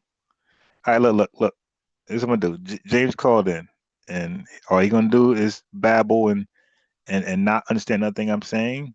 So I'm gonna give James a chance to speak, and then he gotta go peacefully. Okay, he called. So James Harlem. James. Yo, what's up, young fella? What's going on, brother? What's going on, brother? What's going on with you? I hear you, Captain, but it's cool because I do appreciate you. I got you, Jay. I appreciate you too. As you see how I'm dressed, I got on the nice Yankee joint, You know what I'm saying? You say I dress old or whatever. You know what I'm saying? Nah, I got the I didn't say you dress old. $100 fitty, I said I $100 could. fitty. I got the $100 fitty. Now you I look got good. joints You on. got some swag. I got the joints. I got the joints on that you see. You know what I'm saying? Because I love the Apollo. I be going there. I got that on. Yeah. So I don't dress like this just because I'm trying to be younger than late. I'm like really one of the hip hop head niggas. So everybody dressing like me. I used to dress when I was a teenager. So see, you just don't understand that part. So this is me. Right. This is nothing fake. This is nothing phony. This is an original that you're talking to. And most of the world is emulating the people like me. I grew up a original hip hop head. I was one of the party people. The things that I did 40 years ago, you're still doing now. And when you're talking about my age, well, that should be Only everyone. because you talked about it. No, Listen, James. Wait. Before you go, James. Before you go. I'm only talking about your age, James, because you talked about your age. Nobody knew how old James was until you said it, right? I'm proud of my age, bro. There's a lot of brothers. Hey, James, hold on. James, hold on. Slow down, bro. You got to control yourself. I'm saying when you called in last night, we found out about your age because you voluntarily said it, right? And that's not a problem, is it? All right, no, but I'm asking a question. Did you volunteer your age? Yes or no? Yes. Right. So if we talk about your age, it's because you talked about it first. But you talk about it with disrespect. You talk about it with disrespect. And that is the motive. Listen, hold on. Let me finish saying what I was going to say. I feel that you talked about it with disrespect. I feel that you talked about it with disrespect, just as other members of the chat have talked about it with disrespect. Now, to get my age, if you're not there, should be your goal. And if you reach your goal, you shouldn't be ashamed of reaching it. I'm fortunate to still be here. James, our goal is not to reach a certain age. Our goal is to be productive. Michael Jackson didn't reach your age, and neither did Johnny Cochran. Okay, neither did Emmett Till. So a lot of people don't reach certain ages, right? So the goal is not what to age should you die at? What age should you die at then? Pick one. James, you could die at Tupac died at like 30, so it don't matter what age you die at. It's what you do. Hey James, you're okay, dude. You're cutting in. You asked the question, I'm going to answer. It's not about dying 90 years old and ain't do shit in your life for Black Americans. Okay, it's about if you got to die at Dr. King died very young. Malcolm X died very young. James, they didn't reach the 63 at all, not even close. But what they did in their lives is what 63-year-olds can never do with 2 lives. So that's what I'm trying to say. It's not about age, it's about productivity.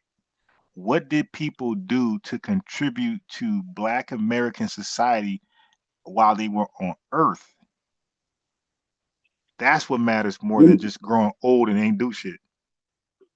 Now, let me know when I can talk. You good? Okay. Wait.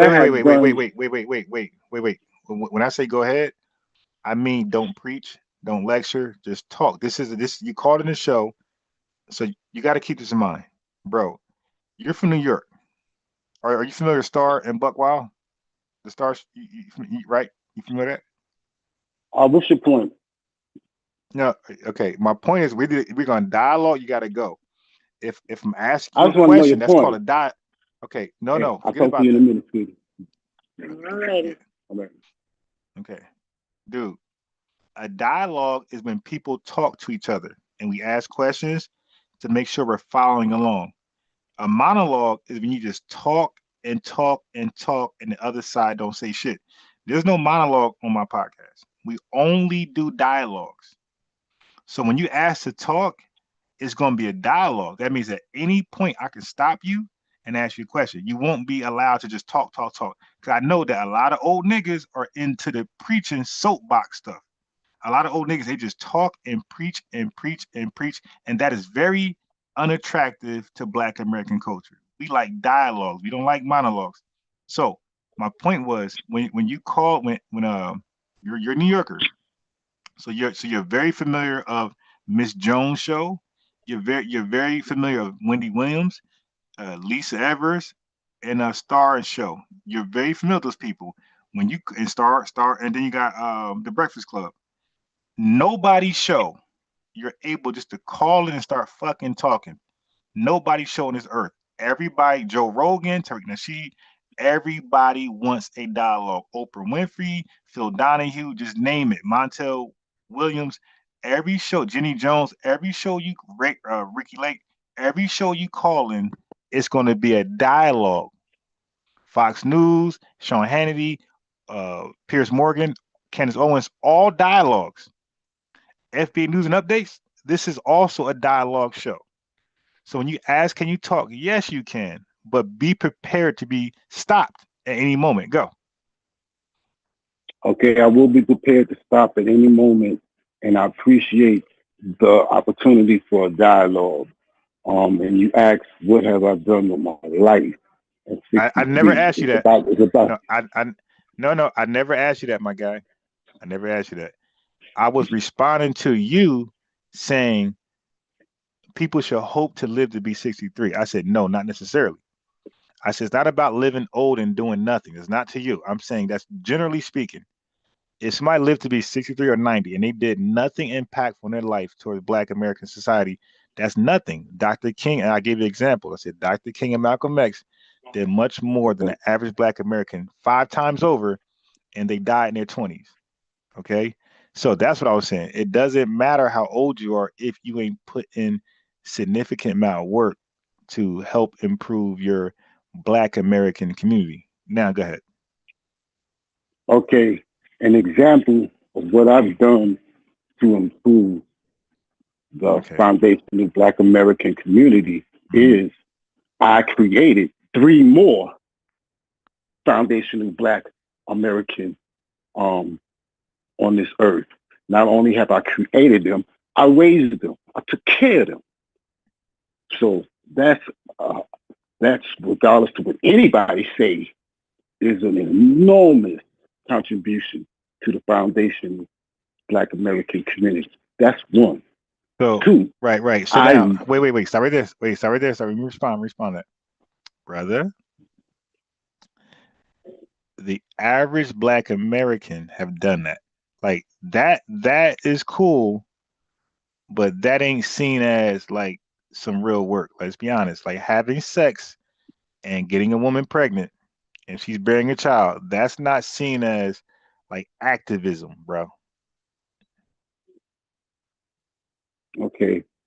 This dialogue is somewhat one-sided, and I continue. No, we're just talking. Yeah, but you won't continue just to keep going. I want to respond because you paused. You put a period there. You said you having kids is activism. I said no, the hell it ain't. That's just having sex. Okay, I said now contribution. I said contribution. So having sex. Nothing about right. I so said I'm nothing saying about having I sex. didn't even get to that part yet. I didn't even get there. I didn't even get there yet. I just gave you, when you said contributions, I gave you my primary contribution that God allowed me to contribute. So just one. having sex and I think it's and having kids. Okay. No, and raising them. And raising them. Right, like a father should, like a parent should. I mean, a horse does that. A gorilla does that. Okay. A horse don't pay taxes. A gorilla don't pay taxes. Okay, so I'm not comparable to them. I'm not comparable to them. I'm a human being. Now, can I continue on? If you want to know, right. My contribution. But be prepared to have a dialogue. Now, I'd never care about your contribution. I mean, you took that personally. Like I said, but, this dialogue has been one-sided, but it's cool because it's your show. Nope, we both been talking. We both been talking. Dialogue means two. Divide, it means two. So we both been talking. A dialogue being one means that I'm talking, you're on mute. We both been talking, so that debunked your monologue theory. Go ahead. Well, I made you one person in the dialogue, but you've been talking through this dialogue like 8 niggas. Nope. But that's cool. You It's your spoke show. and I responded. You know what I'm saying? I got it. But you spoke and I responded. All right. That's what happened. Every just time now. I Go ahead, respond, just have our previous conversations went. I only can get to say this so much before you have to say much more. But that's cool because it's your show. You know what I'm saying? Yeah, right. And hold up. And let me remind you, like all the other hosts I mentioned, when you join somebody's show, you normally don't do as much talking as the host. That's everywhere in this country. It's not just FBA News and Updates.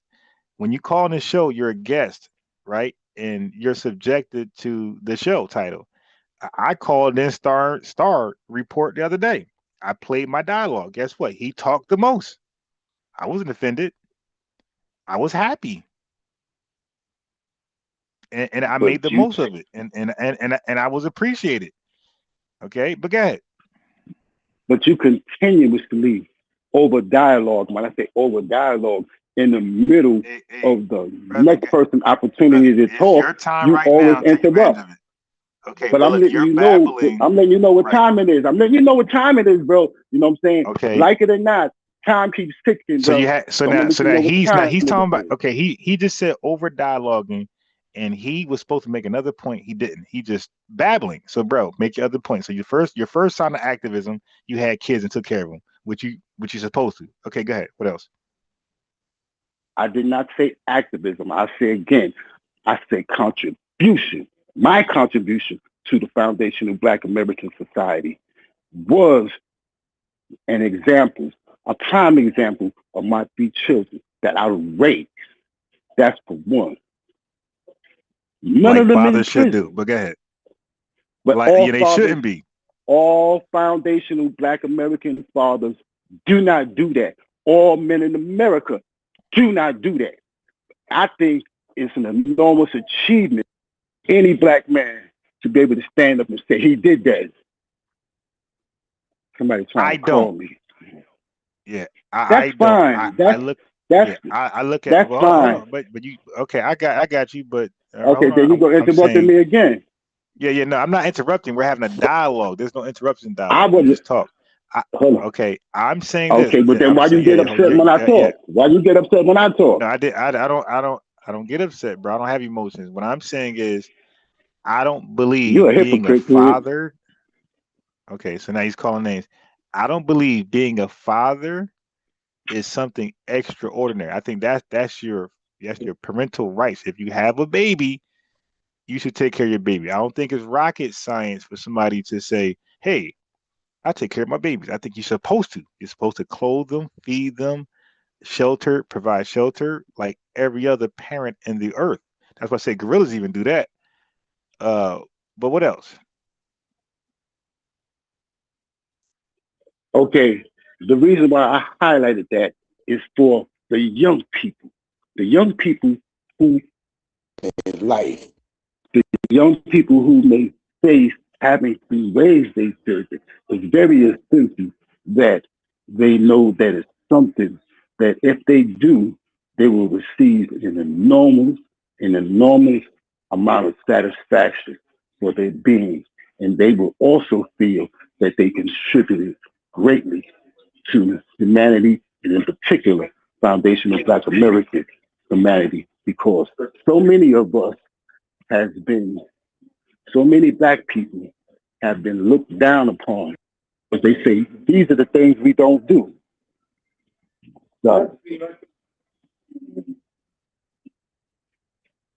So that's much more. And I'll be doing myself a disservice trying to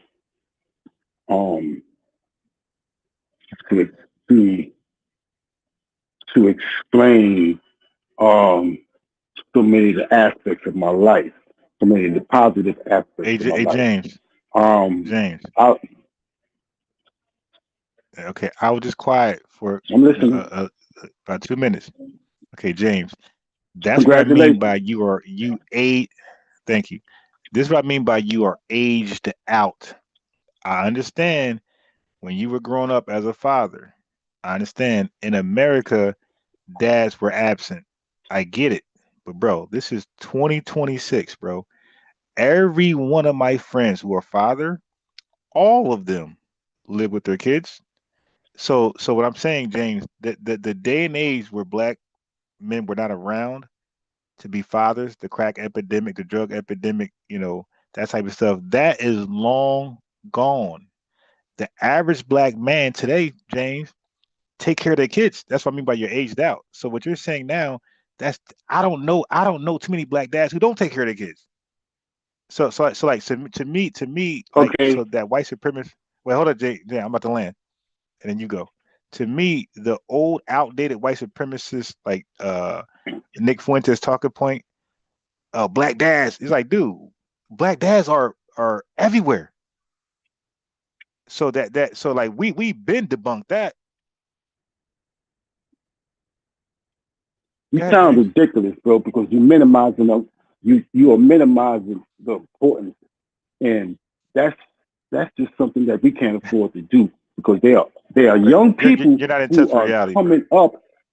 Listen, bro. Well, here's my reality. Yeah. Your reality, I'm not. That's not reality. But here's mine, my brother. Like right now, I'm contributing to society. Right now, I'm here visiting a friend of mine. Black side, because he's a black person, but society in general. No. In your definition, when you say black person, is that a foundation black American? Yes, he is. Okay, he's go a ahead. foundational black. He's a foundational black American, and when all else fails, when he needs my help, I drive my car several miles to make sure he has needs met that people in his own family don't provide for him.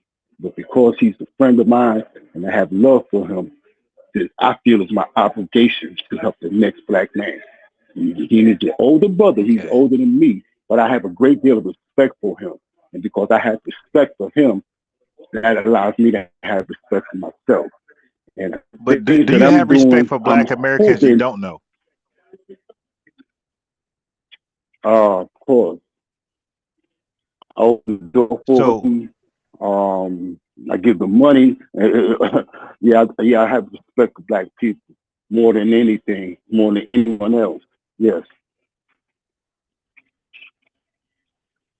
Now, can I continue on, or you got something else you want? Okay. Well, okay. Like I said, I have James, a mother. Wait, hold on. You asked a question. Hold on. Hey, James, listen what I'm saying. FBA News Updates is a show, okay? And it's a show based on content. And the content gotta be attractive where people start leaving.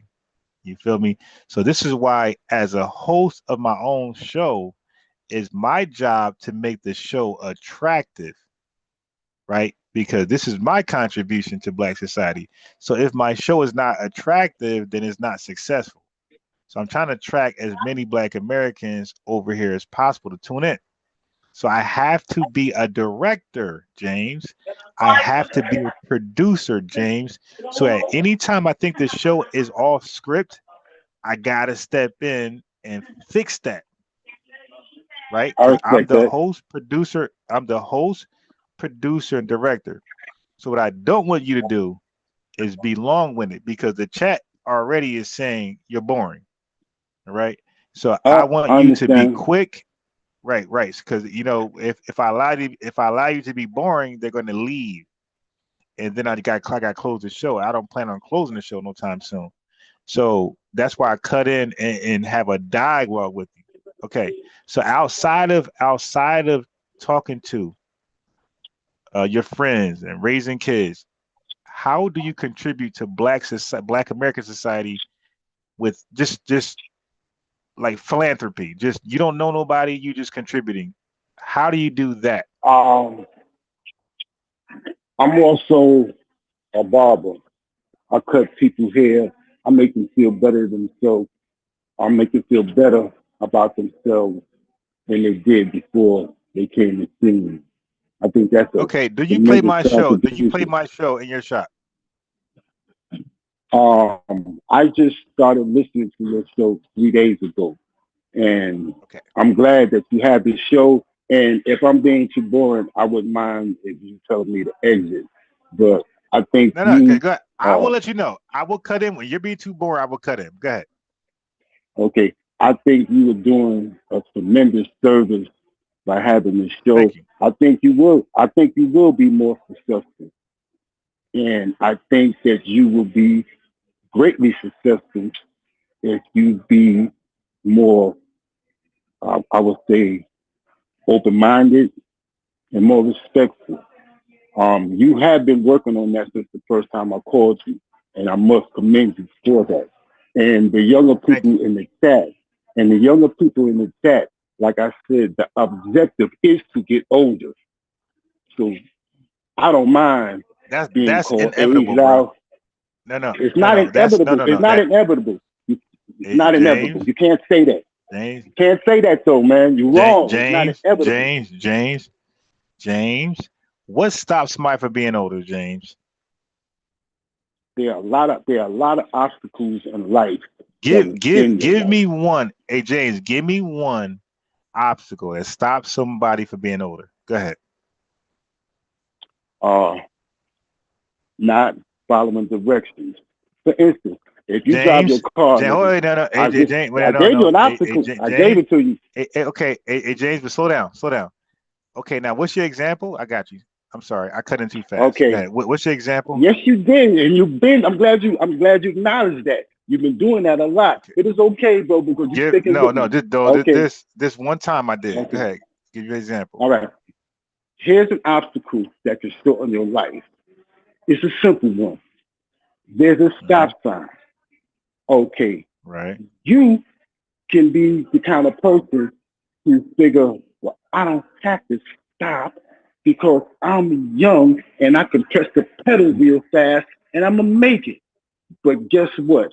You just might not. Now that's the obstacle that can stop you.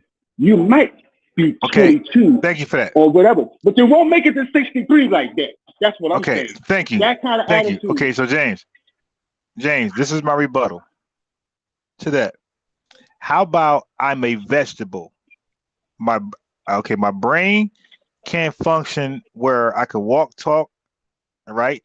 But I'm living in a hospital, right? I'm living. I got assistance. I'm not driving, so I don't got to worry about running a stop sign.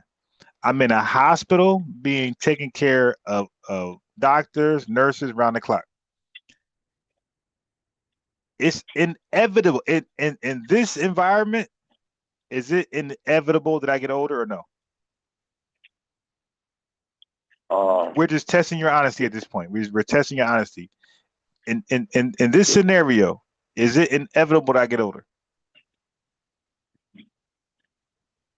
That's something that I would say yes to. Oh. I would say yes to, but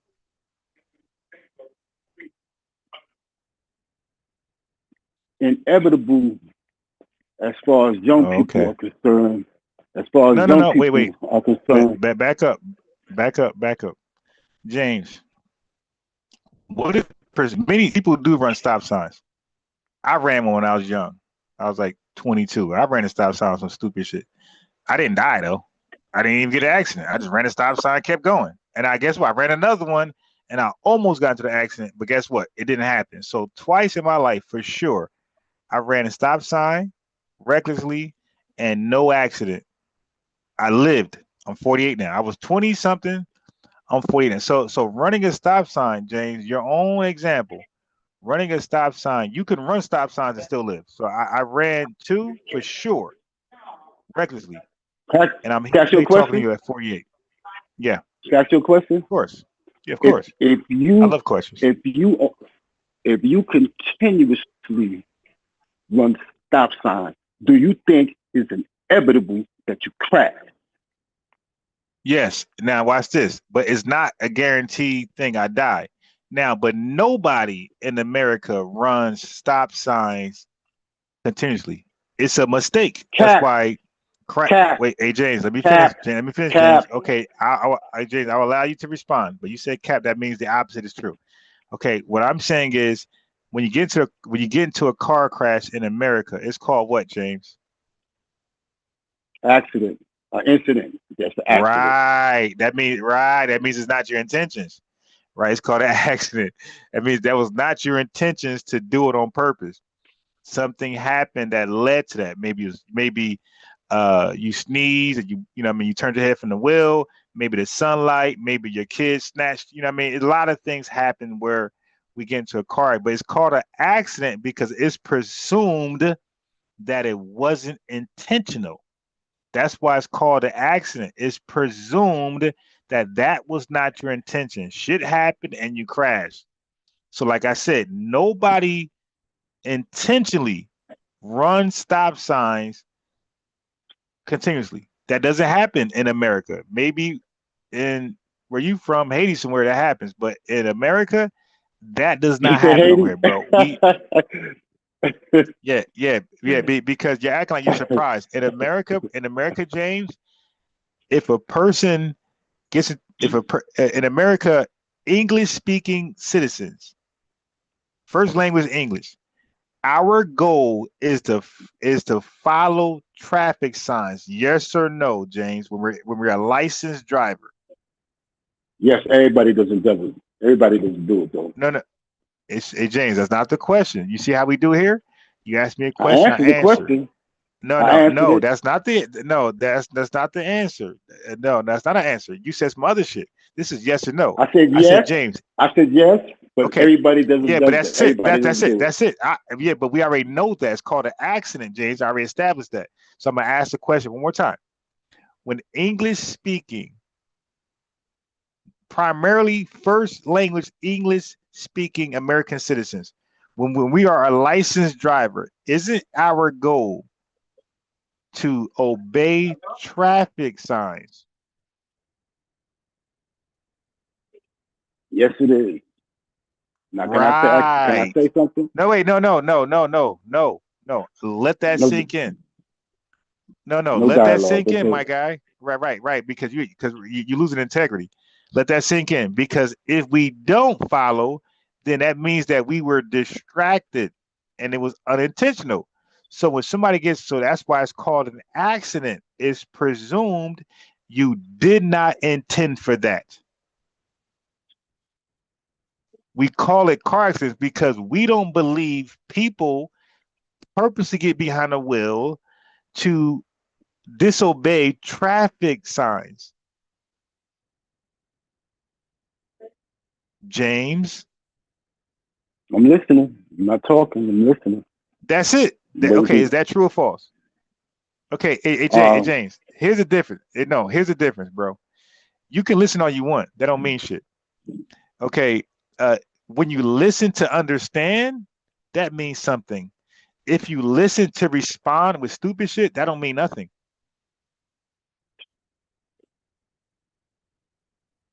Go ahead. So now we're going to see by the way you respond. We're going to see if you're listening to understand or just to respond. And that goes back to my theory earlier. You're aged out, and that's why Black Americans, we don't fuck with older 60-year-olds because they're stuck in their ways. Nothing going to change them, and we kind of stay away from y'all. But go ahead. That kind of goes back to what I was saying about you being open-minded.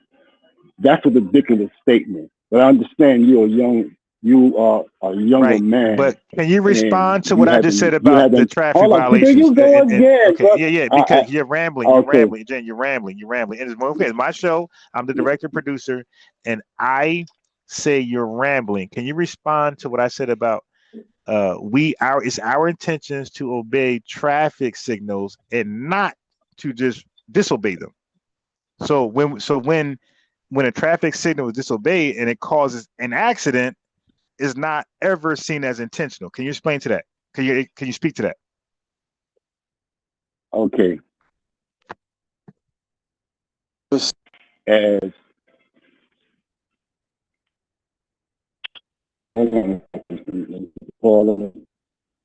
blow up my phone. no one to commit suicide, or no one who think that they're above the law continuously run stop signs. There are people like that though. There are people who think that they are above the law, and that they are people who run stop sign because they got to get where they got to go.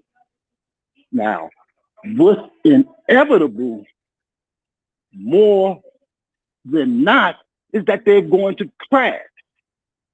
And the whole conversation started about inevitability. So that was the focus of that example that I used it as far as car crash is concerned. Now, what's inevitable, if you live a good life, you might live a long life. It might be inevitable, but you might die young. These things are inevitabilities that can occur. I'm fortunate through all the things that I went through in life that I'm still here. And what also is inevitable is that anyone that's younger than me, be they in their 20s, 30s, 40s, 50s, inevitable, they want to keep living. And if you keep living, eventually, by the grace of our Creator, you get to be my age. And you will never think that you aged out because you want more. You want more of this thing for life. Now, whatever you consider, hey James, I got to read off a super chat because you know they pay the bills. So I got you. Now they pay the bills. Okay, so MMA 7120 sent a super chat of $10. Right, that's a lineage love. They said they're 76 years old. Okay, and they're enjoying it all. Okay, so that means they're 13 years older than you, right?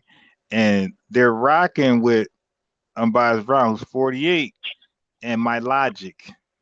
Okay, so they're rocking with the channel, they're locking with the logic, and they're rocking with the agenda of the channel, and they understand because 70. Oh, okay, right, of course. But at 76, they understand because they're old enough to know because they speak to people their age. They know that there are a lot of 70-year-olds and 60-year-olds who are aged out of touch, and they're stuck in their own ways, grumpy old people and unrelatable. Everybody stays away from them. Okay. So now, James, the reason why people see me, I'm 48.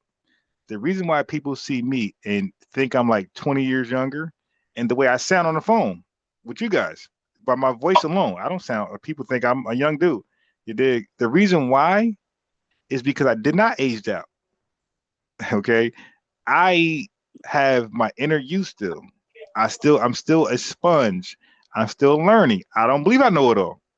Okay, I just got beat up on a debate last night. You was there. You witnessed it. I took an L, and I beat you up. I'm the one who beat you up. Yeah, I know. No, it wasn't you. No, it wasn't you. No, oh yes, it was, James, bro. Nobody with one brain cell will Chat, believe play it that. back. But chat, play it back. Chat. That's all. James. Okay. Anyway, we got Rel Mister. He says I'm 67, and it's amazing how the group. He says I'm 67. It's amazing how people his age don't understand common sense. Okay, so Sweet Butter said I'm 69. So we got a lot of people, James. Wait, James, relax. James, I'm talking still, James. Wait, see what? Yeah. Okay, got it. But listen, but yeah, that's the problem. Do you see this? Do you see this? Yeah. What? Yeah. But don't let me take off my clothes. No, I need you to pop one of your medicine pills, James. I need you to pop one of your medicine pills so you can relax. James, we have a lot of people in the chat. James, you gotta focus. That's why I'm digging for my medicine, man. Yeah. Take one of those ADHD pills so you can calm down. Adderall, Ritalin, one of those things. Listen, James, people in the chat, 70, 60, they're rocking with the show even though I'm 48, but guess what? Obviously, I'm relatable to them. Okay, I'm not talking over their head. I'm not talking under them. I'm talking directly to them, James. That's the difference between me and you. And that's why I said I would encourage you to start your own show. And then that's the way you gauge you. That's the way you see if people rocks with you. Okay? Start your own show. That's the only way? No, there's many ways. See, but James, in real life, hey James, hold on. Hey James, in real life, you don't want to compare and contrast, my guy, with me. In my city, I'm well respected. Okay, in my city. Chad, last night, James, Chad, we went to middle school together. Okay, Khalid in the chat, that's my boy. I was at his house yesterday. So Chad, James, DJ Focus, that's my boy. All right. So James, most people that come on a panel is people I know in real life. So I'm a guy who's not an internet personality. I'm a guy who people can vouch for and say, no, I know that guy. I went to school with him. I hung out with him, James. Okay. And guess what? When I'm live in public in my city, people talk to me during the live. Because before I used to mute my mic. But I said, you know what? Let me keep it on so people know that I'm embraced by my city. So James, and when I'm in public, people embrace me all day long, my guy. I gotta wear a pooch icy so they stop bothering me while I'm live. So no, that's not all. What I'm saying is, bro, is that you are aged out. It don't matter what you got on. Your mind, you're 63, but your mind is 83. So I'm saying what you need to do is tap back in with the culture. You bugging. You know that? You straight bugging. And other people could feel whatever they want to feel about you. You can feel whatever you want to feel about me, dude. But guess what? I'm here at this age. You got to get there. Then you can talk shit to me. James, all I ask for you is to be relatable to your lineage. That's all. Because becoming 63, 73, 103, and you're not relatable, like you're useless. Now, I'm not saying you are. I'm just saying like that becomes the end result. Okay. Are you here? A narcissist, bro. You's a narcissist because you put a premium on people who agrees with you. But when you come, when you are forced to deal with someone who's not going to be so accommodating to whatever thoughts you come out, you got a problem with that. And that's not a good thing, bro, because you can't learn like that. But go ahead. I got you, James. I'm going to debunk that in 3 seconds. James, do a narcissist agree when they're wrong? Occasionally. No, because you're lying. Okay, did that mean? Yeah. That's my answer. That's my answer. Okay, right. My answer. I got you, James. Not all the time. Occasionally. James, you don't know what a narcissist is, bro. You're just saying shit. Okay, you're just saying words right now. What the hell you mean I don't know? You a narcissist. James, you define a narcissist. You bugging. No, but you are though. Now look, hey James, define narcissist. Go ahead. Narcissist. Right. One example would be someone. No, not example. Right. No example. Define. There are many examples. Don't age James, out, bro. I don't want to meet you. Expand your mind. I don't want to meet you, my guy. Expand your mind. Hey James, James, I gotta. There's only one definition, my guy. Hey James, is there only one definition, dude? James, take is there your only medicine. one definition? James, answer that question. Is there only one definition for a narcissist? I'm gonna mute you. He just said a narcissist always believe they're right. Family, he might have had a point there, but last night I had a debate with D about Keefe D and the Tupac murder. Okay, D won, I lost. James was on the panel, and he praised me for keeping it real and admitting I lost. So I said, D, you got it, bro. I lost. You won. No excuses, no babbling like James. I flat out said, I said, D, you won. Now, according to James, a narcissist always believes they're right. He just said that. So by definition, I can't be a narcissist because I didn't believe I was always right last night when I immediately conceded to D after the chat GPT results came in. And I read them. Okay. And it said I lost. And I said, D, you won, I lost. James on the panel. He's on a panel and he praised me for being real and honest and admitting I lost. But now today he said I'm a narcissist that, and according to him, a narcissist don't believe they lose. They believe they're always right. James, you cooked yourself, bro. You lost to me and couldn't admit it. Now, if anybody watched that show, on what point? Particularly the portion. On what point? If on what listen, point?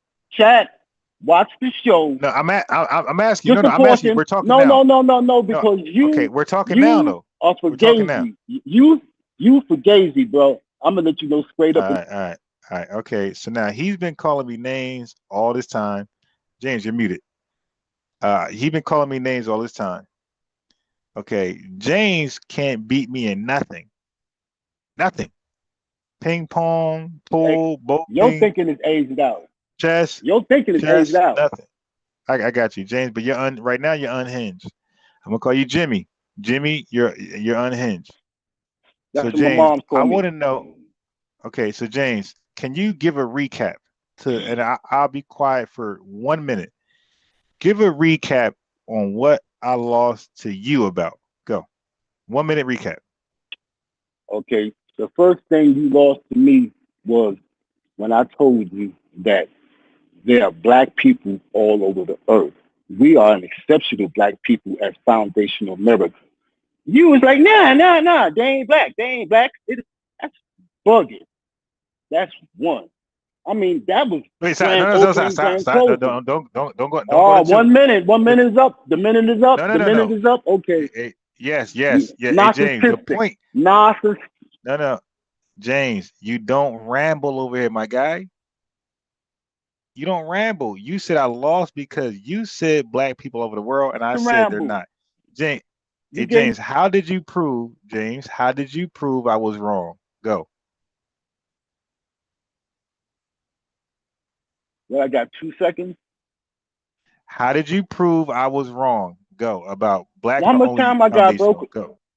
James, every time start I say now something, because okay. Start now. Okay, no, that's not the case. You don't know how to have a dialogue, bro. You want to preach. Go. Well, you asked me to preach for a minute. How I was wrong.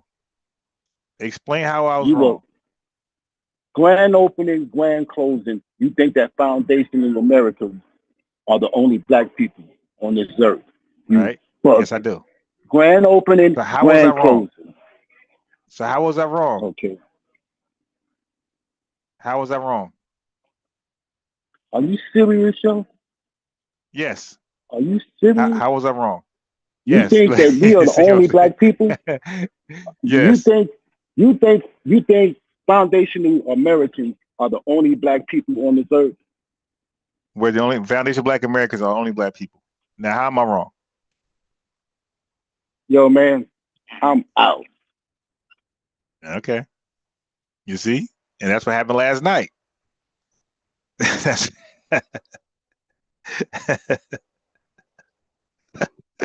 I told you. That's what happened last night. Okay. Yeah. Say you did a horrible job of proving you beat me in a debate, bro. My God, yo, I ain't gonna lie, yo. James is a character, yo. James is definitely a character. All right. So James left without defending his or rebutting me. And I got a link in the chat for anybody who disagrees with that. I just said that black Americans, foundational black Americans, we're the only black people on earth. Everybody else ain't black. They're whatever they said they were. If you disagree with that, call in. I would love for the Dr. Ruxpins to call in. the ancient mama mayats, all these doctors who always posted degrees and act like they're retarded Reggies. I would love you guys to call in because they all watching the shadows, by the way. They all watching the shadows because they be hoping that I slip up and they can call in at that point and cook me. Well, I'm saying we're the only black people. You call everybody black. I'm saying they're not black. You're lying. And you're deceiving my lineage. And I'm saying click the link and prove that there are other black people outside of foundational black Americans.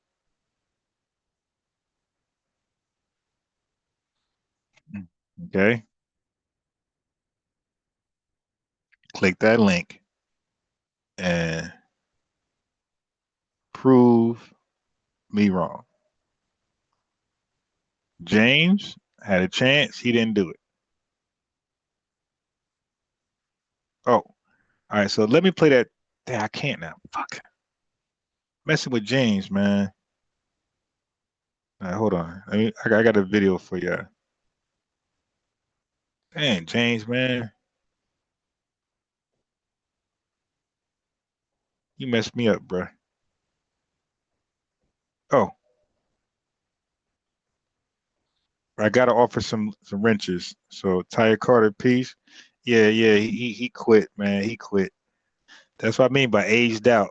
Family, if you are in your 60s, matter of fact, not even 60s, if you're 50 or older, please do not age out.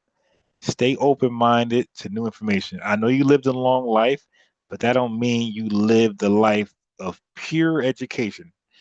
AI and technology is growing. That means what you thought was true yesterday is not true today. We have a saying, yesterday's price is not today's price. Okay. So yesterday becomes old news and today becomes new news or the current news, the only official news, the only relevant news. That's how I live my life. That's why last night when I go to ChatGPT and it says I'm wrong, I'm wrong. I'm not going to make up shit like y'all. Oh, nah, ChatGPT, that's the white man. No. It said I was wrong. D, you're right, I'm wrong. It's over. You see, it doesn't talk about. And I expect y'all to hold the L the same way. Okay, peace to D Wildo in the building. Let me give you your lineage wrench. Peace to World Chatters. Bottom line is our generation and a little older dropped the ball. Yep. So let me give World, and I'm gonna say my generation also dropped the ball. You feel me? I'm Donnell Prince. Peace to you. Peace, God. And so my generation ain't doing any better. We dropped the ball too. We got everybody believing they black. You dig? Not y'all. That's us. That's my generation. For people in the late 70s, early 80s, we dropped the ball. We was calling everybody black that who were not black. You see how I could take accountability, James? So Copper Jaguar said, "What's the number?" Let me put the number in the chat for you, okay? Hopefully you could do better than James. All right. Let me give you the link. But I'm gonna warn you, man. Do not believe the hype. Don't believe that you could just call in and say some random bullshit you've been saying on other platforms. Nah, bro. I'm one of those ones, my guy. I'm one of those ones. Okay, so let me give you the link.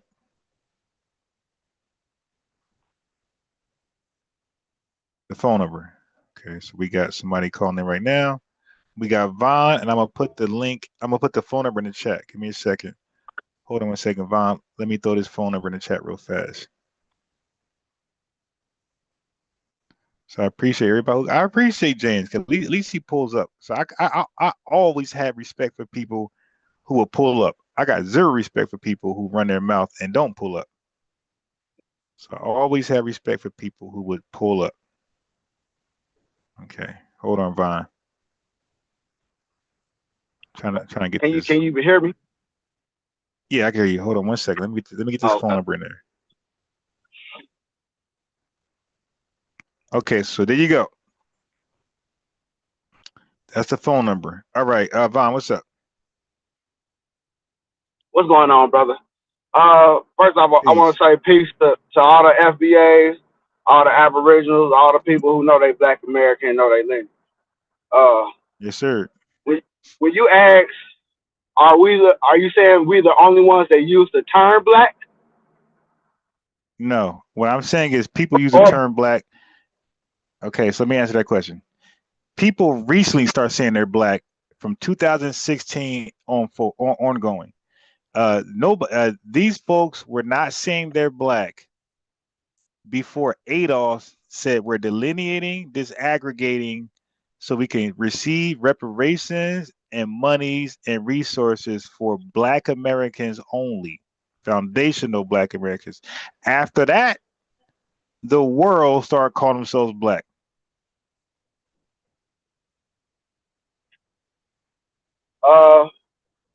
Well, if we want to say using the term Black itself is even fairly new to Black Americans because we weren't even calling ourselves Black in the 60s. Coming into the 70s, we were American Negroes. And if we're going by terminology, the word Negro itself interprets Black, which is in Spanish, and we use it in English. Hold on. Right. Now why it says Vaughn, I study Greek, I study Spanish.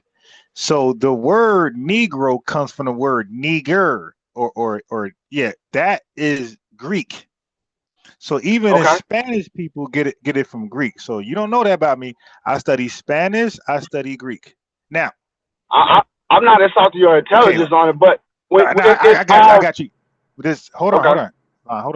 Cause see, when we're talking, when you talk, I listen to your words because I respect you and I want to respond to what you said. So vice versa. When I speak, respect me and respond to what I say. Now, what I'm saying is this. Nobody calls themselves based on a meaning. People call themselves something based on a word. So now, Nigerian has a meaning. Nobody calls themselves by the meaning. They call themselves by the word. So Negro, we didn't call ourselves the meaning of Negro. We called ourselves the word Negro, which is Negro. So we don't call ourselves the meaning of something. We call ourselves the word. Go ahead, Vaughn. Okay, respectfully, we are dialoguing. I am give you the opportunity to respond just like you are giving me. So I know you're setting the stage for how to dialogue, but I got you, brother. I guess I was asking because if you're saying that nobody else around the world was using the term Black until Black Americans start using the specific term Black, then okay, I would agree to that. But as far as the concept of being Black, that is nothing new, whether it's in Greek, Latin, which is Latin. So give me an example. Or whatever language. So Vaughn, like give me more. one example. More. If I speak Deutsch, if I spreche ich Deutsch, however you say it, and they use the word more, what does that interpret? Morocco. Moroccans. No, it interprets Black. M-O-H-R. That's how a person from Germany will interpret it. It means Black. Wait. You see that? Now, Vaughn. So that's an outsider, white man, interpreting something. Okay, you see that? That's called an exonym. So Vaughn, you're gonna realize you call in the right chat, my guy. When it comes to these words, you're gonna learn a lot. So when a white man interpret what you call yourself and call you something else, that means that's that man's interpretation of what you call yourself, and they called you something. That's called an exonym. Exo means outside, nim means name. That's an exonym. Now, my guy, let me correct you. In 1960s, we called ourselves Black. That was an endonym. Endo is in, and nim is name. We named ourselves Black. Nobody named us Black. No white man. Are you sure? No white. Yes, I'm sure. Where does Black come from? That it is a social construct. None of us are Black. When they discovered, hold on. Let me get the opportunity. Wait. No. Wait. But Vaughn, hold on.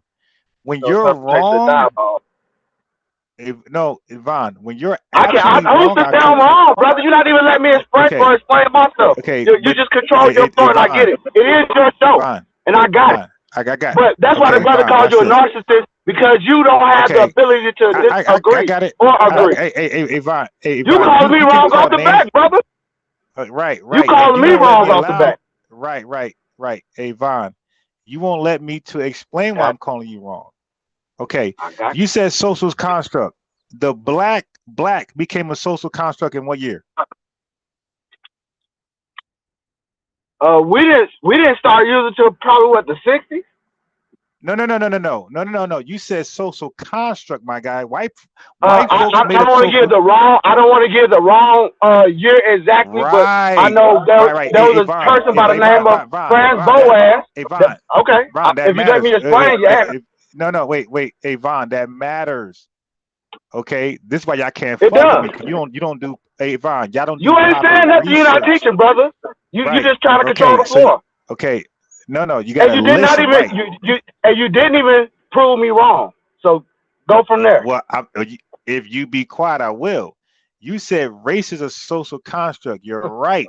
Now watch this. But there's a year to that. Now, Vaughn, I'm gonna ask you a question. In a social construct definition, what does race mean, my guy? Exactly. You can't fuck with me on this type of topic. It's crickets right now. See, so you guys say words, but you don't know what they mean. I say words, I know exactly what they mean. You called in the right show. Now, the race social construct came after Black Americans said we're black in the 1960s. Okay, you can't fuck with me, and nobody you know can fuck with me on this topic. That's why you're quiet. Now, learn from the master. So, Black Americans, when we said we're black, Vaughn, who's still there, who did not hang up, he can't answer no questions. So he's voluntarily on mute. I didn't mute him. You did mute me. You see? That is a Tariq. No, this dude say Tariq Nasheed or something. Wait, That's Yvonne, a I'm gonna throw tactic, you off. dog. That's a tactic. Yvonne, I'm gonna throw you off. Wait. So are you saying just now I muted you, Yvonne? I don't know, but I didn't mute myself. Okay, yeah. Okay, right. No. Okay, Vaughn, I'm on a headset, my guy. My phone is nowhere near me. I'm not reading chat, nothing. I didn't mute you, my guy. My hands are hands free. Okay, so now that you're not on mute, now that you're not on mute, social construct. When they said race as black, how was that defined? You're not on mute. It was a social construct that took away our title. No, but what did they took away our title as Black American? Hey, Yvonne, this is the question. When they use black as a race, how was it defined, my guy? As American Negroes who were pretty much unhuman. What do you mean? In America, how is it defined? Yes, as a social construct. How is black defined? This is common sense to everybody in the chat. So you can't even lie. Are you saying how we defined it, or are you saying how the white people defined it? Hey, bro. Hey, Vaughn, you said social construct. White people made up social constructs, not Black Americans. Right. And they had black in there, and they said it was a race, and they defined it. How did they define black as a race, my guy? Well, going off the top of my dome, we were defined as not being human. We were less than. Okay, no. Hey, bro, there's no scenario in this country where we were defined not as human, my guy. What the fuck you talking about? Are you serious? So you telling me in early history in America, white folks wasn't teaching each other or teaching the world because Hey, Vaughn, you on mute again, and I ain't mute you. I'm listening. You got. I don't know if you're on mute or not. Let me see. How am I on mute? Why am I on mute? Dude, my hand is nowhere near. That's your goofy ass phone, my guy. No, it's probably because I'm in my car. I'm in my car. So okay, yeah. Okay, cool. So now, bro, explain when white folks define us as non-humans. I need to hear this. From growing up, we were taught that white people looked at us as less than human. No, That's white just folks look at us as less. that's a common thing. No. Hey, Von, And then give they me okay. and it's also part of the whole thing of them trying to compare us to being monkeys or apes. Okay, Von, that's 1880s. That's called scientific racism. That's way later, my guy. That's 1880s. But you're asking when? I mean, you asking. No. Yeah, no. But Von, what I'm saying is there was never a time where white Americans taught we were non-humans. Okay, never a time. Are you serious? You made that up. Yes. Are you serious? Yes, you made that up. So I'm making up that that we weren't taught as Black Americans. The word that you use, Black Americans, that we were taught that we were less than human, and we didn't have human rights. No, that's a difference. Oh, okay. That's a difference. That's a difference. Now let me ask you this. That's why. Then why were we fighting for human rights if we were because we were being treated less than human? Okay. Hey Von, we didn't fight for human rights, my guy. We fought for civil rights. So you need to learn Black history from me. I got that. I got that. We did fight for civil rights, which were our human rights. But I got you. No. We fought twice. I got you. In 1868, we were given civil rights, and then they were being violated for 100 years under Jim Crow. And then 1964, or the whole civil rights movement from 54 to 68, we fought for civil rights again, my guy. We never fought for human rights. Now, watch this. So in the Civil War, were Black people was it Black people or was it Negro? Both. What did they call themselves then? Both. So you telling me Black? So when you go into any newspaper article, you're gonna see Black American, you're gonna see Negro. No. So you mix it up. In the early 20th century or the 19th century.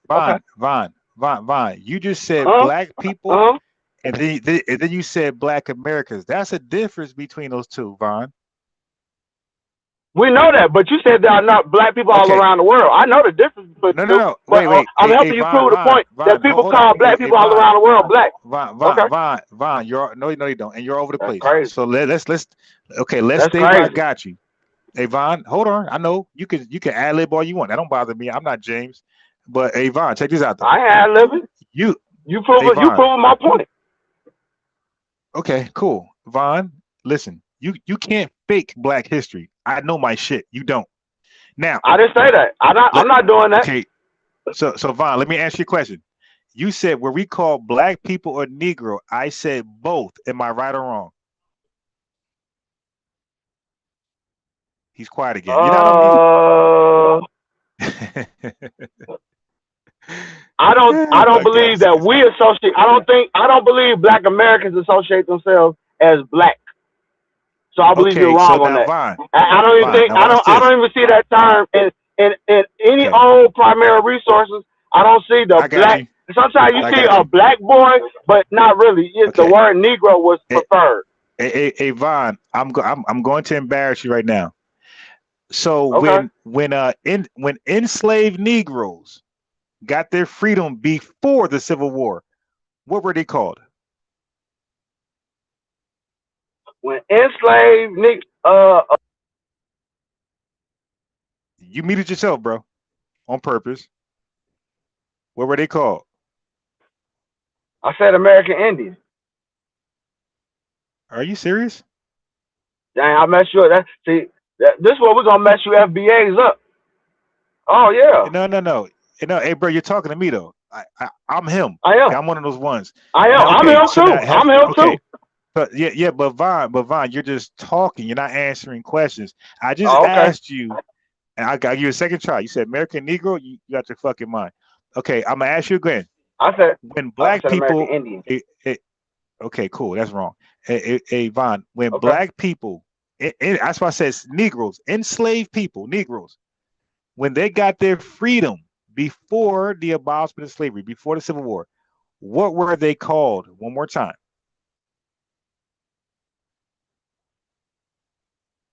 Whatever their tribal name was. They were Americans. Vaughn. They were Negroes. Vaughn. They were called free blacks, my guy. You ever heard of that before? Oh, freedmen? Not freedmen? No, free Negroes, not free blacks. No. It was free Negroes, not blacks. It was free Negroes. Okay. All right. Not so black. We know he's retarded. Okay, we know he's retarded. Okay, I'm retarded. You go pull up anything. You pull it up. Free blacks. Hey, Vaughn, hold on. Let me meet you. Hey, Vaughn, you can mute yourself, but you're out of control. I'm composed. I'm talking soft. I'm not muting myself, dog. You pull it up. Okay, dude. Pull it up. Okay, I'm muting you now. You're too excited. You won't just talk regular, bro. Now. I am talking. Listen, I am talking regular. This is my regular voice. My bad. Let me tone it down.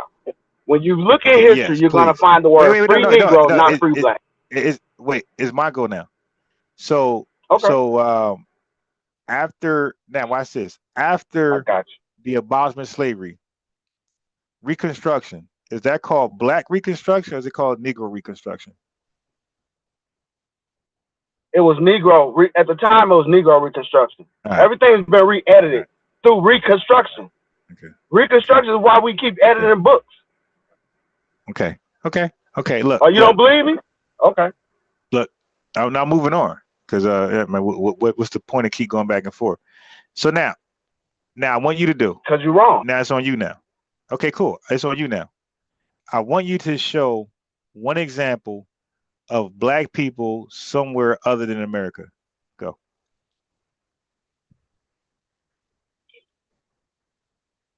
The word black wasn't being used all over the world at that time, and it wasn't really being used in America. We was called Negro. So I'm agreeing with you on that. Okay, so Vaughn, give me an equivalent to somebody calling themselves black in their own language somewhere in Swarthy. That's a European concept. There were swarthy Europeans. Vaughn. Okay, told me to. Vaughn, what is the definition of swarthy for Europeans? Black. In what sense? Define it. You saying black? Color, adjective, black, noun, dark skin, melanated, dark skin, dark complexion. All right, hold on. Swarthy. Okay, watch this. Okay, now Vaughn, slow down. Don't worry, this ass whooping gonna be slow. Okay, so are you telling me Europeans call somebody else swarthy? Yes, that is a term that was used also with more to describe black or dark complexion. Vaughn, I'm not aware of this, so I'm trying to be educated correctly. That's why I'm asking you questions, and you're kind of like being evasive. I'm saying, I'm telling you exactly what it is. Swarthy means black. Point blank, blank and simple. Hey, Vaughn, slow down, my guy. Damn. Now, family, y'all see this? I'm trying to help. I'm slow. You're bright. I'm slow. So help a slow person out, right? I'm short bus. So I'm saying, are you saying Europeans call other people swarthy? Yes or no? I'm saying Europeans refer to dark-skinned Europeans as swarthy. I believe when they came to the Americas, hold on, let me finish. Let me land that one. When they came to the Americas and when they described the natives, they described some of the natives as swarthy with coarse hair. Okay, dude. So that's why I like the way I phrase the question, because you just said something back. You said it back, and you just caused more confusion. All right. So now, are Europeans calling non-Europeans swarthy? Yes, at one point they were. Okay. I can't say if they're doing it now still, but at that time, that's how it's described in the book. Right. I'm only talking about that one time. So now the people who they call swarthy, did those people call themselves swarthy before Europeans? No, nobody calls themselves swarthy nor black. Oh. Hey, give me a second. I'm gonna get right back on. I gotta jump off because I'm at work. But I'm gonna jump off, and if you allow me, I'm gonna jump back in. We're gonna finish this. Okay. Cool. But right now you're not looking good. All right. Okay. All right, peace. Right. I'm telling you, dog. Yeah, peace. Yeah. Now, okay, you think you are until you watch the playback. Everybody believes that until they watch the playback, because these guys are too caught up in their feelings to understand what I'm saying. They're just responding. They're not listening. And I keep saying that. I keep saying, hey, the greatest respect is to listen to somebody talking and then respond to what they said. I hear him. He says swarthy. I'm not familiar with that term, but I'm accepting he's right. But what he's not realizing is that those people who are being called swarthy are not calling themselves swarthy. They call themselves something else.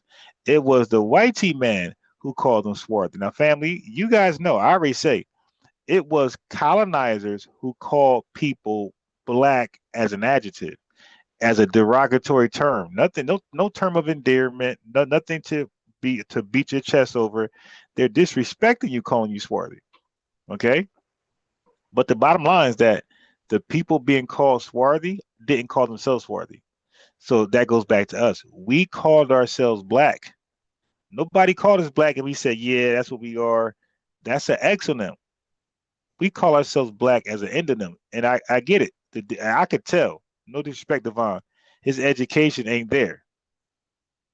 Because like at some point, family, I can kind of like understand that what I'm saying, it takes a level of education to grasp it. So his lack of education ain't gonna grasp what I'm saying. I get it.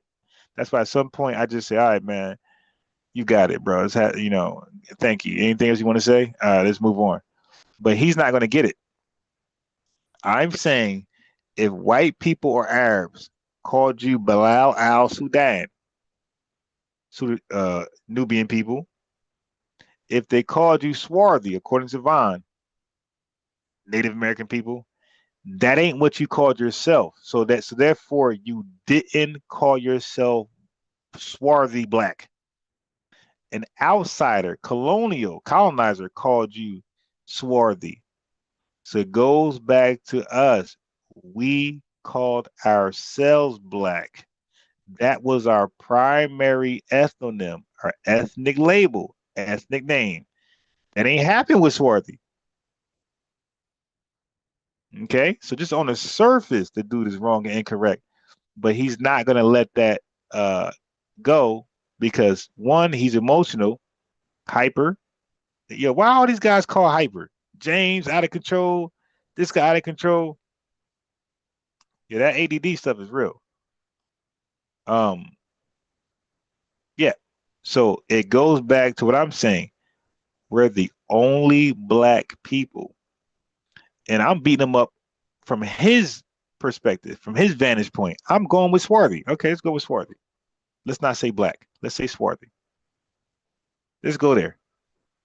And he took an L there because they didn't call themselves swarthy. He's proving my point, but he's saying I'm proving his point. Make that make sense. So now I know my chat's following because I already went over this many times over. We freed them bastards. That's what I remember. Vaughn, you're not one of us because in my family, we pass stories down. This guy doesn't have anything. This product from the crack. He's from the crack era. I remember my mother before said she wanted to go back to Georgia, but then the YouTube thing is like weird. So I'm gonna read that in a second. George, the YouTube, I can't see it, the damn heart, but this heart button right here, you see this heart? You hold on. You see this them hearts? You see those hearts right here? They're blocking my I can't see. Okay. Okay. So I can't see. So give me a second, George. I'll read the rest of it. Buckhorse said, y'all ain't gonna blame shit on us. You sold us, you dirty bastard. Emmanuel Brito says, swarthy sounds like sweetheart and dry. Right. Look, that's what I'm saying. I'm freestyling. Like they got these terms I never heard of, but I let them define the terms and it lines up exactly what I'm saying. I never heard of swarthy, but whatever it meant, black folks ain't the people he calling black ain't call themselves that. It was a European who called him that. So he's not understanding my position. It might be my fault. So when he calls back in, I'm going to further clarify what I mean because he I can hold myself accountable. Maybe the confusion isn't Von's fault. Maybe it's my fault because I wasn't clear enough on what I meant. So when Von calls back in, I'm going to be very clear, more clear in what I mean. Because maybe he came in late. It sounds like he came in late. He caught the show where it's at now. He didn't catch it earlier when I was very clear. So it could be my fault for the confusion. See, that's not narcissist. But guys, these are the narcissists because they don't want to listen to what I'm saying at all. They got their mind made up and they're pushing their agenda. I'm not doing that. I'm listening. I'm responding. I didn't say, what's swarthy? You made that up. I'm like, okay, bro, what does swarthy mean? And I'm getting clarification. I'm trying to slow him down. He keep going. I'm like, dude, are you saying, because it sounded like to me, he was saying Europeans were calling other Europeans swarthy because other Europeans were dark. That's what it sounded like he said. And I'm like, I know he ain't saying that. So I let him try again. And he said the Native Americans, right? The Indians. He said they were swarthy. I said, okay, cool. Okay, I'll go with that. Whatever. But it sounded like he was saying Europeans were calling other Europeans swarthy to mean black. Fresh always said, I could beat that dude just by listening to Ron. Exactly. So George says, I remember my mother before she said she wanted to go back to Georgia, but then she said me and my brother will not fit in because we got something called a cerebral cortex. Then we got Buckhorse, and I caught that too. That's why we are foundational, the grassroots. Yeah. I'm telling you, these guys just, but I respect them for calling in, but all they do is further substantiate my point that we're the only black people. Buckhorse says, we didn't rob you. The crackers did it, punk? So we got FBA empowerment. He's going to say, I can't really, he said we got to keep our eye on Phil Scott of the African Diaspora because he's a bit of a straddle on the fence. Yeah, now he is. Yeah, I ain't gonna lie. He is. Like he's cool peoples, but I don't follow him because he's you know, I know you gotta watch him. Not saying he's bad, but we gotta watch him.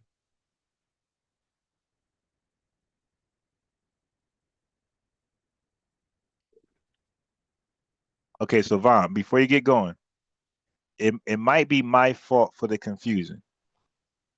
Right, so make sure you can hear me. Can you hear me, Von? Yeah, I hear you. I'm on. Okay. I'm back. Okay, so now I'm taking accountability because I'm saying it might be my fault for the confusion. So I want to, because maybe you came in later as we're talking, right? So it might be my fault. So I want to tell you what I'm saying, and then I'm gonna get your position, whether you agree or disagree.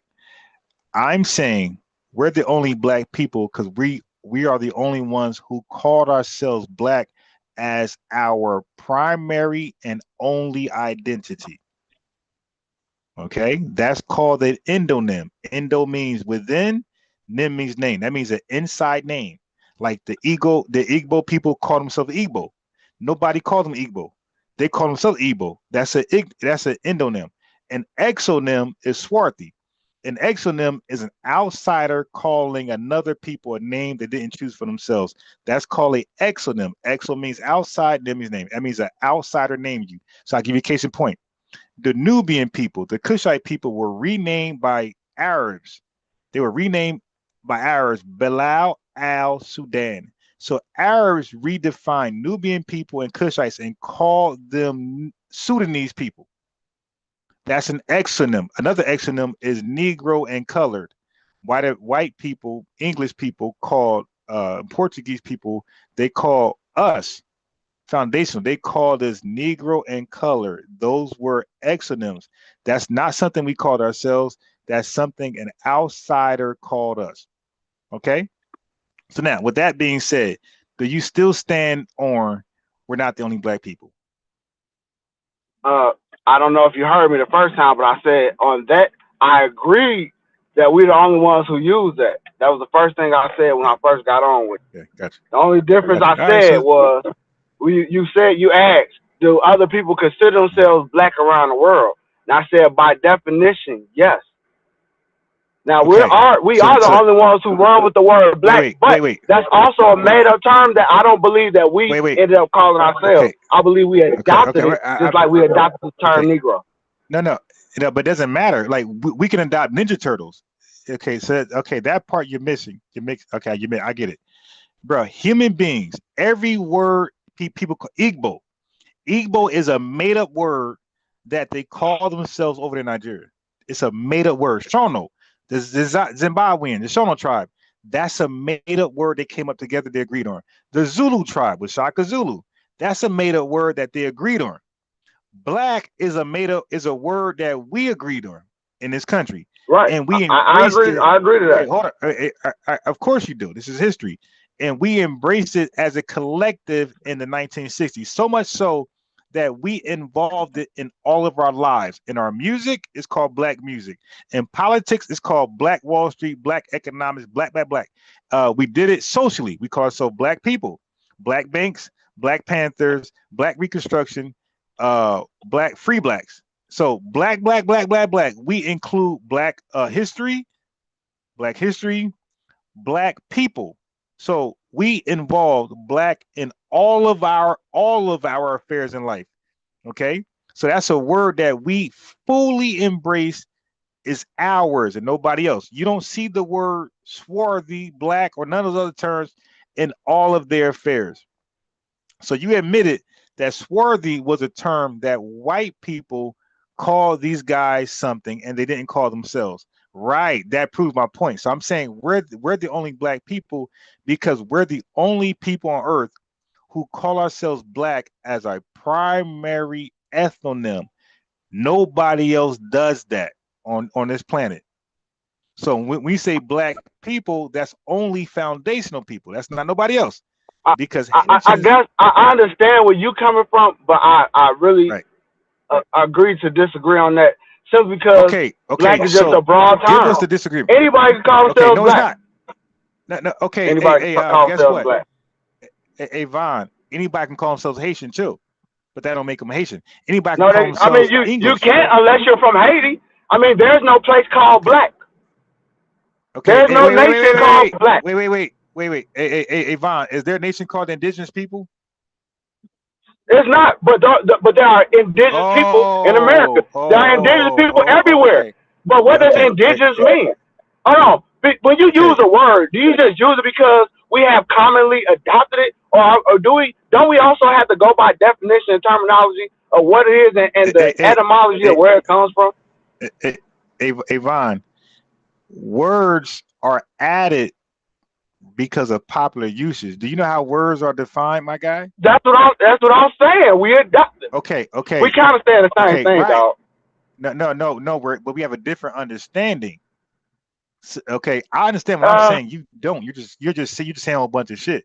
So now I understand what. Hold on, dog. See, you tried to explain something earlier about. Okay, so I'm going to mute you now. I'm going to mute you now because nobody's learning right now. They just hear two people argue, and you're saying shit, and you're not explaining. You're just talking. Okay, so now words.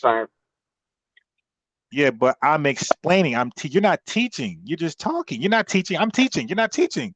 I'm teaching. Listen. If we're dialogue, we're both teaching. We're building. So I'm not even trying to argue with you. You're telling me I'm wrong. You're just telling me I'm wrong. Hey, bro. Okay, so right now he's just talking still.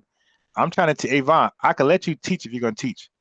Okay, so Von, I gave you a chance to teach something. You talk about swarthy. So and you said you'll call back. So let's stay on swarthy. Unmute. I did mute you just now. Unmute. Let's not jump from swarthy. Let's stay on swarthy. Okay. So now you said swarthy is a European term, right? That's what I said. Okay. So who did Europeans call swarthy? Give us an example. What people? They call European swarthy. They call American swarthy. American. They call anybody. It says who? Like you want me to give you a primary resource? No. I'm asking you specifically, what people on earth did they call swarthy, meaning dark people? People, right? Anybody of dark complexion was considered But swarthy. give me one in particular, my guy. I don't want anybody. Give me one in particular. What people? What out of these all these I'm people? telling you, the word was used for European, like for one person, one man, a man, a name of a person that was considered swarthy. Is that what No, you asking? I'm group. I'm group of people. You're what? Is this dude fucking retarded? Hey, bro, you're saying that European people was calling people swarthy. Because I told you Americans were, and like if you okay, as a group, Americans are that were considered swarthy. I explain that to guy, you. when you okay, now look how dumb this nigga is. He keeps saying American, American, American. Hey, bro, we're in 2026. Here we go again. Here we go again. See, I got you frustrated. You insult me. You do. You insult me like a mother, dog. Come on. Okay. Yeah, your ignorance got me frustrated. It's not that your intellect does. Listen, you are disingenuous in your own language, dude. You don't want to be wrong. Hey, bro, I'm trying to get you. I'm building with you. I'm building with you. I ain't called you dumb or ignorant not one time, bro. No, but you are because not one. I'm trying to get you. I'm trying to get you. I know I'm not. He's still talking over me. I'm trying to get the guy to slow down. He's still talking over me. I went back to swarthy. I said, "Give me a nation." He's on mute. So truth teller, don't say nothing. I want him to come off mute. Come off mute, Vaughn. But once you start talking too much, I'm gonna mute you, bro. Listen to the question carefully. That's cool. Don't insult me, though. Don't insult me, dog. Respectfully. Don't insult me. Okay. This is the question. What nation of people did Europeans call swarthy? Give me one.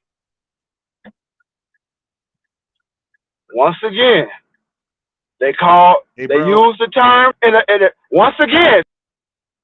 Gotta mute him. He keeps saying once again. Bro, my bad. Just give me the nation of people.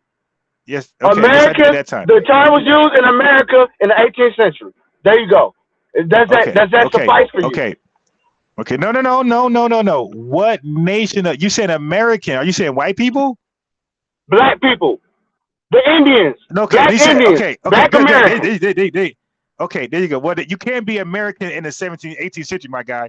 American came about in. You were not American until you got citizenship here. I know that. I'm using a basic information. No. We can't understand you because you're not historically correct. You're saying dumb shit, my guy. You can't be American to get citizenship. See, I like to be historically correct. I don't like to just say shit where it adds more confusion. So now you're saying native indigenous people. On this soil, you're saying Europeans call them swarthy, right? I muted you. Yes. Yes or no? Yes. Okay, cool. Yes. Oh, cool. Now, got it. Did those Native Americans call themselves swarthy before Europeans? Native Americans didn't even call themselves Native Americans. The same way you want to use semantics, they didn't call themselves Native Americans. Look, that's why I call him a dumb nigga. I'm asking about swarthy. I'm not asking about nothing else. I'm asking about swarthy. You see, family? You see what he did? He went somewhere else. So, Vaughn. They didn't call themselves that. I just told you. They didn't call themselves. I did. They didn't call themselves black. They didn't call themselves swarthy. Hey, Vaughn. Okay, I got it. Okay, you know what? Goodbye. Okay, you're not welcome here. See now, family. They would say I'm narcissistic. They say I gotta be right. I'm walking him down from where he introduced to us. He said swarthy. He said Europeans, and I said, give me one nation of people. He was so ambiguous. Hey, go ahead, truth teller. This dude was ambiguous as shit. He was ambiguous. He fucked up. But I was actually gonna come at him from a different direction, right? So but he's not gonna allow you to. Hey, truth teller, but he's not gonna allow you to. Because you see what he did? Well, he's going to scream and scream and scream. Yeah, he is. But I was planning to play on his own logic, right? So I'm from New York, right? 70s, 80s, 90s. And then I lived in Miami, Florida, 2000s and part of the 90s till about the mid 2010s. So I lived in both places where there was a lot of immigrants. I really wanted to ask him, when did the immigrants started calling themselves black? From my recollection, they always said they wasn't black in reference to us. I ain't never heard none of them until recently say they black. I'm talking about the last 2 years, not even 2 years. We probably talking about the last 6 months to a year. Suddenly they all black, and black people is in every country, but nobody else was calling themselves black besides us. So I'm trying to figure out, how did they all become black when they don't even call themselves black? So is he convincing us that they black, or is he convincing them that they black? He's convincing us. And this is what I'm trying to say. It's called an exonym. So what I'm trying to tell this guy, have this conversation. Okay, listen. Truth teller. When we're having a conversation about words, it becomes a grammatical / linguistic debate at that point. So that means you either read this shit or you didn't. Okay? So, which I read. Okay? That's why I say I study Greek, study Spanish. That's called grammar and linguistics. You got to understand the grammatical syntax of languages when you study them. Okay? And you got to understand grammatical syntax, period, and linguistics, period.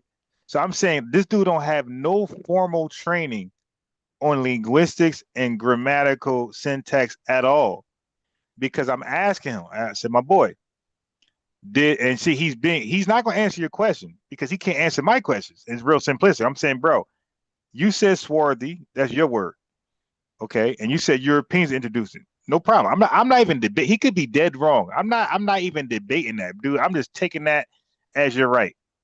But I know that he got to say the Europeans are calling somebody swarthy, and the people themselves are not calling themselves swarthy. And I think he understood that, which would support my claim.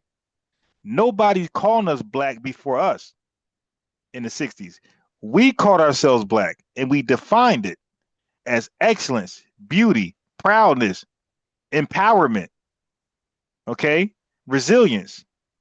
We defined it as self-resilience or self-defense, Black Panthers. We defined black for ourselves. Nobody gave us our definition of black in the 60s. We gave it. Okay, this Islam said the black man is God. We got black love. We defined black in the 60s. Nobody else did. Ain't no European was swarthy on us. So now he is saying the Europeans call Native Americans swarthy. And my simple question was, oh, so the Native Americans didn't call themselves swarthy, which he said is black. Okay, so that supports my argument. So the Native Americans didn't call themselves black. See, he's seen where the logic was going. So he just 4T'd me, and he would have 4T'd you, my guy. So I saved that earlier because that shit, I'm well experienced on these debates. I know how shit works. I know that he's following the logic. He see where the conclusion's coming. He's seen the PEMDAS, the PEMDAS, the operations, the order of operation. He's seen where it's going. Okay? And he tried to avoid that like most people do who are disingenuous. The chat caught it. You may have caught it, maybe not. But the chat caught it, he caught it, I caught it, and he was tiptoeing, twisting, trolling, and tapping out. And that's why I just threw him off. Because I gave him more time to say, okay, cool. So the Native Americans didn't call themselves swarthy, aka black, right? No. Okay, so it goes back to my point. So your first example agree with my point. We're the only black people, meaning we're the only people who call ourselves black as a primary non-exonym. That means no outsider said we were that. Right. So now, if an outsider call you something that you didn't call yourself, then you're eliminated from my claim. My claim is that no outsider called us black. We, the insiders, called ourselves black, and we defined it and control the narrative, no different than FBA. Tariq Nasheed trademarked FBA to control the narrative. So nobody can say they called us FBA first or second when it comes down 50, 100 years later. You see, so he controlled the narrative by trademarking it. So now, when 100 years later, when we argue FBA, nobody can say somebody called us this, an outsider called us this. The trademark represents, this is an inside endonym. We called ourselves this shit. This is important. But I understand when people don't study language, I get it. It's confusing. Exonym, endonym, demonym, I get it. It's confusing. But it's okay. I got you because I'm a teacher in real life. I teach little kids. So I know how to communicate with adults. I know how to explain words where we get it and we're on the same level in 30 seconds. Endonym, inside name, exonym, outsider name. Swarthy is an exonym. It's an outsider calling somebody something they did not call themselves, so they're eliminated in his own example. They did not call themselves black, and outsider European people call them black. They're done. So my position is we're the only black people because we called ourselves black. Nobody called us black. Completely accurate. You can respond to that. Yeah, right. Well, it's completely accurate. And, I'm not as, well, I am educated. I am aware of everything that you're saying. It's just, I think these niggas is too stupid to understand it. So I do too. I go with the simplest point. We called ourselves black. That's what we named ourselves. This was a while ago. We changed our name. Why do everybody else got to be the same name as us? They're not the same as us. Why would we give them the name we gave ourselves? Especially when they say for literally decades, they said that's not who they are. So suddenly now it's a black diaspora. I caught what you were saying earlier because I was like, that's weird to say. But I think some people is trying to move it that way. And it was originally, just like you said, the African diaspora. Suddenly now it's the black one. Even though all African people don't consider themselves black to this day. So I'm just trying to figure out. Yeah, but wait, but truth teller, why would they call themselves black when they equate? Right, but listen to this. They equate black to no culture and lost people. Why would they attach themselves to that? Not only that, these niggas, and these are the dudes on our side of the fence, they co-sign that, right? Because I don't hear none of them jumping up when people are saying this out loud. You ever heard a Pan-African go up there and tell one of these people, what are you talking about? We don't have no culture. Why would you say that? No, they're quiet. Never. And look, and truth teller, before we go to culture, I want to stay on ethnonym, right? Because we got ethnogenesis, we got ethnonym. Ethno means people. Genesis mean new people. Okay. Ethnonym. Okay. People, name. This is the people's name. So I don't want you to lose the point. What I'm saying is that Native Americans, wherever the fuck they want to call themselves, it's established, it's documented, it's on record. That's what they are. Right? Then we have Haitians. 1804, that's their ethnonym. Ethno, people, name. That's the Haitian is that's the people's name globally. So when everybody comes to the international table, they're going to have a flag and they're going to have a name who they want to be called by everybody respectfully. Haitians going to come there as Haitians, right, truth teller?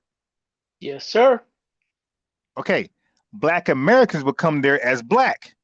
So what I'm saying is when it comes to the international table to represent ourselves, to identify ourselves, we're coming as black. Ain't nobody else coming as black. They're coming as Zimbabwean, Nigerian, Haitian, Jamaican, Dominican, Republican, Irish, whatever. We will be the only people at that table as black because that's our ethnonym. What I'm saying is people can call themselves what they want to call themselves, but that ain't their name. That ain't their ethnic name. Their ethnic name is Zimbabwean, Igbo, Shona, Fulani, Asante. It's everything under the sun, but that shit ain't black. We're the only people who are saying we're black. Ain't nothing else. There's no nickname. We ain't cosplaying. We're not Haitian on the low. We're not Jamaican on the low. We're not Caribbean. We're not West Indian. We're not African. We're just black. And I stand 10 toes on that. We're the only black people. Everybody else have their own ethnic name, and that shit ain't black. And Vaughn, you failed. Because you came to a linguistic argument a grammatical argument and you don't know what the fuck you talking about. You don't know what I'm talking about. You're lost. You're confused. I get it. And I was trying to like catch him up real fast, but he was stuck in his ways, which I call outaged. He's outaged. He's outdated. He can't relate. Nice. You're being nice. That's real nice of you and professional. Respectful. So right now I don't want to be nice. I don't want to be professional. That's not who I am in real life. In real life, I'll tell you what I think you really are. But online, I try to clean it up a little bit and be more political. But in real life, I would have never talked like that. You dig? I would have never told him that. I would have told him the worst things possible. But like again, because we're in person, because we're online, babies watching potentially in the future. I want to sound kind of, educated. I'm gonna sound educated. But go ahead. You go ahead. That's all I want to say. I was just gonna say, and talking with some of our elders, I'll follow your lead and go with the respectful thing, talking to some of our elders, our FBA elders. For the most part, they're all out of tune with what current reality looks like. Now, my mother is she's actually technically a silent generation. She's born in 43. So she's not even a boomer. She's just before the whole boomer thing happened. All before all the boomers was born. Talking to her about anything that's similar to this is like it's almost like talking to a 3-year-old that only knows 5 words, which is kind of sad. So when you try to talk to somebody, it is what it is. Yeah. You try to apply it with logic because you think you've been around for a long time. You can at least understand the path of a logical explanation, but they don't want to hear logic. They only want to hear what they want to hear, which is normally has nothing. Which is emotions. Which is emotion. It just it's feel good. Feel good shit. Feel good. Yeah, and it's not even feel good. Honestly, at this point in time, it's just madness. If you hear what they're saying. So basically, if you stand up for your own lineage, you're attacking everybody else. But when everybody else was standing up for their own lineages, you was clapping your hands, right? When Black Americans were supporting other countries who's being attacked by them folks, one way, shape, or form, we were chanting for them to celebrate their lineage. You're those kind of people. You should fight. We support you, right? Which is great if you're going to support a group and their lineage is their lineage. You're going to support their lineage because you feel like they're brothers. You have a brotherly lineage thing happening. Cool. But suddenly when you want to push your own lineage, you fighting against everybody because we're all the same suddenly. We wasn't all the same when you was getting support from us. So suddenly now everybody's all the same. What's happening? Right? Well, you got to be like, well, what's going on? And what's going on is we ain't got no friends. That's really what it boils down to. We ain't got no friends. Sadly, and when you of course, let me say this to Truth Teller and to the family. We're saying generally, like we're not saying you don't have that, you know what I mean? Because they might have a neighbor who's non-FBA who's their friend. We're not saying that. We're not saying nobody. We're saying there's some thorough neighbors. You got some. It might be white, Hispanic, you dig, Jamaican, Haitian, even African. They might be Chinese. They might be thorough as shit and down for you. We're not talking about that one exception. We're saying generally, collectively, there's not enough of them collectively to represent like a friendship with another nation. That's what we're not talking about that one exception guy. We're talking about collectively as a nation. You don't have a friend. I have a homeboy named Quan. Quan is Chinese. Both his parents migrated here from China. They speak broken English. Quan was born and raised in Brooklyn, only dates Black chicks.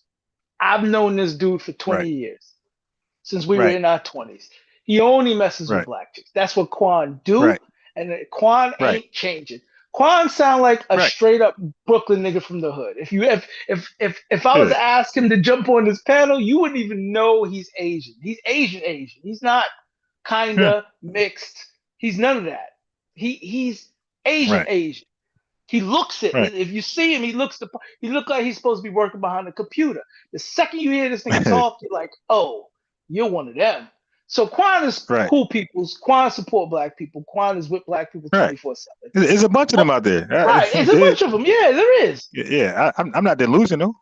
Yeah, but it's not the majority of them. That's not how they roll as a group. But they're out there though. Because I got Filipino friends. I got Caribbean friends. That's thoroughly shit.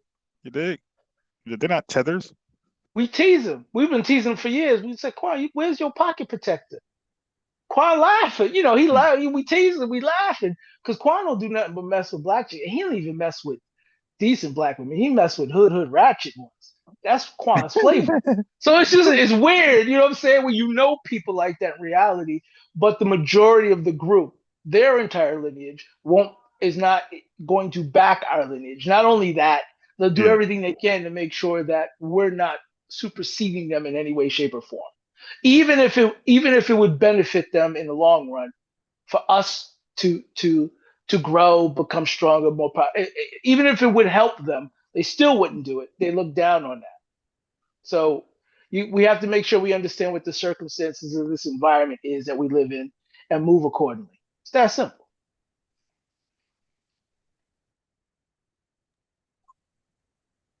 And y'all old folk, listen, man, y'all doing more to hurt us than to help us at this point in time. You basically a weight.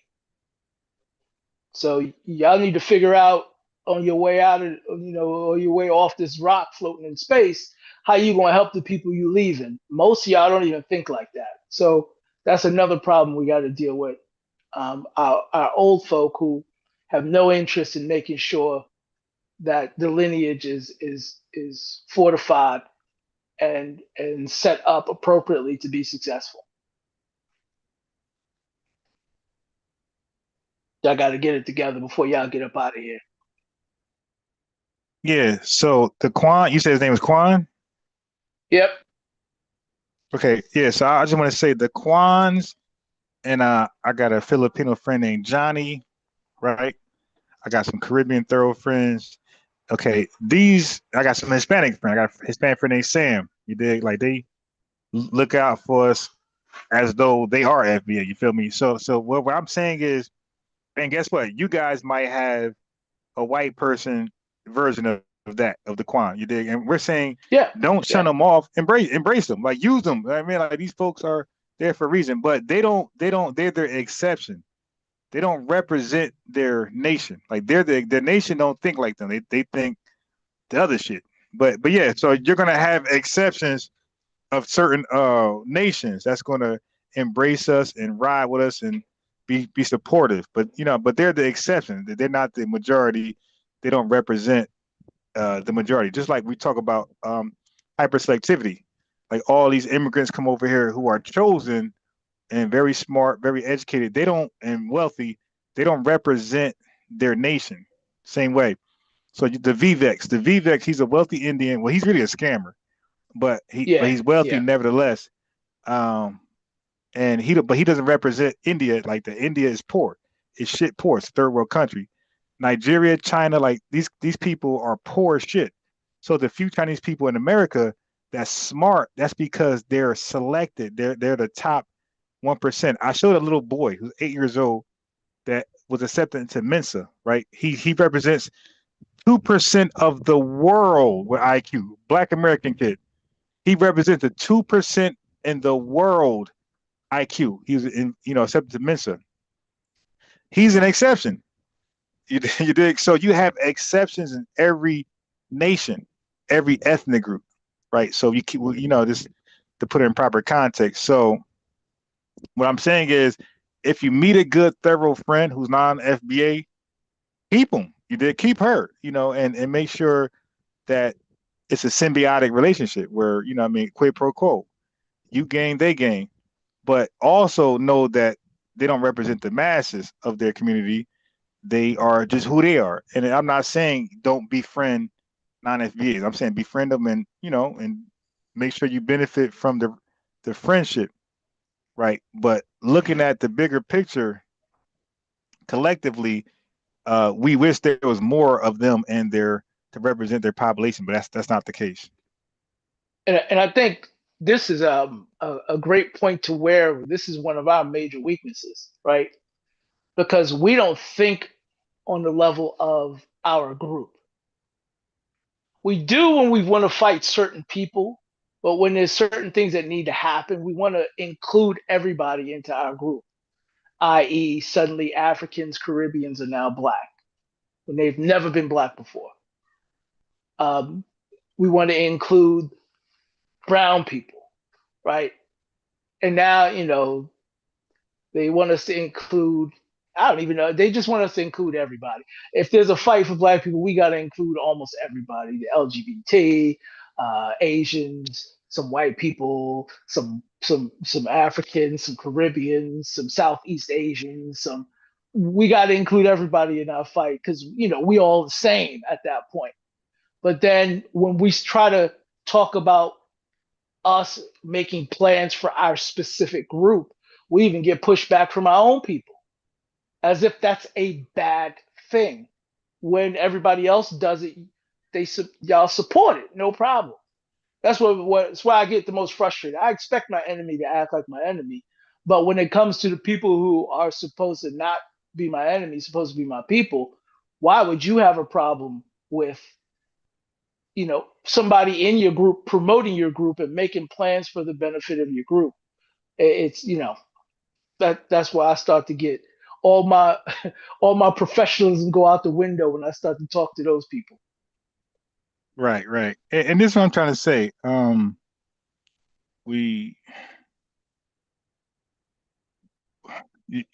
There is an effort out there. Tariq Nasheed had, and I'm gonna share a video in a second, a dialogue he had with a Tether. Hey, listen, the other day I shared a video.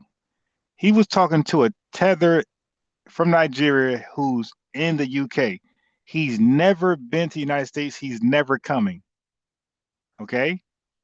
He's in UK tethering and he's happy. He's proud. He's never going back to his homeland. He left them. He forbade them. He abandoned them. You dig? Now, this guy who's never going to come to America, he was speaking on our delineation. So Tariq, she like, what the, like literally, like we can understand a person living in America, a Tether in America complaining. We could, that's logical. We get it. How does scratching our head? Like, nigga, you're in UK. You're never, how does our delineation movement affect you in the UK? But that just shows how powerful this shit is, that all these Dr. Umars, these Pan-Africans, the Dr. Ruxpin sellout like him, Dr. Ancient Mama Mayat, they're trying to water it down. Oh, it's an internet group and nothing. And you got people in the UK who are never coming to America. They're feeling this shit in the UK. And they're calling in Tariq Nasheed Spaces complaining from the UK. They're never going to come here. You had on the platform when I was playing with those tethers earlier. She was in Zimbabwe for the Shona tribe. She ain't never been to America. And she's in our spaces complaining about, so the family, they are feeling the delineation ripple effects in their countries thousands away outside of our jurisdiction, and they're complaining. But you have Pan-Africans, coons, possums out here acting like it's ineffective. And you got people who are being affected in a place where they shouldn't be, according to their logic. So I'm saying is you got Pan-Africans who are trying to water down our influence, and they are directly being affected in their homeland, and they're not even in America and don't plan on coming here. It's insane. I found that amazing. It's insane. I did see that as well. I know you're about to run it again, but that's how you know you know, when the whole no culture thing, you don't know where you come from. At first, when they started saying that stuff, at first, you know, in my mind, I'm like, well, if that's you literally had Jamaican people saying that, right? Well, it's like, nigga, Yeah, yeah, you did. how you think you got on that island? What are you talking? Like, wait, what? One group of people I never heard saying that though is any black or African Brazilians. Let me say that Afro Brazilians. I ain't never heard none of them saying that, but I heard Jamaicans saying it. I heard other Caribbeans saying it, and I'm like, wait, how do you think you got to the island of Jamaica? You think you niggas just ended up there? Because I don't know. So that's how I was trying to answer that in my head, like, hey, hold on, maybe they're just too stupid to realize. But after a little while, I realized it had nothing to do with stupidity. They really were trying to separate us from them, is what they were trying to do. But they were trying to do it in a slick way. And so now that we riding that train, suddenly now they're like, uh-oh, we got to reverse this because no, this ain't right. We got to turn this around. So you don't hear that no culture thing happening too much anymore. Now what they're saying is that they had impact on our culture, is what they're saying now. And it was all of us together and this and that and the third. But I thought we didn't have no culture. What are y'all talking about? How do y'all make this change so suddenly? But you know, go ahead, do the video thing. These people are idiots, man. Yeah,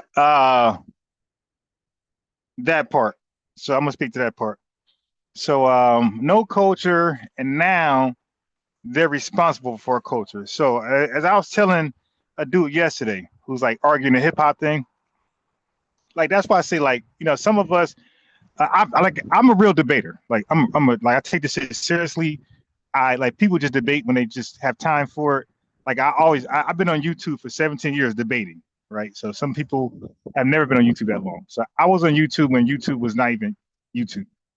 Debating, you feel me? 17 years debating all types of topics, political, religious, shit like this, Black history.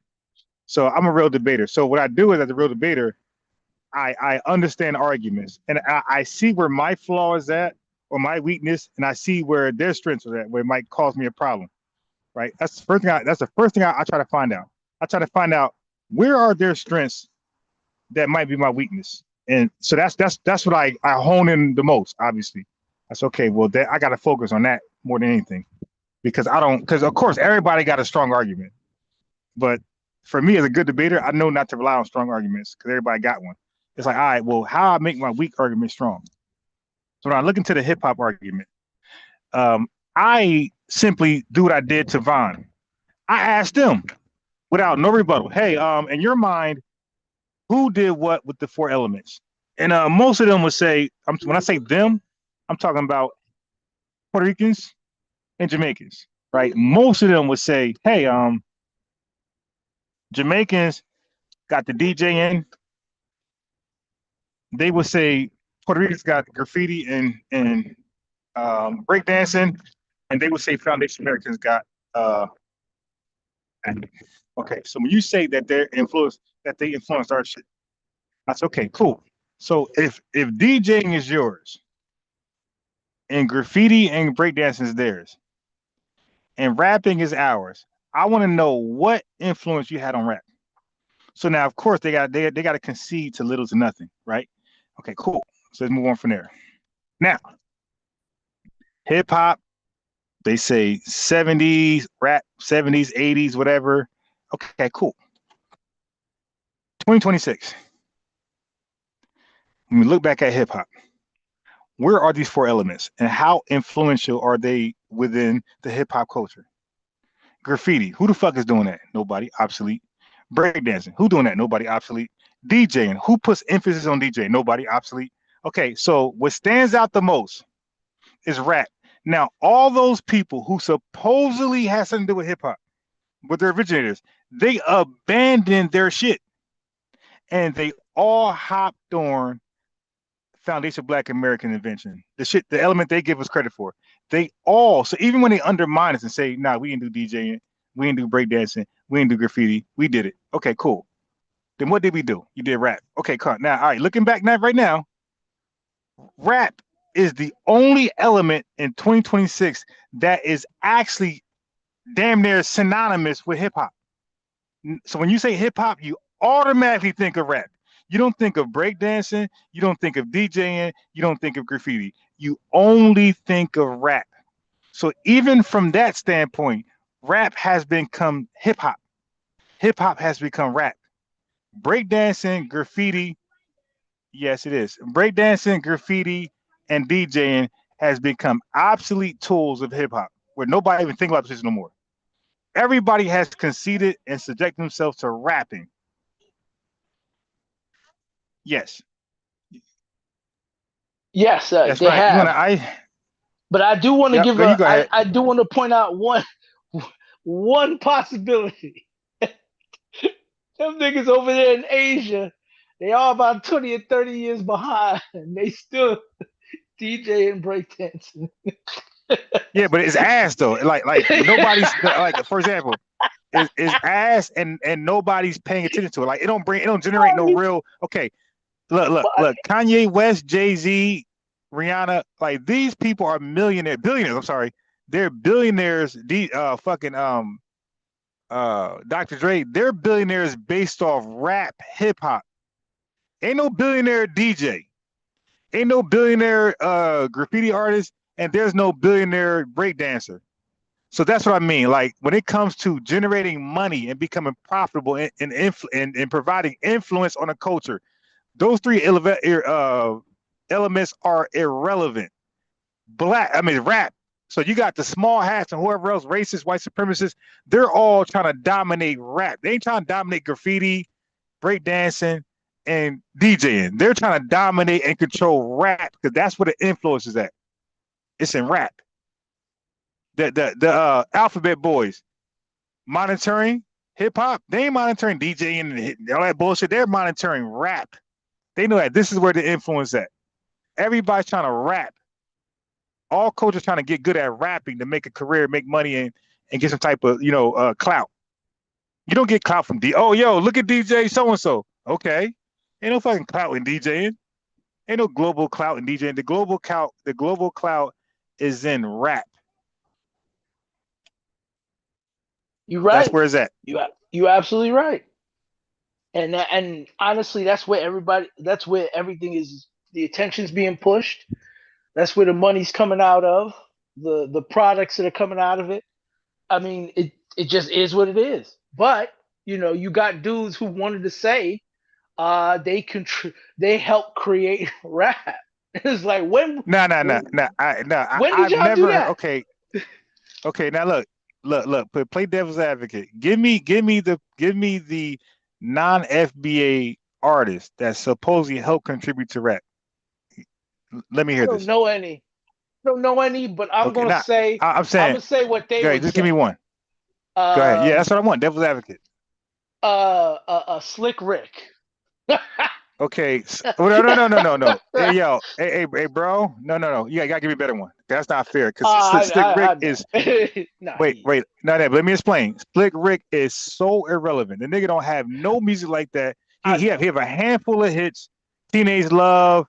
The story shit. He had like literally like 5 fingers worth of music, bro. He's totally obsolete, wiped out from. Let me rap. do better. Yeah, give me somebody better. Give me somebody better.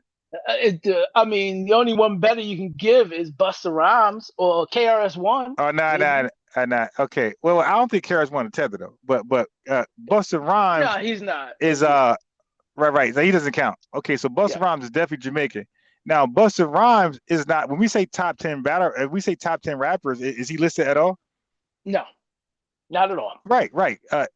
He's in no records. No. Busta Rhymes can be wiped out of hip hop history, and nobody will bat an eye. Right. So now the person you should name is Biggie Smalls. Right. I didn't want to go there, but yeah. He's right. Well, he's way larger than. Way larger. Busta Rhymes, but it was too easy. I was trying to pick somebody that wasn't.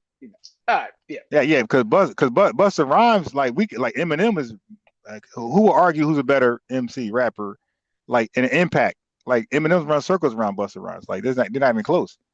Yeah, so Busta Rhymes is just a rapper. Like Busta Rhymes, we can argue the Migos is way more influential. We could argue Future. We could argue the Young Thug. So Busta Rhymes he's like way back in the nosebleed beat, section when it comes to hip hop. We could say Lil Wayne. I mean, we could keep Drake. Not even Drake. Well, we could say Drake, who's not even FBA. Him, he overlaps him. We could say, it's J. Cole. There's so many rappers currently. People will argue Uzi Vert. You dig? The other guy, the what's the guy? Swirl US. What that fuck? The guy I hate Swirl. I know he's talking about. Yeah. They got him over Busta Rhymes, bro. Busta Rhymes. You got T.I. Busta Rhymes is nowhere near anywhere in relevancy when it comes to hip hop. There's so many artists that's featured, that's preferred over. Hey, stop! You won't get it. Okay. So with that being said, you have to only do Biggie. Because Busta Rhymes takes a large backseat to all those artists I named, and let me keep thinking. I keep throwing shit. I might say Soulja Boy. Soulja Boy is more, and Bow Wow is more relevant and impactful than Busta Rhymes. Busta Rhymes was somebody who just stayed afloat, bro. He just made songs. What about Fabulous? What about Jadakiss? You did. Come on, man. Like, we can keep going. 50 Cent. We keep going. So when we really start to name rappers, you'll see Busta Rhymes fade away into limbo land to nothing, irrelevancy. You dig? Yeah. So the nigga's ass. But when it comes to I wanted to ask. I heard Biggie. I heard his pops is from here. Is that true? Yeah. His family's. I don't believe so. I believe he's Jamaican. Okay. But you got to fact check me though, because I'm not a Biggie fan. Never was. I was always Tupac. I was always foundational in my entire life. I was never a Biggie Tether fan. I was always foundational Tupac. Right. Now watch this. Biggie. That's their best source of reference. But ironically, he got the worst lyrics ever in hip hop.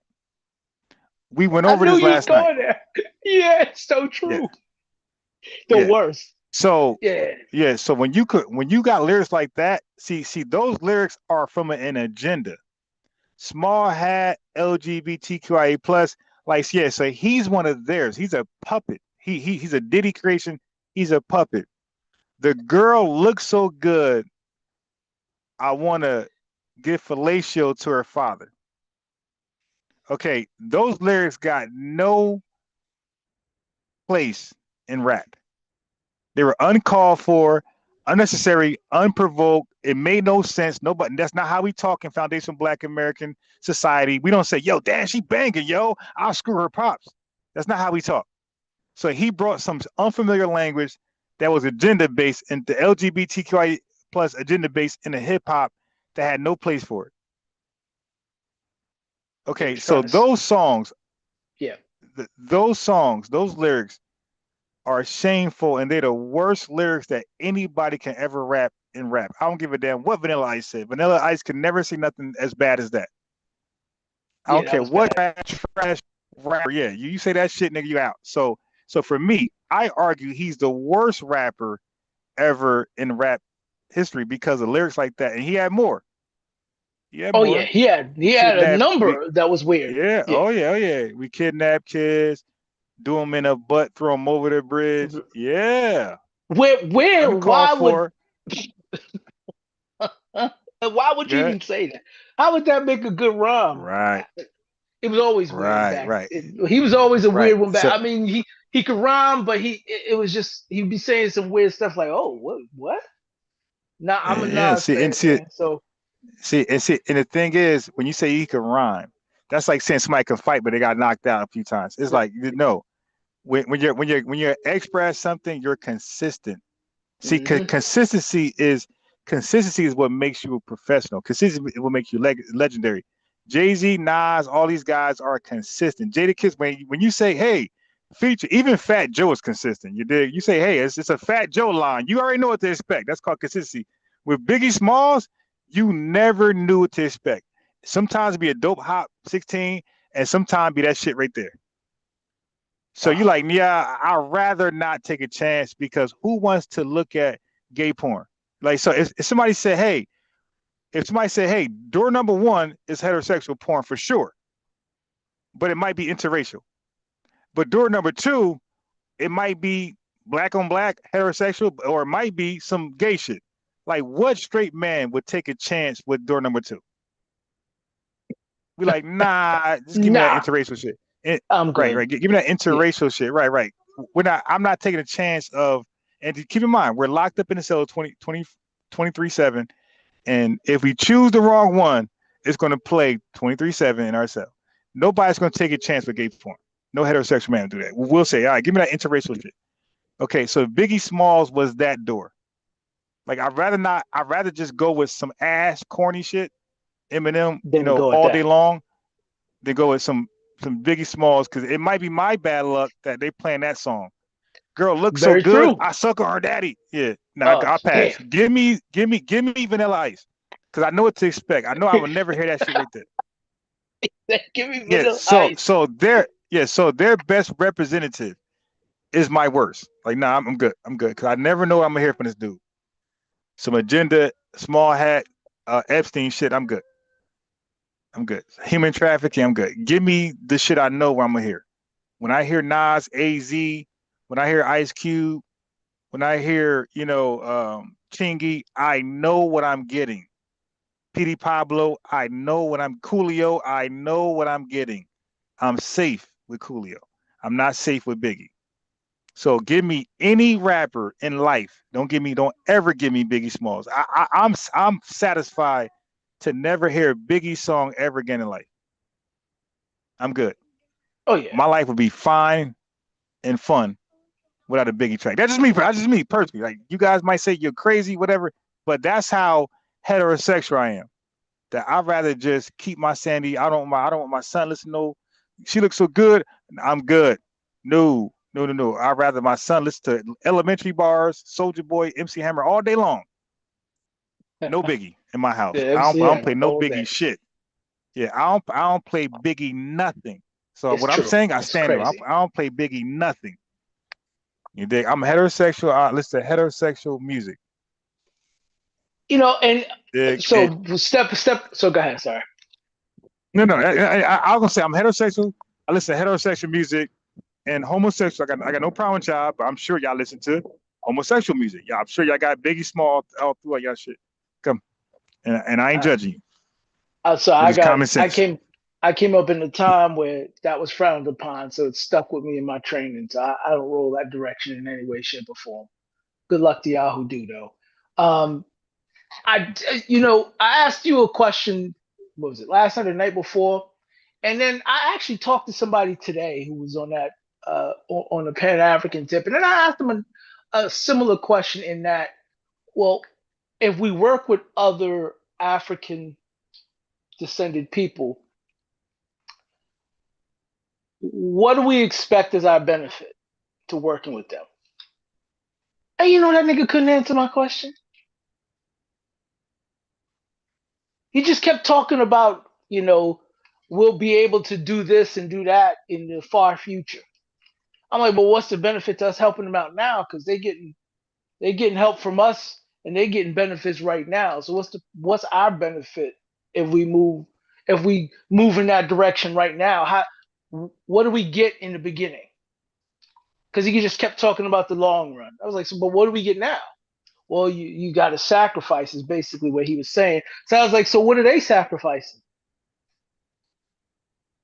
And I just never got an answer. It was just a lot of dancing and tap dancing and ringing and humming and crickets. And it's white supremacist to think like that. And I was told that it's white supremacy to think that. Wait, you want me to partner up with somebody who's not carrying the same weight I am, but you telling me I can't expect a benefit up front if I have to carry most of the weight? I was like, that's a bad business. If this was business, that'd be a horrible business deal. And horrible investment. He just told me you can't think of it like that. So I'm like, so we shouldn't expect nothing. I mean, we got to help them. I'm like, why? And then I said, well, why do we have to help them? For what? Why do we have to? And they never give you a straight answer. I'm getting the Pan-Africans are starting to get on my nerves, man, because they just they're not saying nothing. They just talking. The mouth is moving, but nothing's coming out. There's no plan. There's no direction. There's no tangibles. There's nothing that they come with. It's just basically a high level dance about a wish that they hope can happen some way, somehow, sometime in the future. Yeah, I don't even want to listen to them no more. I just feel like they're complete enemies. They're ops at this point. That's what I call them. I call them ops. I think that's why I say, man, listen, if you're into Pan-Africanism, go have fun. Do you? You did. You open up a school. You want to teach everybody melanin. Go ahead. If you got a food drive, you want to go Christmas stuff. Do you? But when you pitch it to it's something that we should do, part of our agenda, that's when I have a problem. But if you want to singularly go help out all these melanated people, go ahead. Well, when you make that part of our agenda, I look at you sideways because we need help too. Like we own a fraction of the percentage of the wealth. Like we're not in a position to be Superman. No, listen. I say this, truth teller. I say that's not our job at all. I agree. I say the Tethers should do what they've been doing. Take your ass to Zaddy and ask for some money. Because they got all the money. We ain't got no fucking money. Go ask Zaddy and see what he says. But for us, we got to worry about us and focus on us. And look, there's too many foundation Black Americans who don't have shit for me to be reaching out to a Tether. Okay? So I'm not skipping on my lineage to help somebody else out. You know, they say that's treason. They're starting to criticize us about not attacking white people, which I find very weird. I'm starting to hear that a lot. Like, what do you mean? But no. But that's a projection. Yeah, it is. Like that's a projection. There's no stage in this history of this country where we didn't call out, where we're not opposed to white supremacy or systemic racism. We call that out all day long. See, but the thing is, white supremacy has always been covert. That's why you can't think about this. When somebody's racist at your job, that's white. Why you can't sue them? Why you can't sue for them being racist or the job being racist? You know why? Because you can't sue intent. Like it's so hard to prove. Correct. Like you got to catch them on. You got to catch them on camera, basically. But even though they're being racist subtly, you can never sue them. So white supremacy isn't blatant. Okay, but Tetherism is blatant. It's insane. So it looks it's insanely blatant. Yeah. So it looks like we're not fighting white supremacy, and we are. They're just lying. But it's that Tetherism isn't subtle like white supremacy. It's blatant, it's overt, and it's in our face. So of course, if there's a disease, my guy, if there's a disease eating your liver, guess what? We seek help. But if there's a fly flying around you, you're gonna smack at it. Hold on. Fucker's calling me.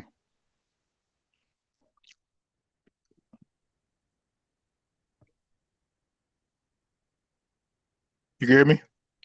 Yeah, I heard you. You said you're getting a call? Yeah. So if there's a disease eating your liver, but you can't feel symptoms, then you don't know that's there, right? It's going to do what it do. But unless you get a checkup, a routine checkup. But as that's happening at the same time, if there's a fly flying around you, it's your common instinct to swat at the fly. So now the fly can't say, nah, but the bacteria eating your liver. You're like, yo, what bacteria? I didn't know it was even there. You dig? So white supremacy is covert, is not blatant, it's done in secret, and you don't know until you're being infected. But you don't know when it's there when they're drawing up plans. Like you can assume it's there, you can assume all this shit. That's why we do routine checkups, because you assume at some point something's gonna elevate your body. But no, we're doing both. Wait. Last thing is this: we're doing both. We can chew gum and walk. We can address all disrespect. Okay, and right now the most disrespect ain't coming from white supremacists. It's coming from Tethers. Right. And we're addressing that.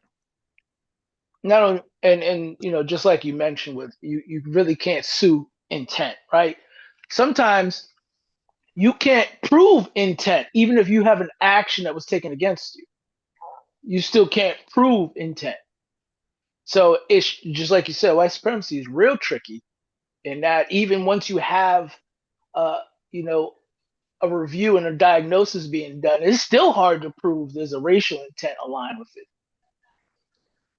But with them, it's just outright direct, and I am just really, I'm not curious, but I am, and I'm not surprised, and I'm not delusional to think these people don't like us. They really don't like the fact we are who we are.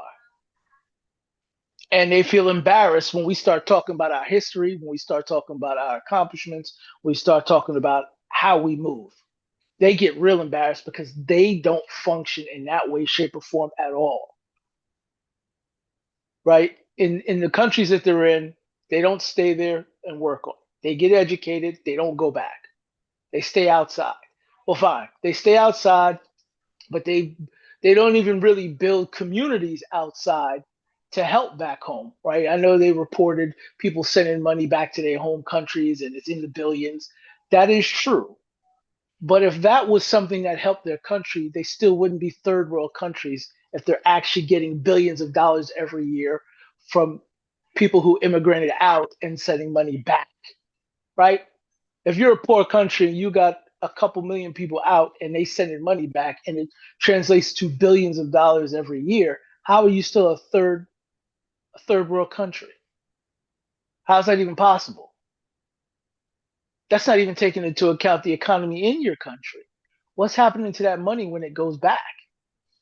Is it staying in that economy, or is it actually going out of that economy again once it gets there? So I mean, you the type of people that we're dealing with are not the type of people that Pan-Africanists want you to believe. The people that Pan-Africanists want you to believe don't exist. They've never been there. We just never took the time to understand who these people really are.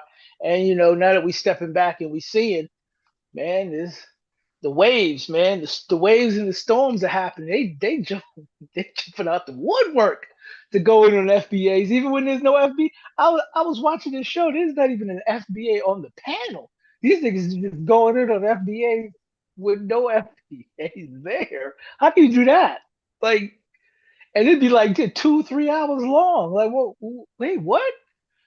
Some of them don't even be in the country and they go in the FBA. It's like, yo, what does a foundational Black American got to do with you? You in Africa, the UK, or the Caribbean? What is it? What's that got to do with you? I mean, it's fun times, man. It's all it is. It's fun times right now. I'm enjoying it. Yeah, it's some sick hatred, and all it's doing, like the best thing they could have did when we delineate was stay silent, because we wouldn't never believe it's as bad as what it is. You did. Yes. Like we'd have just delineated and then smiled at them. Hello, how you doing, sir? And maybe help them out with some shit. But the fact that they're crashing out the way they are, we're like, wait a minute, why are you doing all that? Like, because what they're trying to do is they're trying to make us believe delineating is wrong, and that was the worst approach they could have done. They should have supported it. Like, yeah, you're right. Yeah. But they're trying to make us believe we're the problem now. Really, and there's no way you can do that. We know we're not the problem. We know you are. You dig? So when you try to make us believe we're the problem, we know you're lying, and now we're like all in now. Like all the cars are just face down or face up. You're like, yo, now we in. Their public hate is actually helping us align. Right. There's tons of people that see how they act and like, wait, hold on, what are you saying? Mm-hmm. And now suddenly now it's gaining more ground. It's crazy. Yep. Thank you, Tethers. And guess what? That's see, the thing is, like, they don't know that we've seen this play already. We've seen it with white supremacy, right? Because like they are the originals, benign and neglect, and they blame us. Oh well, you should just comply. He wouldn't have shot you had you just complied. Yeah, but complying is like giving up my Fifth Amendment rights.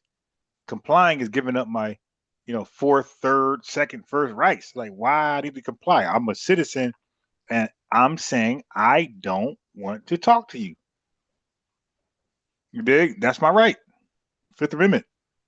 I'm a citizen. I'm saying I don't agree to illegal searches and seizures. That's Fourth Amendment. And I have a First Amendment right to talk and record your ass. You dig? So I'm not going to give up my rights just to not be violated. Because in that case, this is 1950s all over again. Like, we fought for a reason. Like, we fought to end these are legal practices. We're not going to be quiet and let them repeat themselves. And that's what people try to act like they don't get.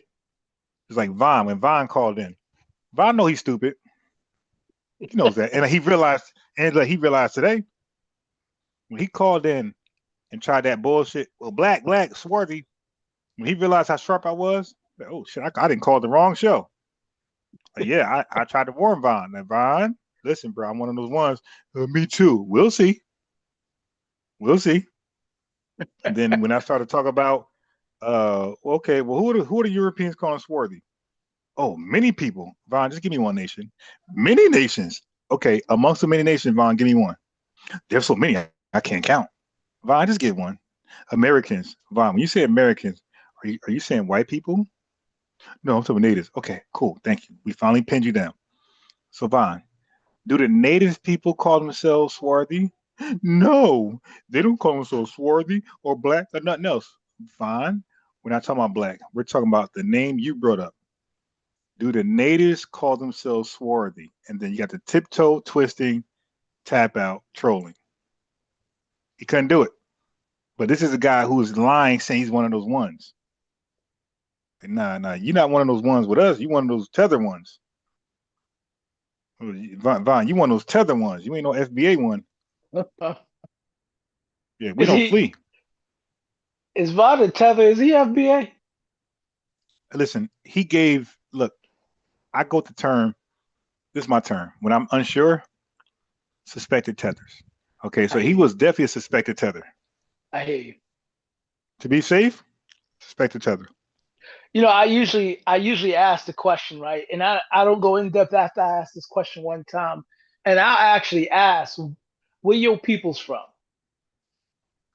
And if they tell me New York, but they don't follow it up with what they should follow up with, I know what the answer is. Yeah, exactly. Right? Because I can say New York, but I know where my FBA ancestors come from beyond New York. And when my mother was born in New York, that was the mid to early 40s, right? That was before any of these people came in.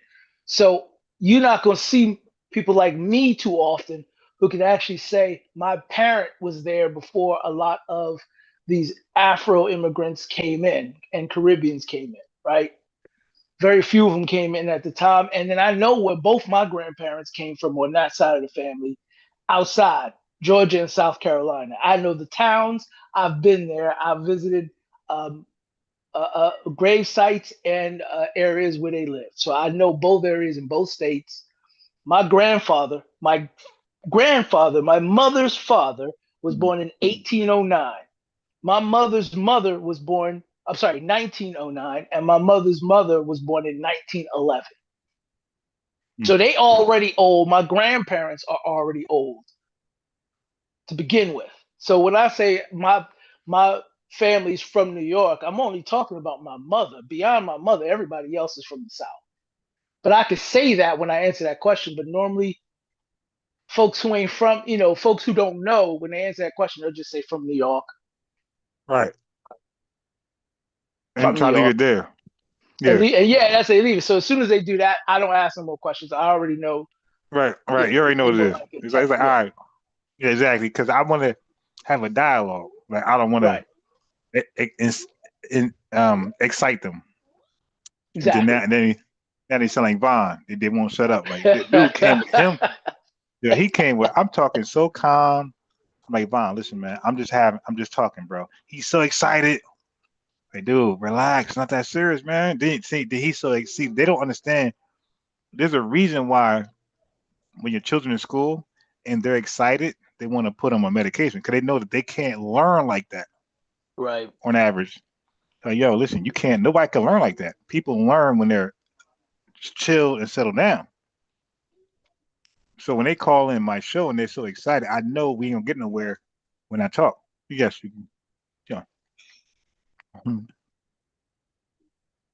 Yeah, so I already know that. So I'm like, okay, oh boy.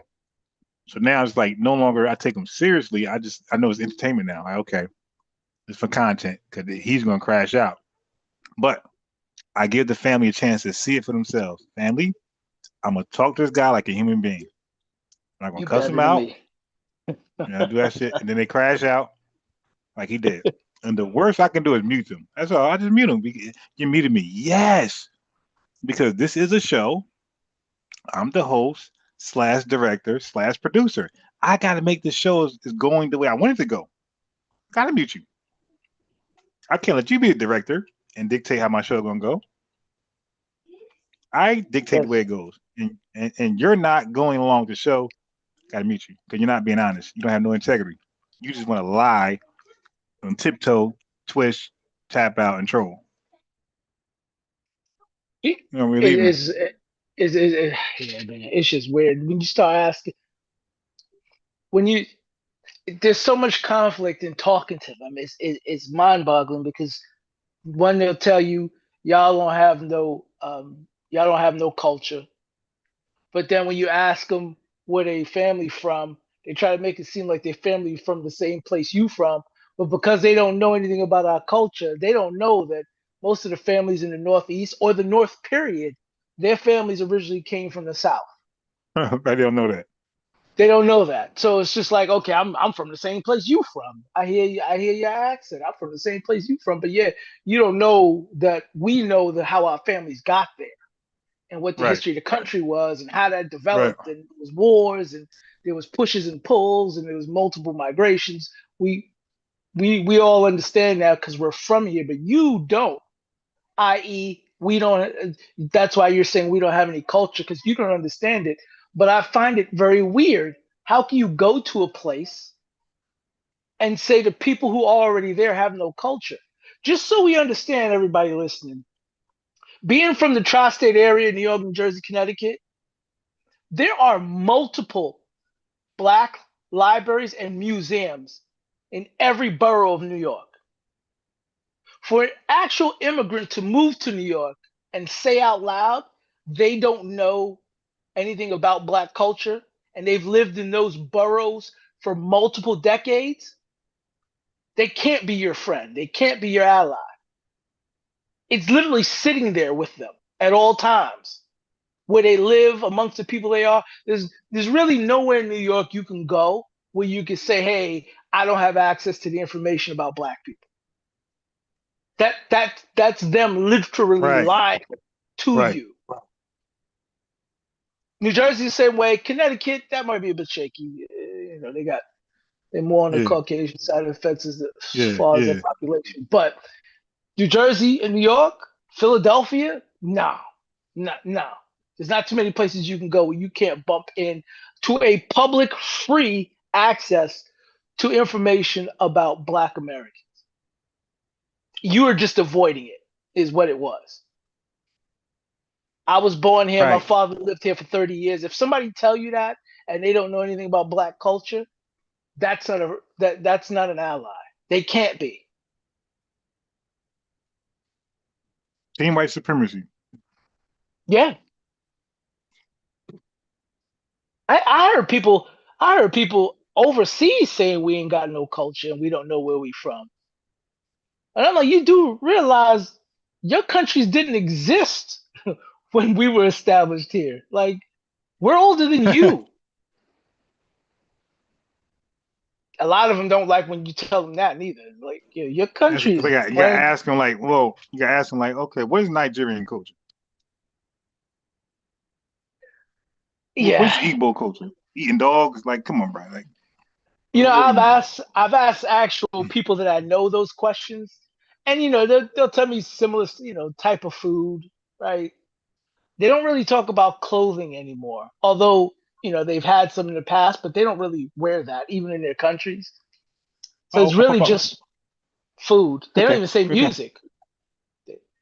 They don't even talk about music. Like, I'm sure these African places got music and instruments. So, well, Can you tell me about your musical stuff? Like your art? I'm sure y'all got some kind of art. What kind of art y'all got? They can't tell you nothing, man. They don't know. And if it is, and guess what? If it's a culture, it's definitely not a culture of influence. And nobody trying to mimic that bullshit. No, and I mean they don't even want to mimic it. They come over here and they look just like us. Like, oh, what happened to the? And there's no African styles you could do. Like, what? Hold up, yo, we got them cosplaying us in their homeland, shanty towns, with jerseys that look like ours, but ain't nothing like it. Like you know how they you know like they create a jersey to sell. Yeah. Yo, they create a jersey to sell to us, but they fuck up on like the stitching, whatever. That's what they got. Yeah, but they got a Lamar Jackson jersey. Look, they got a Lamar Jackson jersey that says 88. They do, and they be rocking them hard, man. Or they'll have like who was that? Lamar Jackson. For who? Like a for who? You don't even have a team on it. You know, it don't have a team on it. It's just got a number. That's it. Just 88. Like, yo, who the hell is number 88? And what team? Lamar Jackson. What team? The Raiders. Like, he ain't playing on damn Raiders. What are you talking about? Like, how's it the Raiders? Your jersey's blue. What are you talking about? That's how they do, man. It's bad. It is real bad. And then what they thought they was going to do with this Afrobeat stuff, what they thought they was going to do is what they thought rap would do, which is weird because Afrobeats is basically rap. I'm sorry. Yeah. It is. All they did was put on. So they stole from two people. I'm gonna say it. I'll say that loud. They stole the rhythms that Jamaicans tend to make, Caribbeans tend to make. I'm gonna say Jamaicans because I don't really know what the other Caribbean islands. They don't make different rhythms. It's basically whatever Jamaicans make. And then they put rap. They put our rapping style on top of that. They don't put reggae style on top of that. They put our rapping style on top of reggae beats, and they call that Afro beats. It's like, come on, y'all. Y'all couldn't do better than this. Y'all ain't got nothing. Yeah, I don't like. To me, it's okay, but I don't listen to that shit at all. Like, never. I don't listen to it at all. I tried. I don't listen to it at all because, you know, I said it in the chat earlier. It's like trying to listen to soca when you're not at a party or at carnival. Why would you be listening to soca music if you're not at a party or at carnival? It's weird. Yeah, you know, it's almost like that song. Hey, Macarena. It's an song. I'll never play it. There we go. If I hear it at a party, whatever, I'll nod my head and dance, participate. But I'll never like say, hey, yo, play the Macarena. Yeah, you ain't gonna put the CD in the car or go to X Radio and pick it and play it. No, it's not that kind of song, right? And that's the same thing with it. They try to force it on us here though, but it's not really that popular, and it never will be. It's kind of like what the Koreans is doing with pop.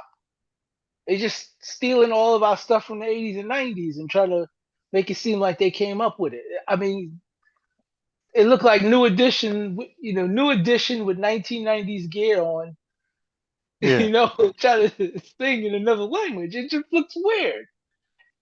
And then like when they get their hair locked, they don't have it locked like traditional Jamaicans. No, they got it locked the way we use it. Yeah, basically twists in a nutshell. But yeah. It's what they would call a loose lock, right? It's not like the Jamaican lock. It's like ours. So that it's basically what they saw from hip hop is what it was. It's not. Right. They're not pulling it directly from the Caribbean. Right. They're pulling what hip hop looks like. I remember Bob Marley and Here Comes the High Step or Murder, like that locks was Jamaican lock. Mm-hmm. Yeah. That was Jamaican. Like they started to steal the way we locked our hair up. And because you're absolutely right. Their locks are different. It's thicker. It's tighter. Not only that, it's basically a lifestyle. So there's certain things that have to go into it. Yeah, that's totally different the way we wear locks. So, and then I mean, it's just a fact. They got a whole bunch of different types of locks. They got bobo dreads and niggas who look like homeless niggas. They locks, unkept and crazy, and you got the cleaner and ones. guess what? And guess what? That's a Bobby. Nah, shit. Well, listen. Give me a major artist in Jamaica that had the cleaner locks. I don't know. You might be right. I don't know. I'm saying even antiquity, like back in the day. Like, give me somebody who had the cleaner locks. That's like well known in Jamaican. I don't know. You might be right. Yeah, you might be right. Because I'm not. It's not that they're cleaner. It's just that they're tighter. And yeah, give me one, because I don't know, and I want to know once. I don't not know no more. I want to think. I want to be in the realm of knowledge. Bounty Killer had it for a while. Yeah, I have no idea how. I have no idea. You know what's crazy? I know his name. I heard his music. I have no idea how that man looks. If you see a video play, you'd be like, "Oh, that's him. I've seen him before." Because he did a lot of interaction with rap too. He did one thing with Maya. What was that Maya song he did with her? Let me see this guy. Let me see. Yeah, let me see this guy. So you're saying so for example, like Bob Marley is like nationally known. Yeah, he had he had the more organized. Yeah. Okay, cool. Let me see this guy. Bounty Killer. Like, cause even the dude Vibes Cartel, I recently just know how he looked. Recently, when I learned he's coming out of prison, that's when that's the first time I learned how he looked. I knew how he looked. I never really listened to him. I stopped listening to Jamaican music a long time ago. Okay, so let me see. I have no idea who's new or nothing. Like I know Shaggy, but Shaggy didn't have no locks. Yeah, no, yeah. Bounty Killer. Okay, hold on. I don't even think he got dreads now. Bounty Killer. I can't. I'm looking at him. I'm trying to get a better image of the guy. All right, I'm trying to get him in his locks. All right, this song right here. Hold on, it's 4 years ago. Nah, what I'm talking about closer to the like early 2000s kind of Bounty Killer. I ain't talking about nothing current. I stopped listening to him like in the 2000s. I didn't follow anybody after that. So I have no idea what's been cooking on that side of the fence since then. I think Buju Banton had some too, if I remember correctly. Nah. I'm 4 years old. Jersey, along most of my adult life. I did my first time seeing how this dude look. First time. I had never known how this dude looked. First time seeing him. Buju Banton has the dreads he has the dreads you talk about. B-U-J-U. But I'm saying this dude, Bounty Killer. This is my first time like laying my he's been around I've been in Jersey a long time. I know. I heard his name, I heard his music, but I never seen this dude face until now. But okay, so how's that possible? Because these guys it's real possible. Yes. Yeah. And I'm saying because these guys were never on the Source magazine, like Magnet, right? Never nowhere.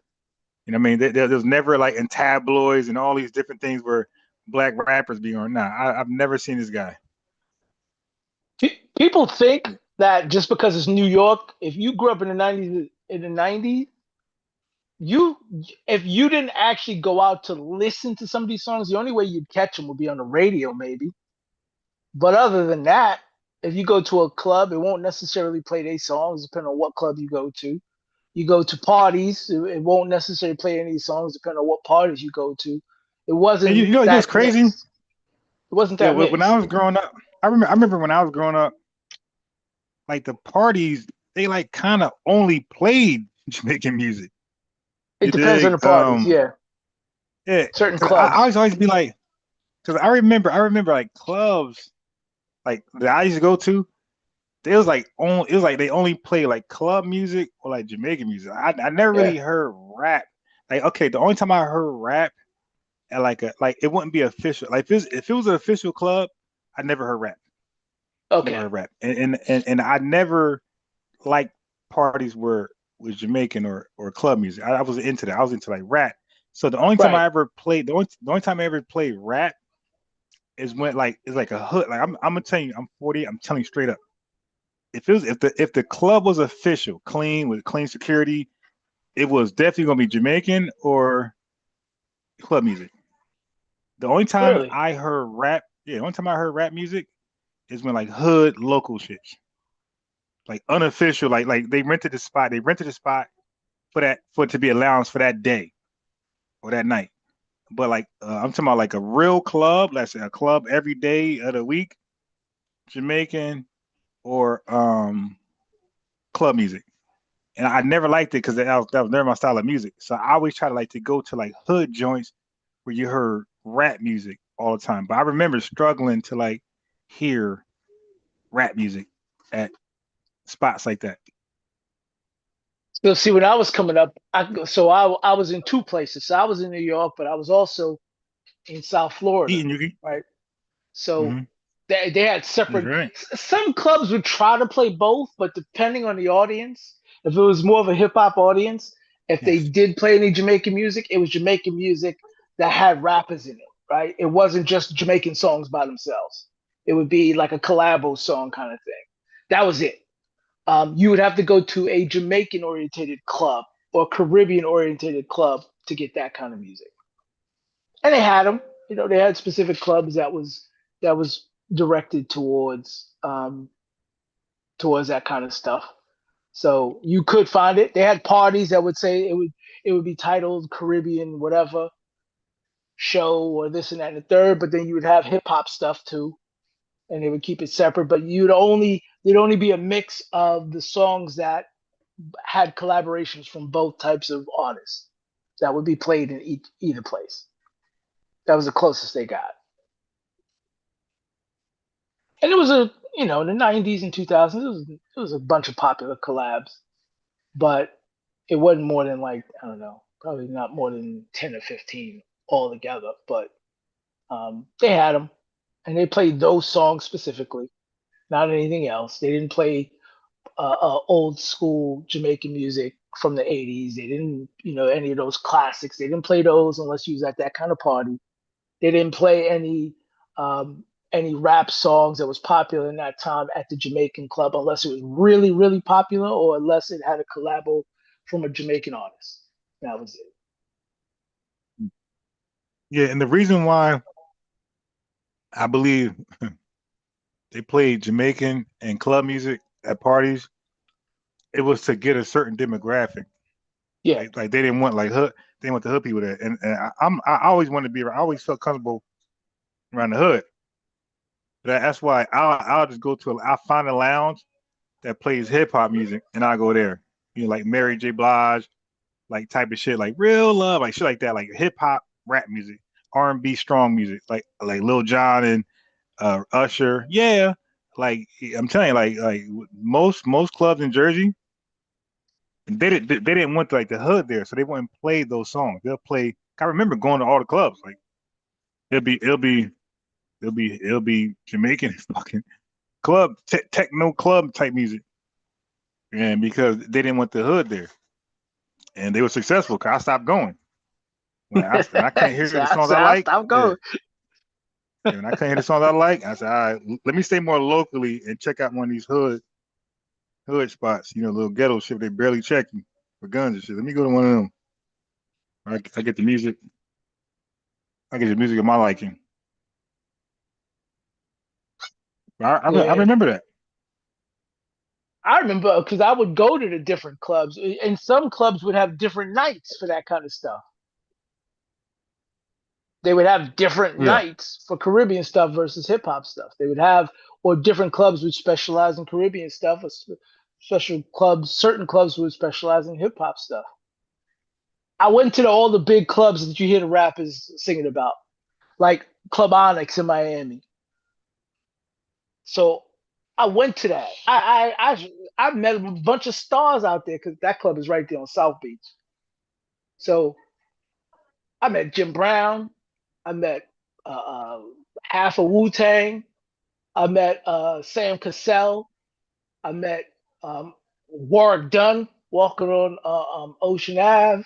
He was just walking by himself. Crazy. What's his name? Dennis Rodman was out there with Carmen Electra when they was together. They was just out there walking on a slow night. Yeah, I remember that.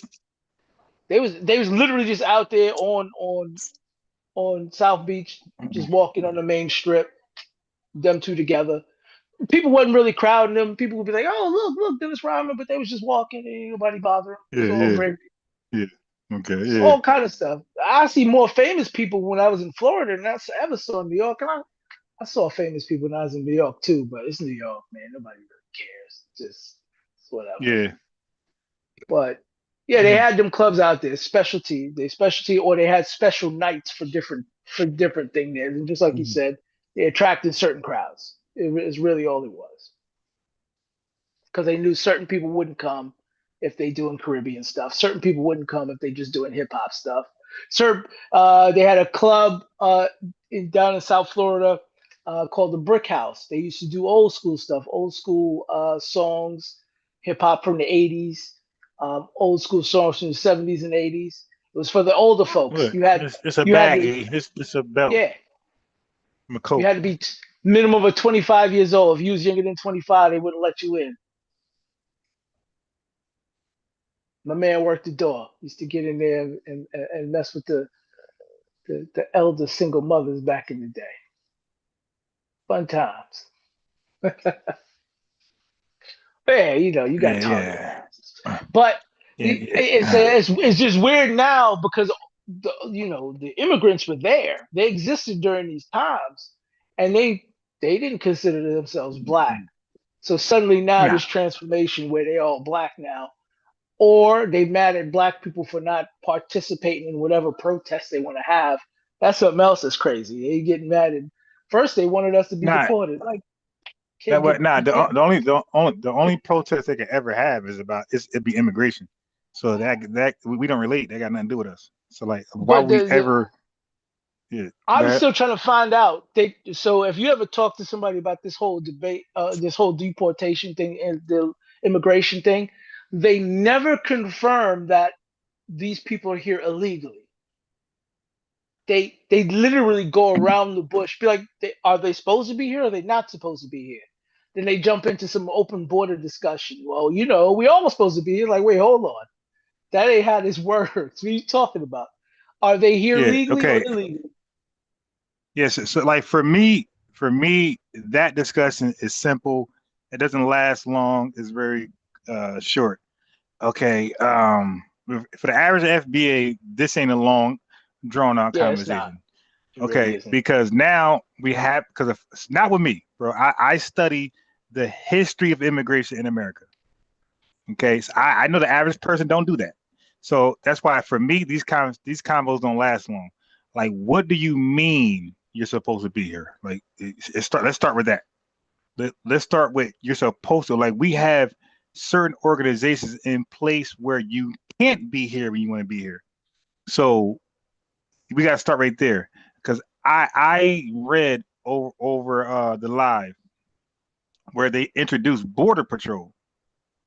When it first came into mind, the first idea to have Border Patrol. All right. So that's there for a reason. So now Border Patrol contradicts any logic that you're supposed to be here. Okay. That stops that. There was never a time in American history where the immigrant was supposed to be here. There are no white immigrants who ever were supposed to be here ever in American history. Okay, I could take you all the way back to to English when they had the 13 colonies and they were like, "Yo, y'all gotta take our worst." Even then, the the colonies were like, no, we don't want them.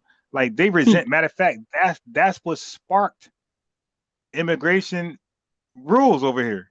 When they forced the colonies to take on their worst people, the Americans were mad as shit. They never liked that shit. So then they started to like, what they did was they did some slick shit. They said, all right, well, we're gonna dictate how many of those trash can people come over here, and they start to make up like little rules, like little nuanced rules. Well, no, they might have diseases. They made like little shit to limit British trash can denizens for coming over here. Like they made up like little low key rules where slowed that shit down. So there was never a time in America where it was anybody was supposed to be here. All right. So that's gone. Again, these are people who don't know anything about immigration, never studied it. That was never such thing. It was always quotas. It was always stipulations. It was always visas. I can tell you about when visas first came into play, what year that did. So this right here is a lie. Like, so yeah, that won't last long with me, because I'm a guy would be like, can you show me that? Where'd you read that from? Can you show me any time in this country, but that was the case, and you're continuing that practice? Can you show me that? I know about Operation Wetback. They don't. Okay. So yeah. So I know about that. Yeah. Nah, that's a real operation. I know about that. They don't. So yeah. So they can play with certain FBAs all they want. No, I took it. I made it my thing to study the history of immigration in this country, because I knew they'll try to pull a fast one on me. So I said, all right, let me be prepared in advance. So they can't. And I read that shit every like month to stay up to date. And every so often I'll read it with the chat. I'll share my screen, we'll read together. And I'll show them all man, it's interesting. You know, but and guess what? These are I could use them as gotchas. I could gotcha people all day long. But I hardly bring it up unless somebody want to play with me. Have you ever heard of a cogent reason? Who? Have you ever heard of a logical or something that might have some merit, a reason for why these people shouldn't be deported? Has anybody even given you a decent rebuttal? No, the only thing they would say is there's a due process. You can't just deport them. There's a due process. That's the only rebuttal they have. I heard that too before. No, once you're illegal in this country, you are a criminal. Pretty much. You're illegal and criminal are synonymous. All right. When you say something is illegal, what you're saying is if you do that action. So if I say you don't do that, it's illegal. When I'm telling you, if you do it anyway, you're now a criminal, because that was a criminal offense, and if the authorities find out, you will be prosecuted. That's what we say. When we say, hey, don't do that, that's illegal. What we're saying is if you get caught, you are a criminal. So basically, illegal and criminal are synonymous. They're like almost interchangeable. Hey, that's criminal, don't do that. Hey, that's illegal, don't do that. So once you're in this country, first of all, how'd you get in this country? If you got here illegally, good luck. It ain't gonna shit work for you. But if you got this country legally, that means through a sponsorship, some H-1B visa, some asylee status, refugee status, evacuee status. We know about that. Okay, and those are temporal moments while you're in this country. So you're permitted here. You don't have a right to be here. You're permitted to be here for a certain period of time, right? But there's actions that can violate the terms and conditions and get your ass deported. So once you violate those terms and conditions, no matter how you got here, and we're assuming legally, you are now you may be illegal at that point. So now a judge decides that fate for you. And guess what? Those local judges, those state judges been saying, yeah, that violated the terms. And then that's when ICE pick up. That's why ICE be at the courtrooms. Because they scoop you up right when you walk out. Yeah, but hold on. But they're waiting on the verdict first. Because if the judge says they didn't violate shit, there's nothing to pick up, right? But once the judge says, yeah, you violated you're now illegal. We'll take it from here. And guess what? The judges, some shit the judges can't even like turn back. There's something called mandatory sentences, mandatory convictions, and mandatory minimum sentences. That means a judge legally, if he wanted to, could not downplay your charge because this crime results in this punishment and that punishment results into deportation. So that's why the ICE agents there, like, all right, judge, you can act like they ain't commit a crime, and you'll be fired. You lose your career over this illegal person. We're still locking his ass up. Or you can do what's right, make a fair judgment like you're supposed to do on this type of crime, and we're here to get his ass anyway. So that it's not like the judge have, if they want to maintain a career, they have to say, hey, this is a criminal act worthy of qualify for deportation. It's out of my hands. And that's why they be right there, because they know that, again, let me go back. FBI have national and international resources that local judge don't, that state doesn't. Their resources are only national. I'm sorry, statewide. The federal government resources are national, international. So they know what the next step is. That's why they're there before the verdict even is handed down. They have the money. They have unlimited money. The government just print money from where? The state can't do that. The state cannot print money. This goes back to federalism. I try to teach motherfuckers. This is called federalism. Okay? The state cannot, they can charge taxes, but they cannot print money. Only the federal government. So the federal government resources are unlimited, literally unlimited. That's why they can go to war. A state can't go to war. The government can. Right? So that's called federalism. It teaches you what the state can do that the government can't do, and what they can do together, and what the government can do, national government can do, and the state can't do. Federalism. I taught that on my channel a few times. Yeah, so that's what I'm saying. Like, when you have these conversations with them, right? And because I've tried, but you're more patient than that, because then they kind of skip over all of that and just say this isn't right, and then they try to associate it to the struggle of Black people here in America, which is weird. That don't work either. Yeah, they try that. And like, you mean our freedom is equal to them trespassing? Like, how does this work? Okay, but I won't even draw that comparison. So, like I said, for me, like debating is like playing Madden football, and I'm also a chess teacher. It's like I play chess, so it's like playing chess. I look at it as like a game. I don't see it like how people see it. I see it as, okay, if you're playing Madden and you go into I form, I might go to 3-4 defense. I might go to quarters defense. So depending upon how you could come at me, that might be the defense I play. So back to chess. If you're playing Queen's Gambit, I may play a certain defense. I might play an Indian's defense. You feel me? So it all depends on what. If you play King's Gambit, I might play the French defense. Okay, so that's how I look at debating.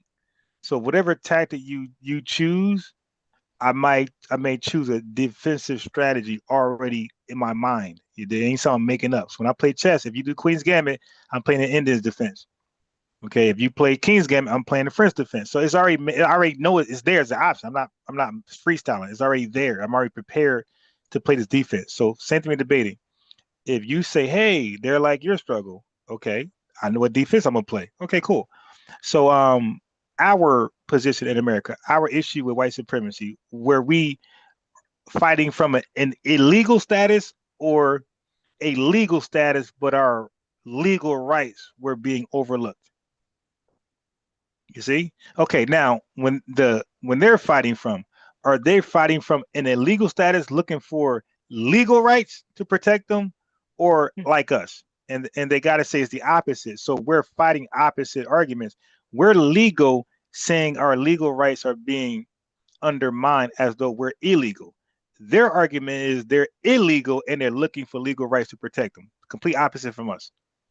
So no, that's literally arguing apples and oranges by the very definition to compare us to them. Yeah, that's crazy. I like that. I'm gonna use that tactic. Right. So that won't work with me because again, like I know my history. I know immigration. I know like a lot of these shits. They don't expect one person to know. I know federalism. So I'm well equipped to just freestyle. And that's why I get the link out there. I believe I can just freestyle any prepared argument and still win. So they could catch me off guard. I'm still gonna win because I have an education that's prepared to combat all those different talking points at any given time, any drop of a dime. And that's why people like Dr. Ruxpin, the Dr. Inchba Mayas, who have a degree, don't call in because they know if they get their ass kicked, they got more to lose because they're a doctor getting their ass kicked by somebody who's not. That's why like they look at me as high risk, low reward. What does Dr. Mayat have a degree in? A doctorate? Engineering. Engineering. Wait, sorry. What kind of engineering? We talk about technical, we talk about computer, just to fit the old-fashioned fit. Computer. Oh, Jesus. Yeah. Oh, man. All right. Just to give you, so I'm quite aware of those people. I'm also in IT. I oversee projects. I've spent quite a bit of time as a technical program manager. So, okay. Now I understand. She can't speak on these things. Exactly. So then this a degree, yeah. Right, but that's right. But that's the deception she'll use. But she'll see with these and neither is Dr. Ruxpin qualified. But what they'll do is who gets a doctorate in computer engineering? Why would you do that? Because the easiest route to lie to the people. Right. So what she do is this. So she'll say I'm doctorate. She said I got a doctorate degree. I'm a doctor. So then she'll pretend that her doctorate degree is in history. Okay, so when she sell her book or DVD Melchizedek, she'll say Dr. Mayat selling or Dr. Oyat Mayat selling this DVD, this cartoon shit. So now it makes you believe she got a doctorate in fucking cartoons. You know what I mean? So whatever she does, she'll attach doctor to it. But she not only her, Dr. Bessie Muhammad, same dude. This dude got a doctorate in Islamic studies. But what he'll do is so what he'll do is he'll talk about some social shit and say Dr. Wesley Muhammad says this. Well, Umar does the same thing. Umar is supposedly a clinical school psychologist. That's what his doctor's degree in. But then he'll talk about things unrelated to that and tie doctor to it. So now we believe his doctorate is in whatever he talks about. So all three of them. So this is some nigger shit. They all do that to deceive us. Wow. So like, yep, they'll go out of the way to deceive us. I just want people to understand if you're going to get a doctorate, computer engineering is a complete waste of time for you to get a doctorate in, unless you plan to be a college professor teaching computer engineering. You don't need it for that job. So let me be fair. I think it's computer engineering. It might be some other engineering shit. I'm not 100% sure. Yeah. Even if it is for other engineering. If it's, let's say it's mechanical, you don't need a doctorate for mechanical engineering either. So engineering on electrical, computer, that kind of stuff, there's a reason why most people who are in that industry don't get doctorates, because there's no reason to have it. It's a waste of time and money. So if she has it in engineering in any way, shape, or form, unless she's planning to teach college classes, there's no point in having a doctorate there. Yeah, so she claims to teach college classes also. Yeah. That's more than likely why she got it, so she could teach. Because those industries is tough work. A lot of times women don't like doing it. You're at your computer screen for hours upon hours, dealing with calculations, multiple functions, different scenarios. You have to be a logical based person to be productive in that arena. And then on top of that, you have to be able to deal with the solitude, the dynamics, as well as the consistency you need to be successful there. That's why a lot of women don't go into that. I know they try to train everybody saying, well, women aren't pointed into that. Their fundamentals is not in that kind of work environment. It doesn't work for them. It's too structured, too controlled. So that's why if you get a doctor, it's just, in any engineering, there's not too many that a doctor would be beneficial. So if she's an engineer, she got a doctorate, she's planning not to be an engineer. just to put it to y'all directly. Okay, got you. I got you. Yeah. So they use these degrees to deceive, to say, hey, you could trust me. I'm a doctor, but what they're talking about, they're not a doctorate in that. They don't have a doctorate in that. So it's a little like a finesse game they do, and that's why when they pull that card with me, like, hey, you ain't got a degree. You're right. Neither do you. When it comes to when we took Black History, neither do you. But even Umar, a clinical psychologist, right? They can write prescriptions, right? And bro, they're not the broke versions of those doctors. I'm gonna keep it a buck with you, bro. I don't believe he still have his license because the shit he was I don't saying. think so either. Yeah, I believe. Yeah, if he ever had a license in that, it's gone. Because listen to what I'm saying. I know for a fact. He talked about ADHD a lot, right? That's his claim to fame. Mm-hmm. Okay, do you understand his diagnosis of what causes ADHD? What was it? No daddy at home, right? Syndrome. Stop playing. All right. Yes. Stop playing, bro. Yes, he's okay. Nothing in his schooling remotely hinted to that in any way, shape, fathom.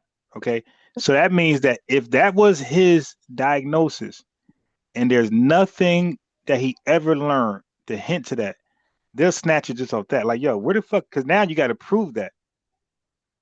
You dig? Like, you can't just make that claim and leave it out there, and then yeah. So to keep his license, to keep his degree and that shit, they want to know, hey man, how you come to that conclusion? Like, we want to like put us on. Okay, now by the way, he's the only school clinical psychologist in the world who came to that diagnosis. Now listen, you have white doctors who are against medicine. Ain't none of them say that crazy shit. He's literally the only, yes, he's the only person in the world to come to that conclusion. I didn't know that about. I'm the one that you see making comments saying that I promise you Umar's an op because he functions like one, but I didn't know that was his diagnosis. Yeah. No. And that's why they say he's a stupid fool, man. How? He's a stupid How can you fool. say that out loud and not expect? He just listen. All right, and guess what? Guess what? Hey, bro, he didn't even get major pushback from that. His major pushback was the school. Hey, yo, we should have, like, the community should have outed him.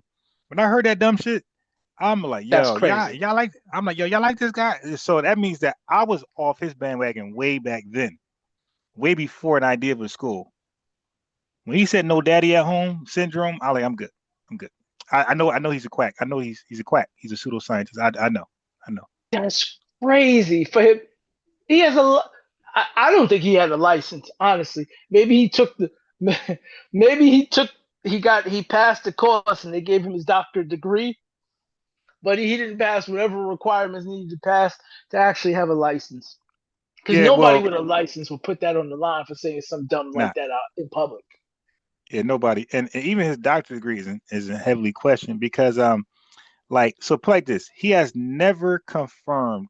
Like, he talked a good one, but he never confirmed his license degree. So this white dude had did some research behind him. It turned out that he found Dr. Umar's school and he found the graduates, right? All of the graduates had their dissertation publicly accessible. The only person who claimed to be at that school to not have a public dissertation accessible. Yes. Oh. So now, family, for you guys to be into conspiracy theories and can't connect those dots right there, he's the only one in that year to not have a publicly accessible dissertation. Everybody but him. So this dude is just sketchy all the way around, man. And then make the crazy claims he's making, which confirms like he ain't shit.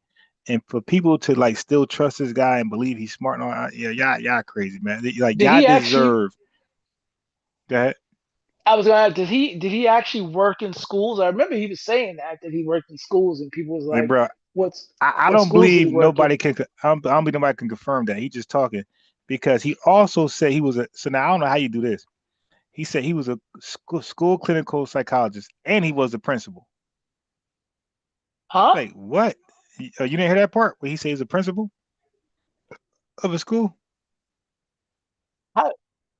Yeah, No, I Dr. didn't Umar hear said. that. I didn't hear that part. Okay, No, give me I five. didn't. He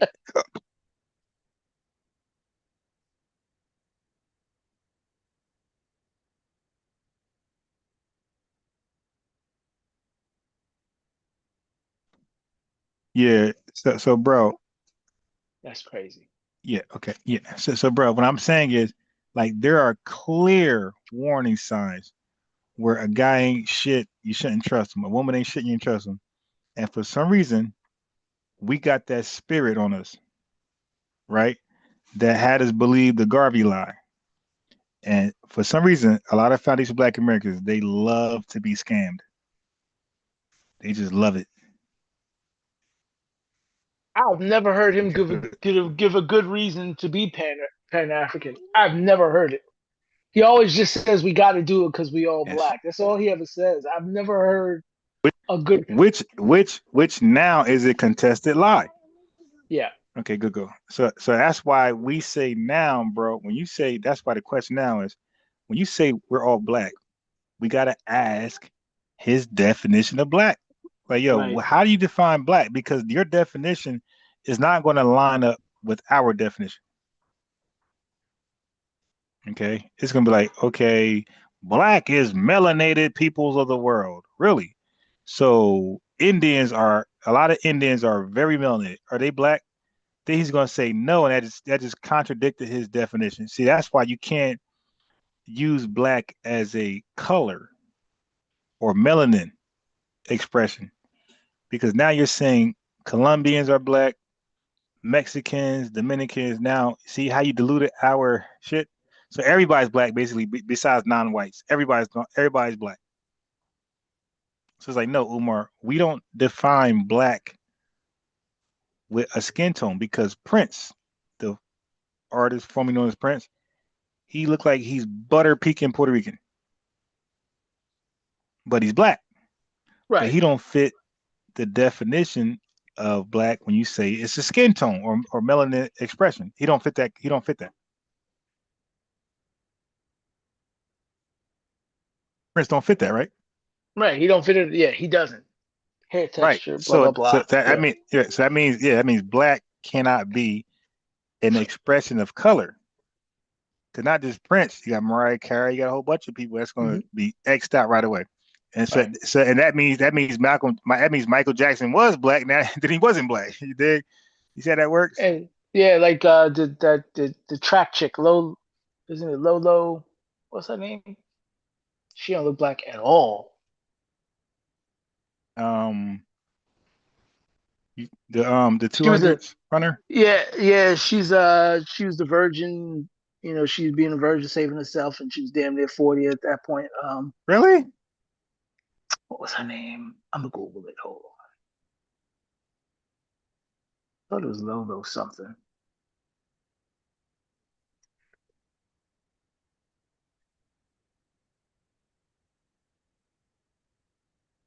Yeah, Lolo Jones.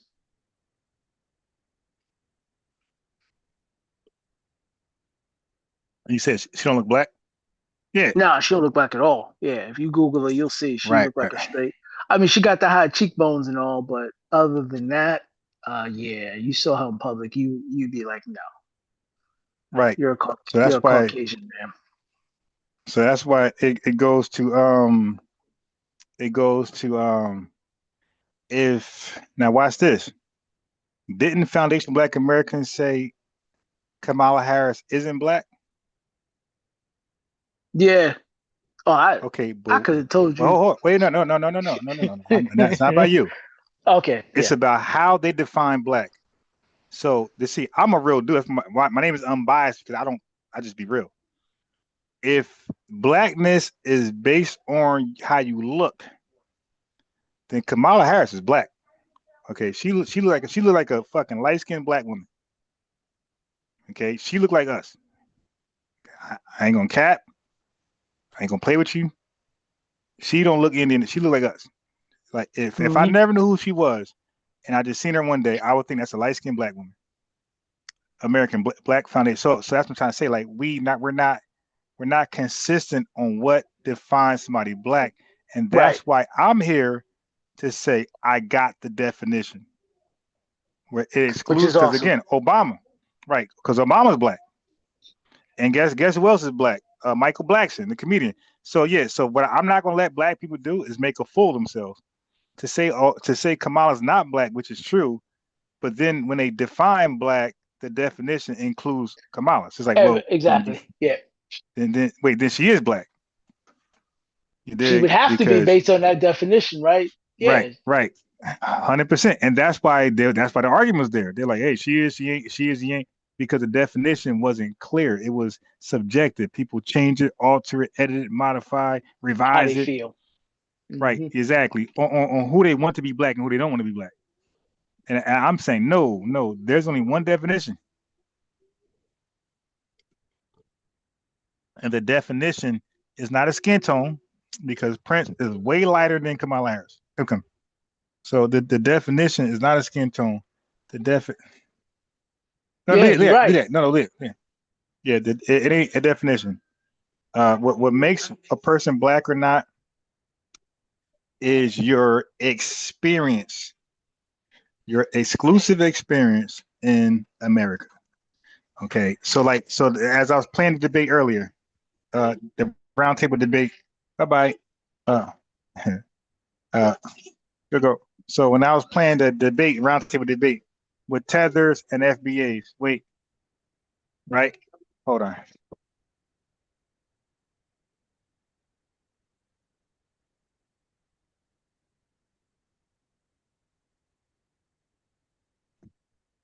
So even Tariq Nasheed sometimes get confused on who's black and who's not. So that's why, but Dan Cordon, because a Tether was calling themselves black to like hide their dirty agenda, and they kind of confused Tariq. But Dan Cordon, Dan was like, "No, you're not black." But Dan couldn't really articulate it the way I can. But FBAs are catching on that these dusty, musty motherfuckers are hiding behind black to usurp our, ethnonym, just to stay in our, to hijack our shit basically. So a lot of people catching on. A lot of people say, okay, yeah, you're right. Black ain't color, because you look black, but you ain't black. So it gotta be something more than color. So people are catching on that black ain't color at all. Again, Prince, black is a 400-year or older, 1526. If you're from the lineage of 1526, then black is older than 400 years, right? But black is a 400-year minimum experience in America, right? That's it. Started, from 16, 19, maybe earlier, all the way to 2026. So it's not a color, it's an experience. So if you have not experienced chattel slavery in America, you have there's no way in shape or form you can justify being black. And don't forget, truth teller, black ain't a fucking feeling, it ain't a color, it's an actual ethnic name to an ethnic group that shared the same ethnogenesis. So black is literally, so black is literally the name of our ethnogenesis that we talk about all day long. That's what black is. So people can agree. act. Yeah, right, I 100% agree, and I'll be voicing that publicly. Yeah, because what I encourage is for you to play devil's advocate. Like, give me what they would say. You dig? Well, what about this? Like, so I can further debunk because a lot of people don't know how to like represent this argument, so they'll get caught up in counter arguments from like other people. So give me something from what I said. Give me a rebuttal that you think that they might say to what I just said. They'll probably reference the country that they came from and say it's an all black country, or basically it's a country full of Africans, and they'll say because the Africans are black, so therefore it's an all black. No. Africans are African, so there's no such country called. Okay, so when you look at Africa, well, let's start with this: African and Africa and black are not interchangeable. You can Google that right now. Just go into your Google and ask Google, is African and black interchangeable? You will get an emphatical no. Okay? We know that black and African are not interchangeable. Okay, you can't replace the two with each other. Right. That's done. Okay, so now we know that. So I just debunked that. That's a lie. So we all can Google right now, African and black, and it's not interchangeable. Okay, go ahead. All right, so let's see what else they'll say. They're documented here as African Americans, and again, African Americans are black. No, they're not documented as black African American. Prove that. So no, I know. That's what I'm saying. No. I'm saying. Look what I'm saying. Oh, I'm playing advocate. Gotcha. Yeah, exactly. Gotcha. I'm not talking to you. Gotcha. Like your cosplaying is one of them. So I'm gonna ping pong it back to you because we're playing ping pong. Cool. I'm gonna say no. You just lied. They're not documented as black African American. Prove that. Back on you. My driver's license says black as my race. Okay. Right. Race. What's a race? It's based on it's a classification for me being from a particular area in the world. And that mostly being from Africa or any place where dark-skinned people live. Yes. No. Okay, cool. Mm-hmm. But let me help you out. You can't say dark-skinned because Indians and Colombians are dark-skinned and not included in the black race. So let me help you out. Race is something. Wait, first of all, when did this race thing start in America? By the way,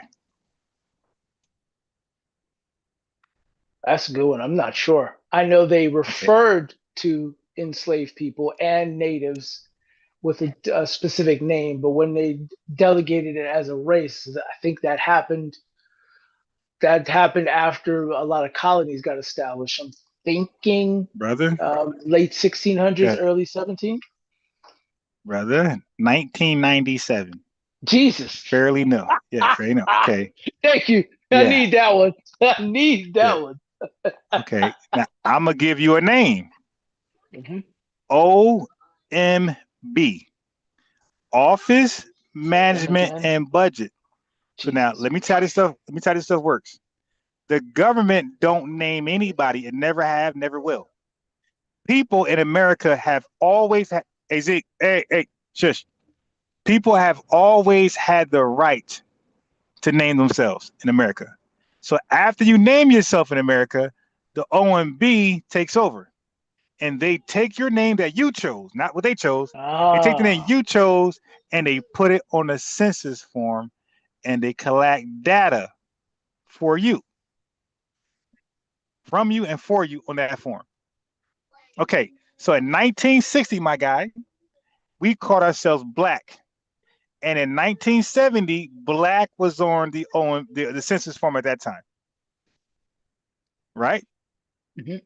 Okay. 30 years later, Jesse Jackson says, hey, we're not black, we're African American.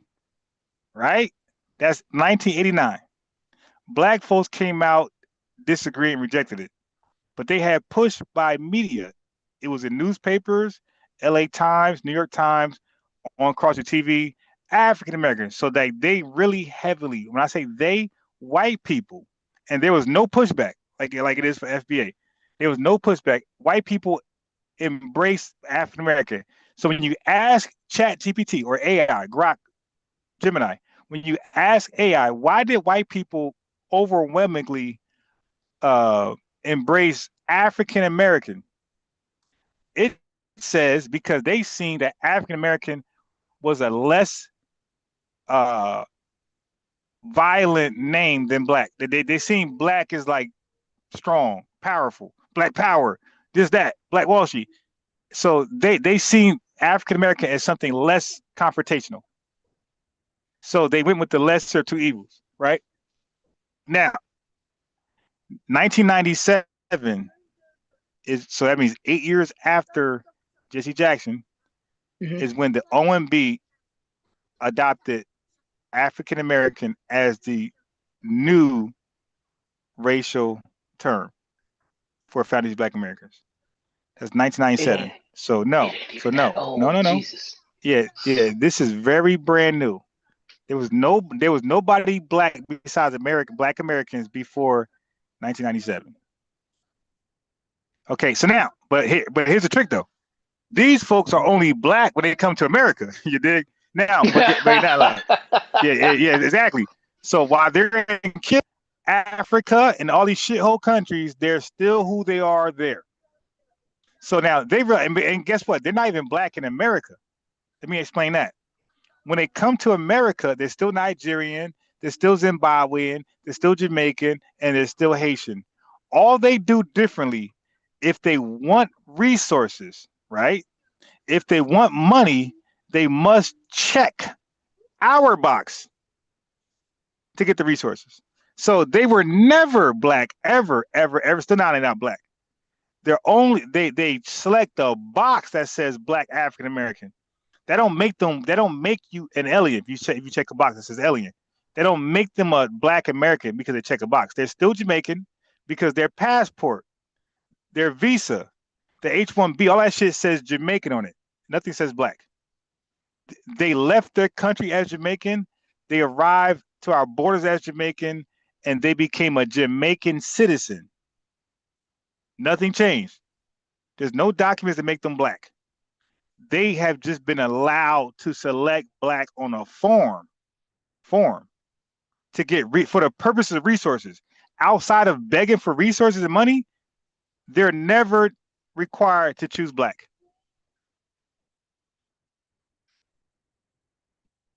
Oh, that's true.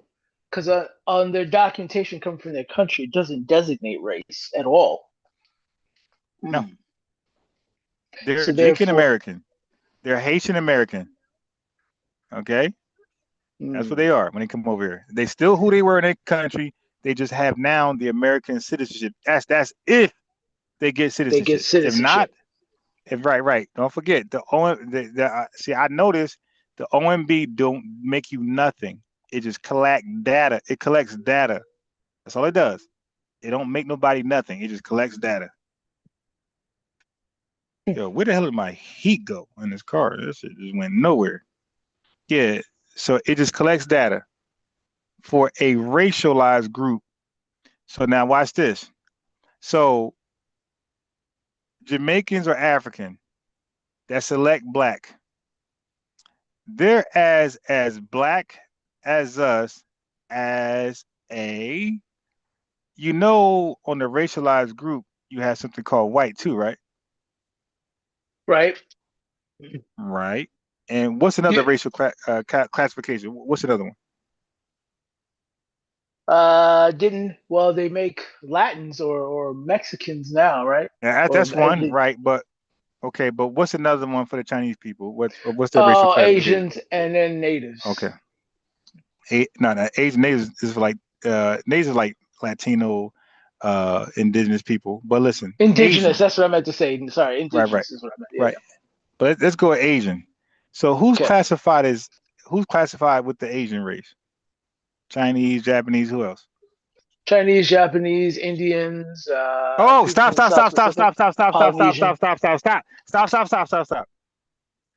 Are Indians and Chinese people related in any way, shape, or form? No.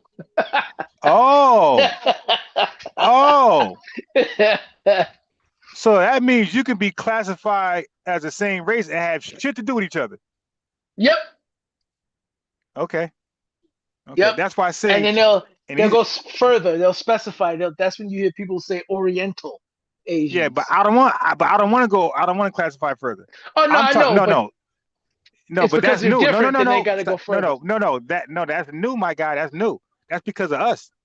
That's new. The old forms, that was it. Asian, black, white, Asian, and other shit. That was it. And I think it's 5. But that was it. There was no other nothing. That covered everything. People didn't like that. So we're not the only people delineating. Hispanics didn't like that shit, and neither the Asians. Chinese people did not like to be grouped up with Indians and Japanese.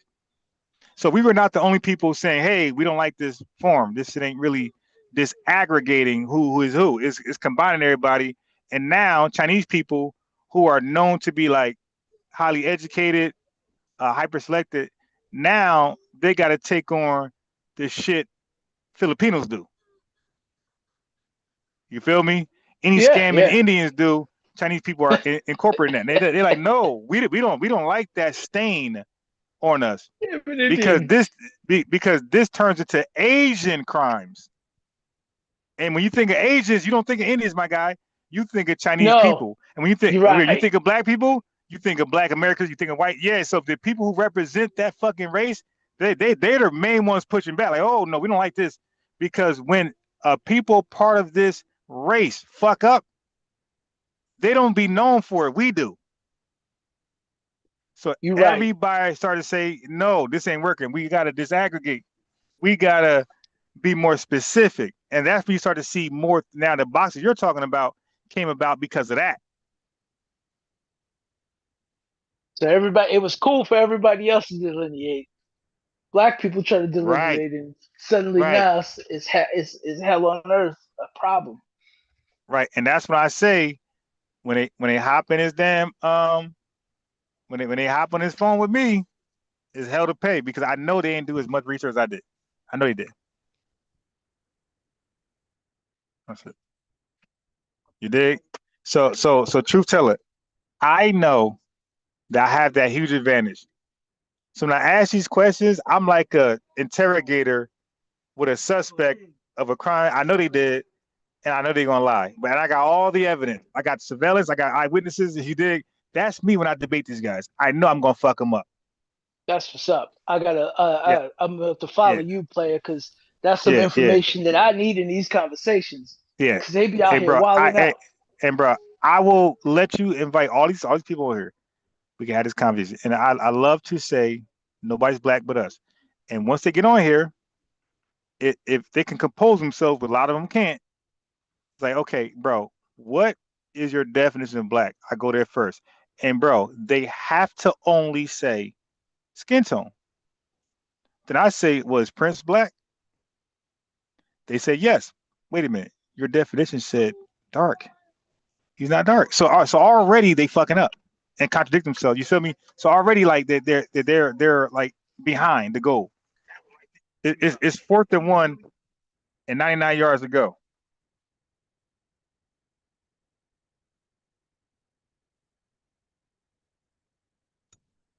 Now you go ahead though.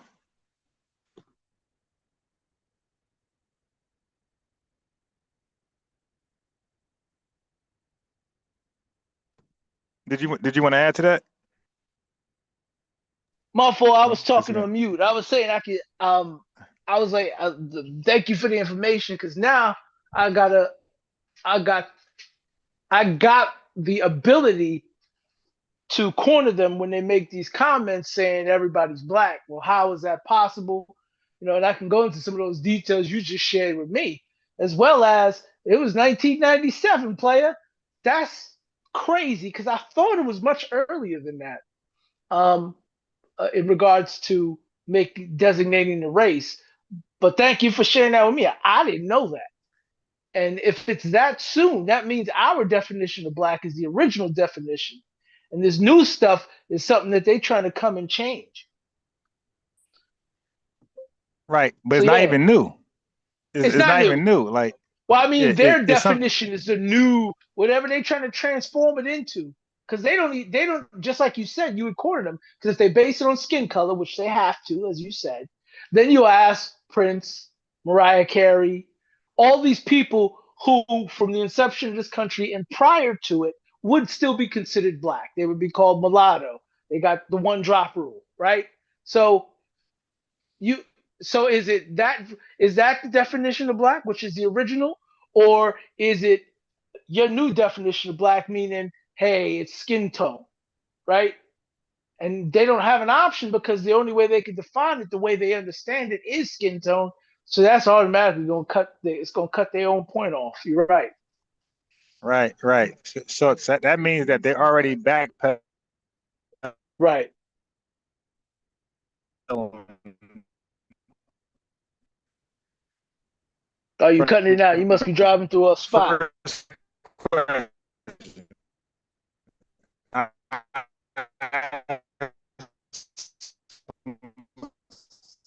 No. You're digitizing. My first question is how you define black. Okay, all right, we're going. Take over. So our understanding of black, which has to do with our ethnicity more than race, and seeing how the established definition of the black race is in 1997, and the established definition of black people was almost a century or more before that. Anyone who's considering themselves black and not understanding what it really means, either one, doesn't understand what black is, or two, doesn't care to understand what black is and just wants to associate themselves, i.e., tether themselves to being black to reap some of the benefits while they can. They don't come into this country with a designation of black. They don't even get pinned as being black unless they select it when they get here. And as we know, being black isn't a choice in this country. It's what you're born into. But honestly, they don't really have a way of claiming that they're black. They're just not. Their parents weren't black when they got here. So because you were born here means you're black all of a sudden? That's insanity. So I appreciate you, Ron, sharing that with me and giving me some ammunition and a better understanding of how illogical this whole I'm black too, or this black diaspora is. It's sheer lunacy. And honestly, it does prove, listen, their default setting is scamming, which we don't want to say because you don't want to actually say that about an entire group of people. But it seems like they trying to take over hip hop, they try to take over Black History Month, they try to take over Essence, they try to take over our history. They're trying to tell us we don't have no culture, we don't have no history, we don't know where we come from. It's like they're trying to G us out of our own stuff. They're scamming, and they just keep trying. This is a bad look, people from not from America, you Afro people from everywhere else. You don't want anybody or the rest of the world to look at you as scammers, man. You got to be upright, man. You got to fix this before you come here and sound this crazy. And honestly, this delineation, it's going to get worse. You don't want Black people actually not caring anything about you guys. Because if something really bad happens, your rights get violated, you're going to want us to help you. And if you don't have our help, more than likely, you're just going to have to suffer on your own. I don't think y'all want that. So it's time to pay the cost to be the boss. Well, actually pay the cost to the boss and make sure that we're taken care of if you want us to help you later. And you better listen to what we tell you about how we want to be taken care of now. Not just throw anything at us and figuring it's going to be all gravy. Because we don't really need you.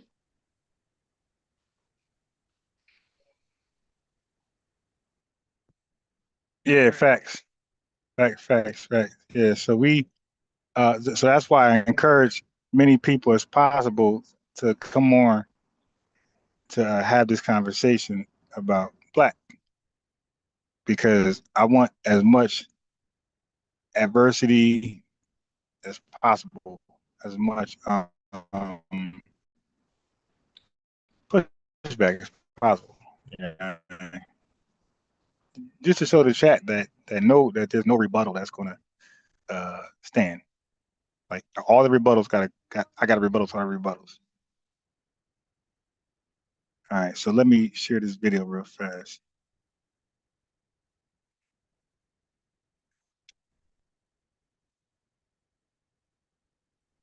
All right, give me a second.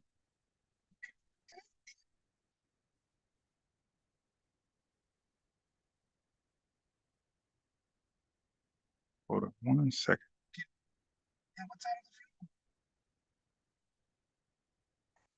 I think it's right here. Oh my God. Oh no. Hold on. I got to switch to my premium account. Hold on. Familyzy. Hold on, Familyzy. All right, I'm gonna play Tariq video real fast where he's arguing with a tether. Hold on. Shit. Yeah, well, they said that this year. Well, I don't think Mike wanted to. Okay, I got it. Okay, give me a second, fam. Let me share my video.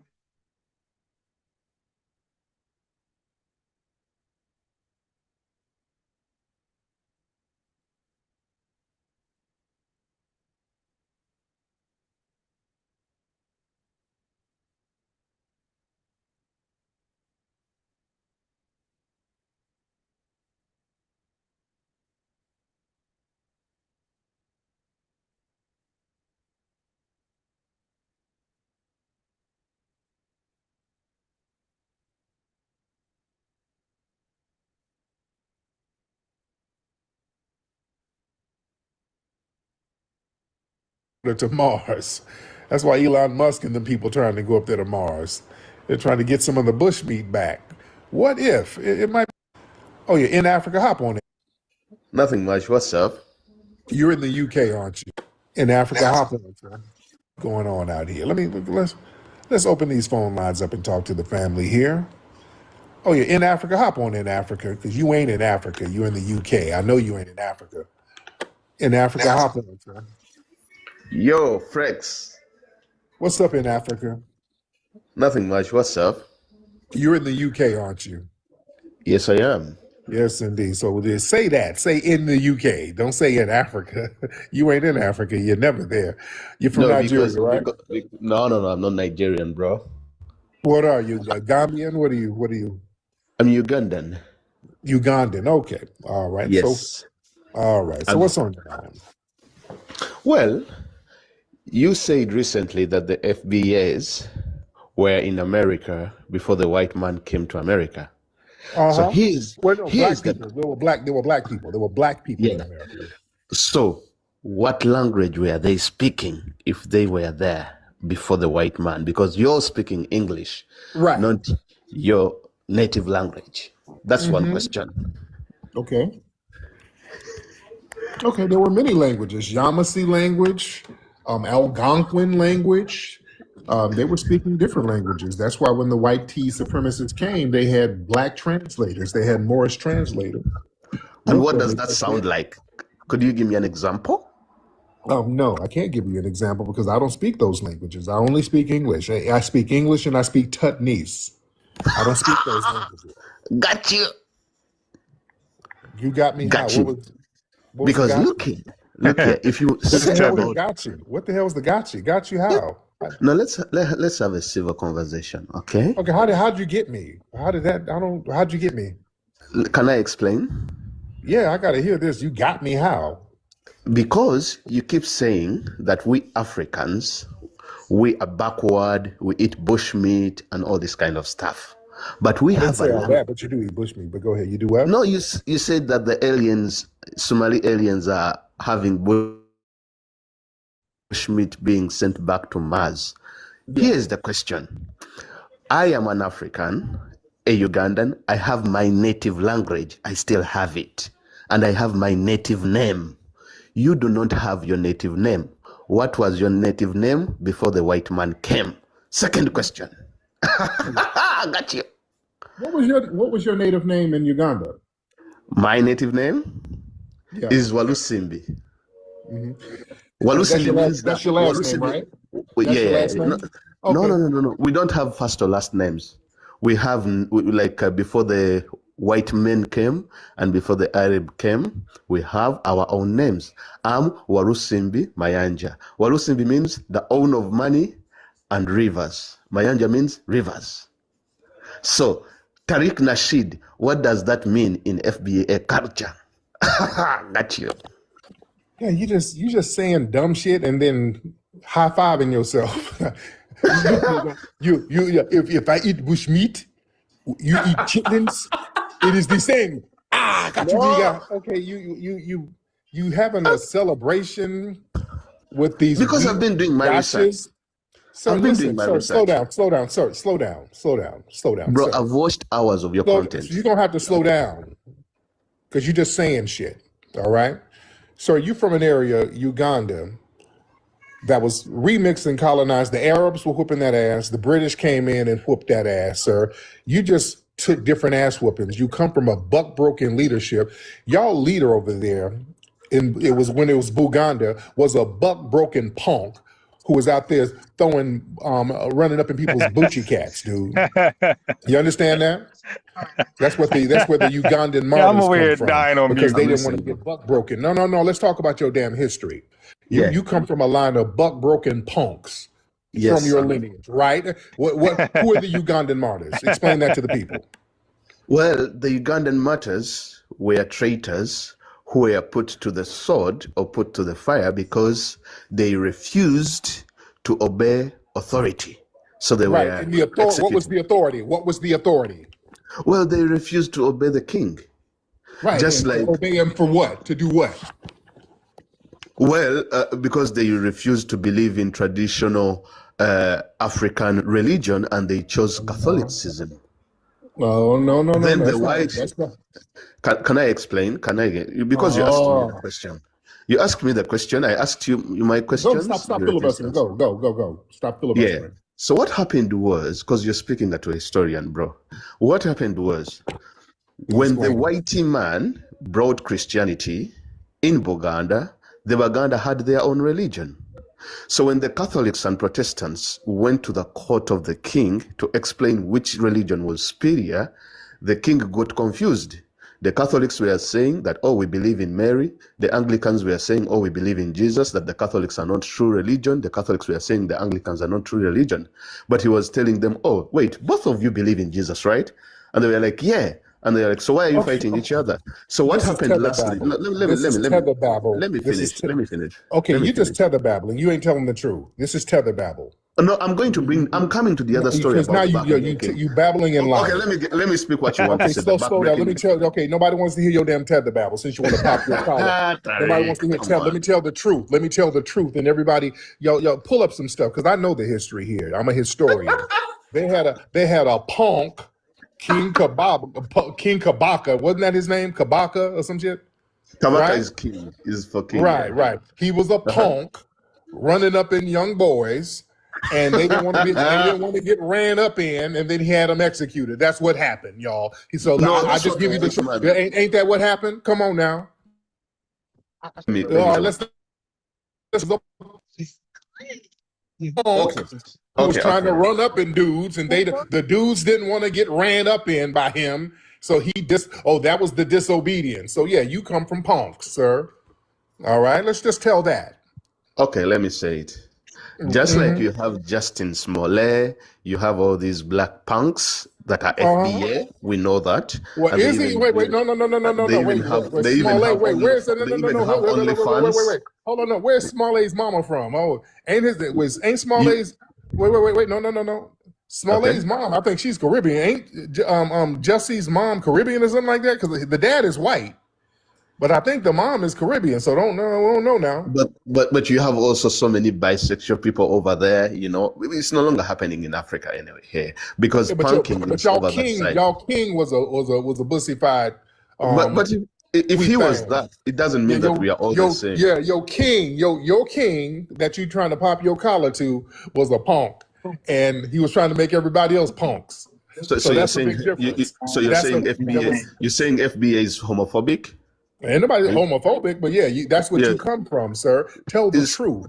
Tell the truth. Your king was trying to buck break dudes. All right, let's say that your king was out there trying to buck break the subject. So yeah, that's a problem. But that's what the white man said.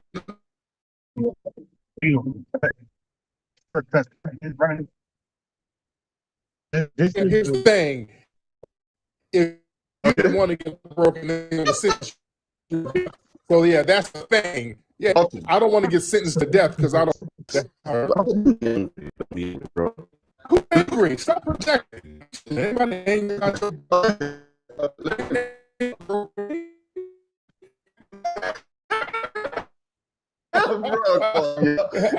you mad? That's why you ain't over there. Okay, let me ask one question. You didn't want to have to give up no pussy either, so you ain't over there. You over there in the UK. Hell, you got the hell on up out of there, didn't you? No, that's not fair now. Come on. It is fair. Okay, let me get some more people. All right, get up out of here. Get the hell out of here. That's enough for you. You ain't about to call up bragging about your damn homeland. Bunch of wide pussy punks running your shit. The hell you think you talking to? Like we don't know what's going on over there. No, nigga. What you don't understand is there was a monarch and they obeyed the king in Christianity. Man, if you don't miss us with them village stories, dude, miss us with them village stories. See, they think we don't know their history. They think they can come over here and run that game. No, I know your history, buddy. Oh, I know your history. Then you're going to start giggling because you know I know the truth. You ain't going to run that village shit on me. They try to run them village stories on me. No, y'all had a whole sassy ass queen as y'all king over there. Y'all look up the story of King Kabaka Mwanga. That's when the country was Buganda and the boo was for bussy. All right? So let's bring truth to power. We're gonna try to do some. I got you, nigga. Got you? Got me how? Come on, you got me. And you from Uganda? Are we gonna really uncover some history? Let's uncover some real history here. What the hell are you talking about? Man. You came to Washington, should have went over the bridge. These tethers, they are funny. All right. Let me get some folks in here. What's that last Who is this? Brother, if I decline, I'm declining for a reason, bro. Hello, bro. Get your ass out of here. I'm declining for a reason. One battle, bro. Damn. I'm a reason. I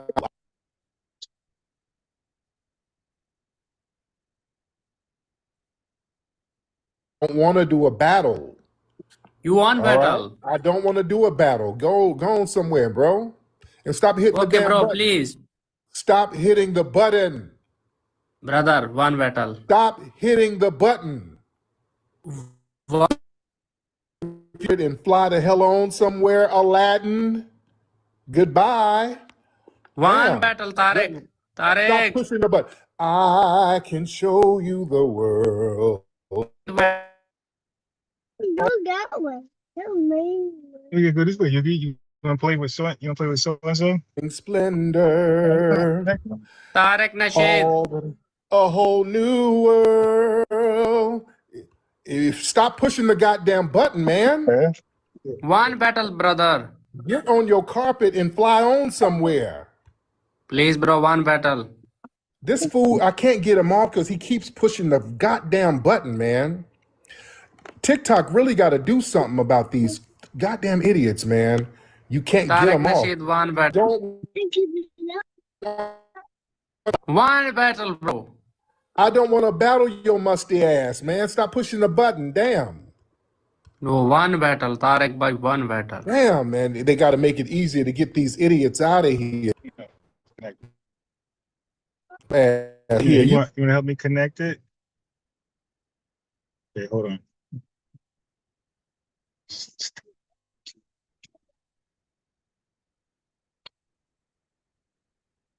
Get a little laugh on, man. Let daddy's phone. You want to get that daddy's phone? Where you at? No, I'm trying to see you. Let daddy. It's me.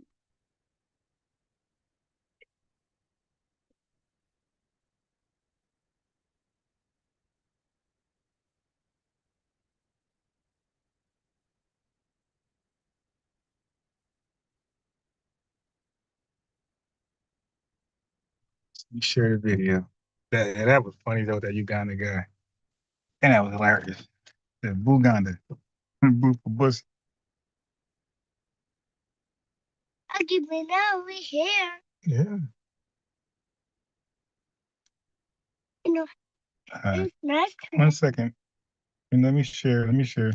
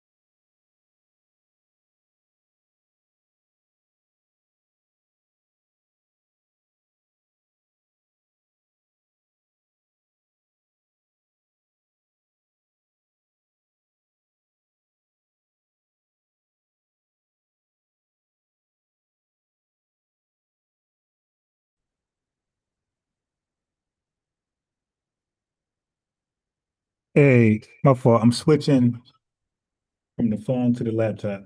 Yeah, I was hollering at that woman dancing. Oh, disgusting. Yeah. Oh my God, I was hollering.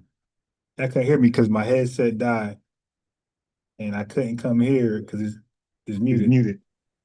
Okay. Okay. Yeah, but when that big bloated woman was dancing, I was big belly bloated. I was hollering, y'all, like, yo, there's nothing sexy about you. I know there's thirsty FBAs out there that's like, oh my God, in tether love. They're in tether love, not me. Okay, I got 100% discipline like Malcolm X. Yeah, if white supremacy or tether supremacy sending me a woman, that's not gonna That's not gonna work. It's not gonna work. I'm not thirsty. I'm not desperate. That's not gonna happen. Okay. I feel sorry for you guys who are desperate and thirsty. But with me, nah. You gotta do better than that. All right, hold on 1 second. I'm gonna finish, yo, but I was hollering, yo, at that big bloated belly dancing woman. And give me a second, family. I'm switching over. So now I can finally see the chat. Couldn't see the chat.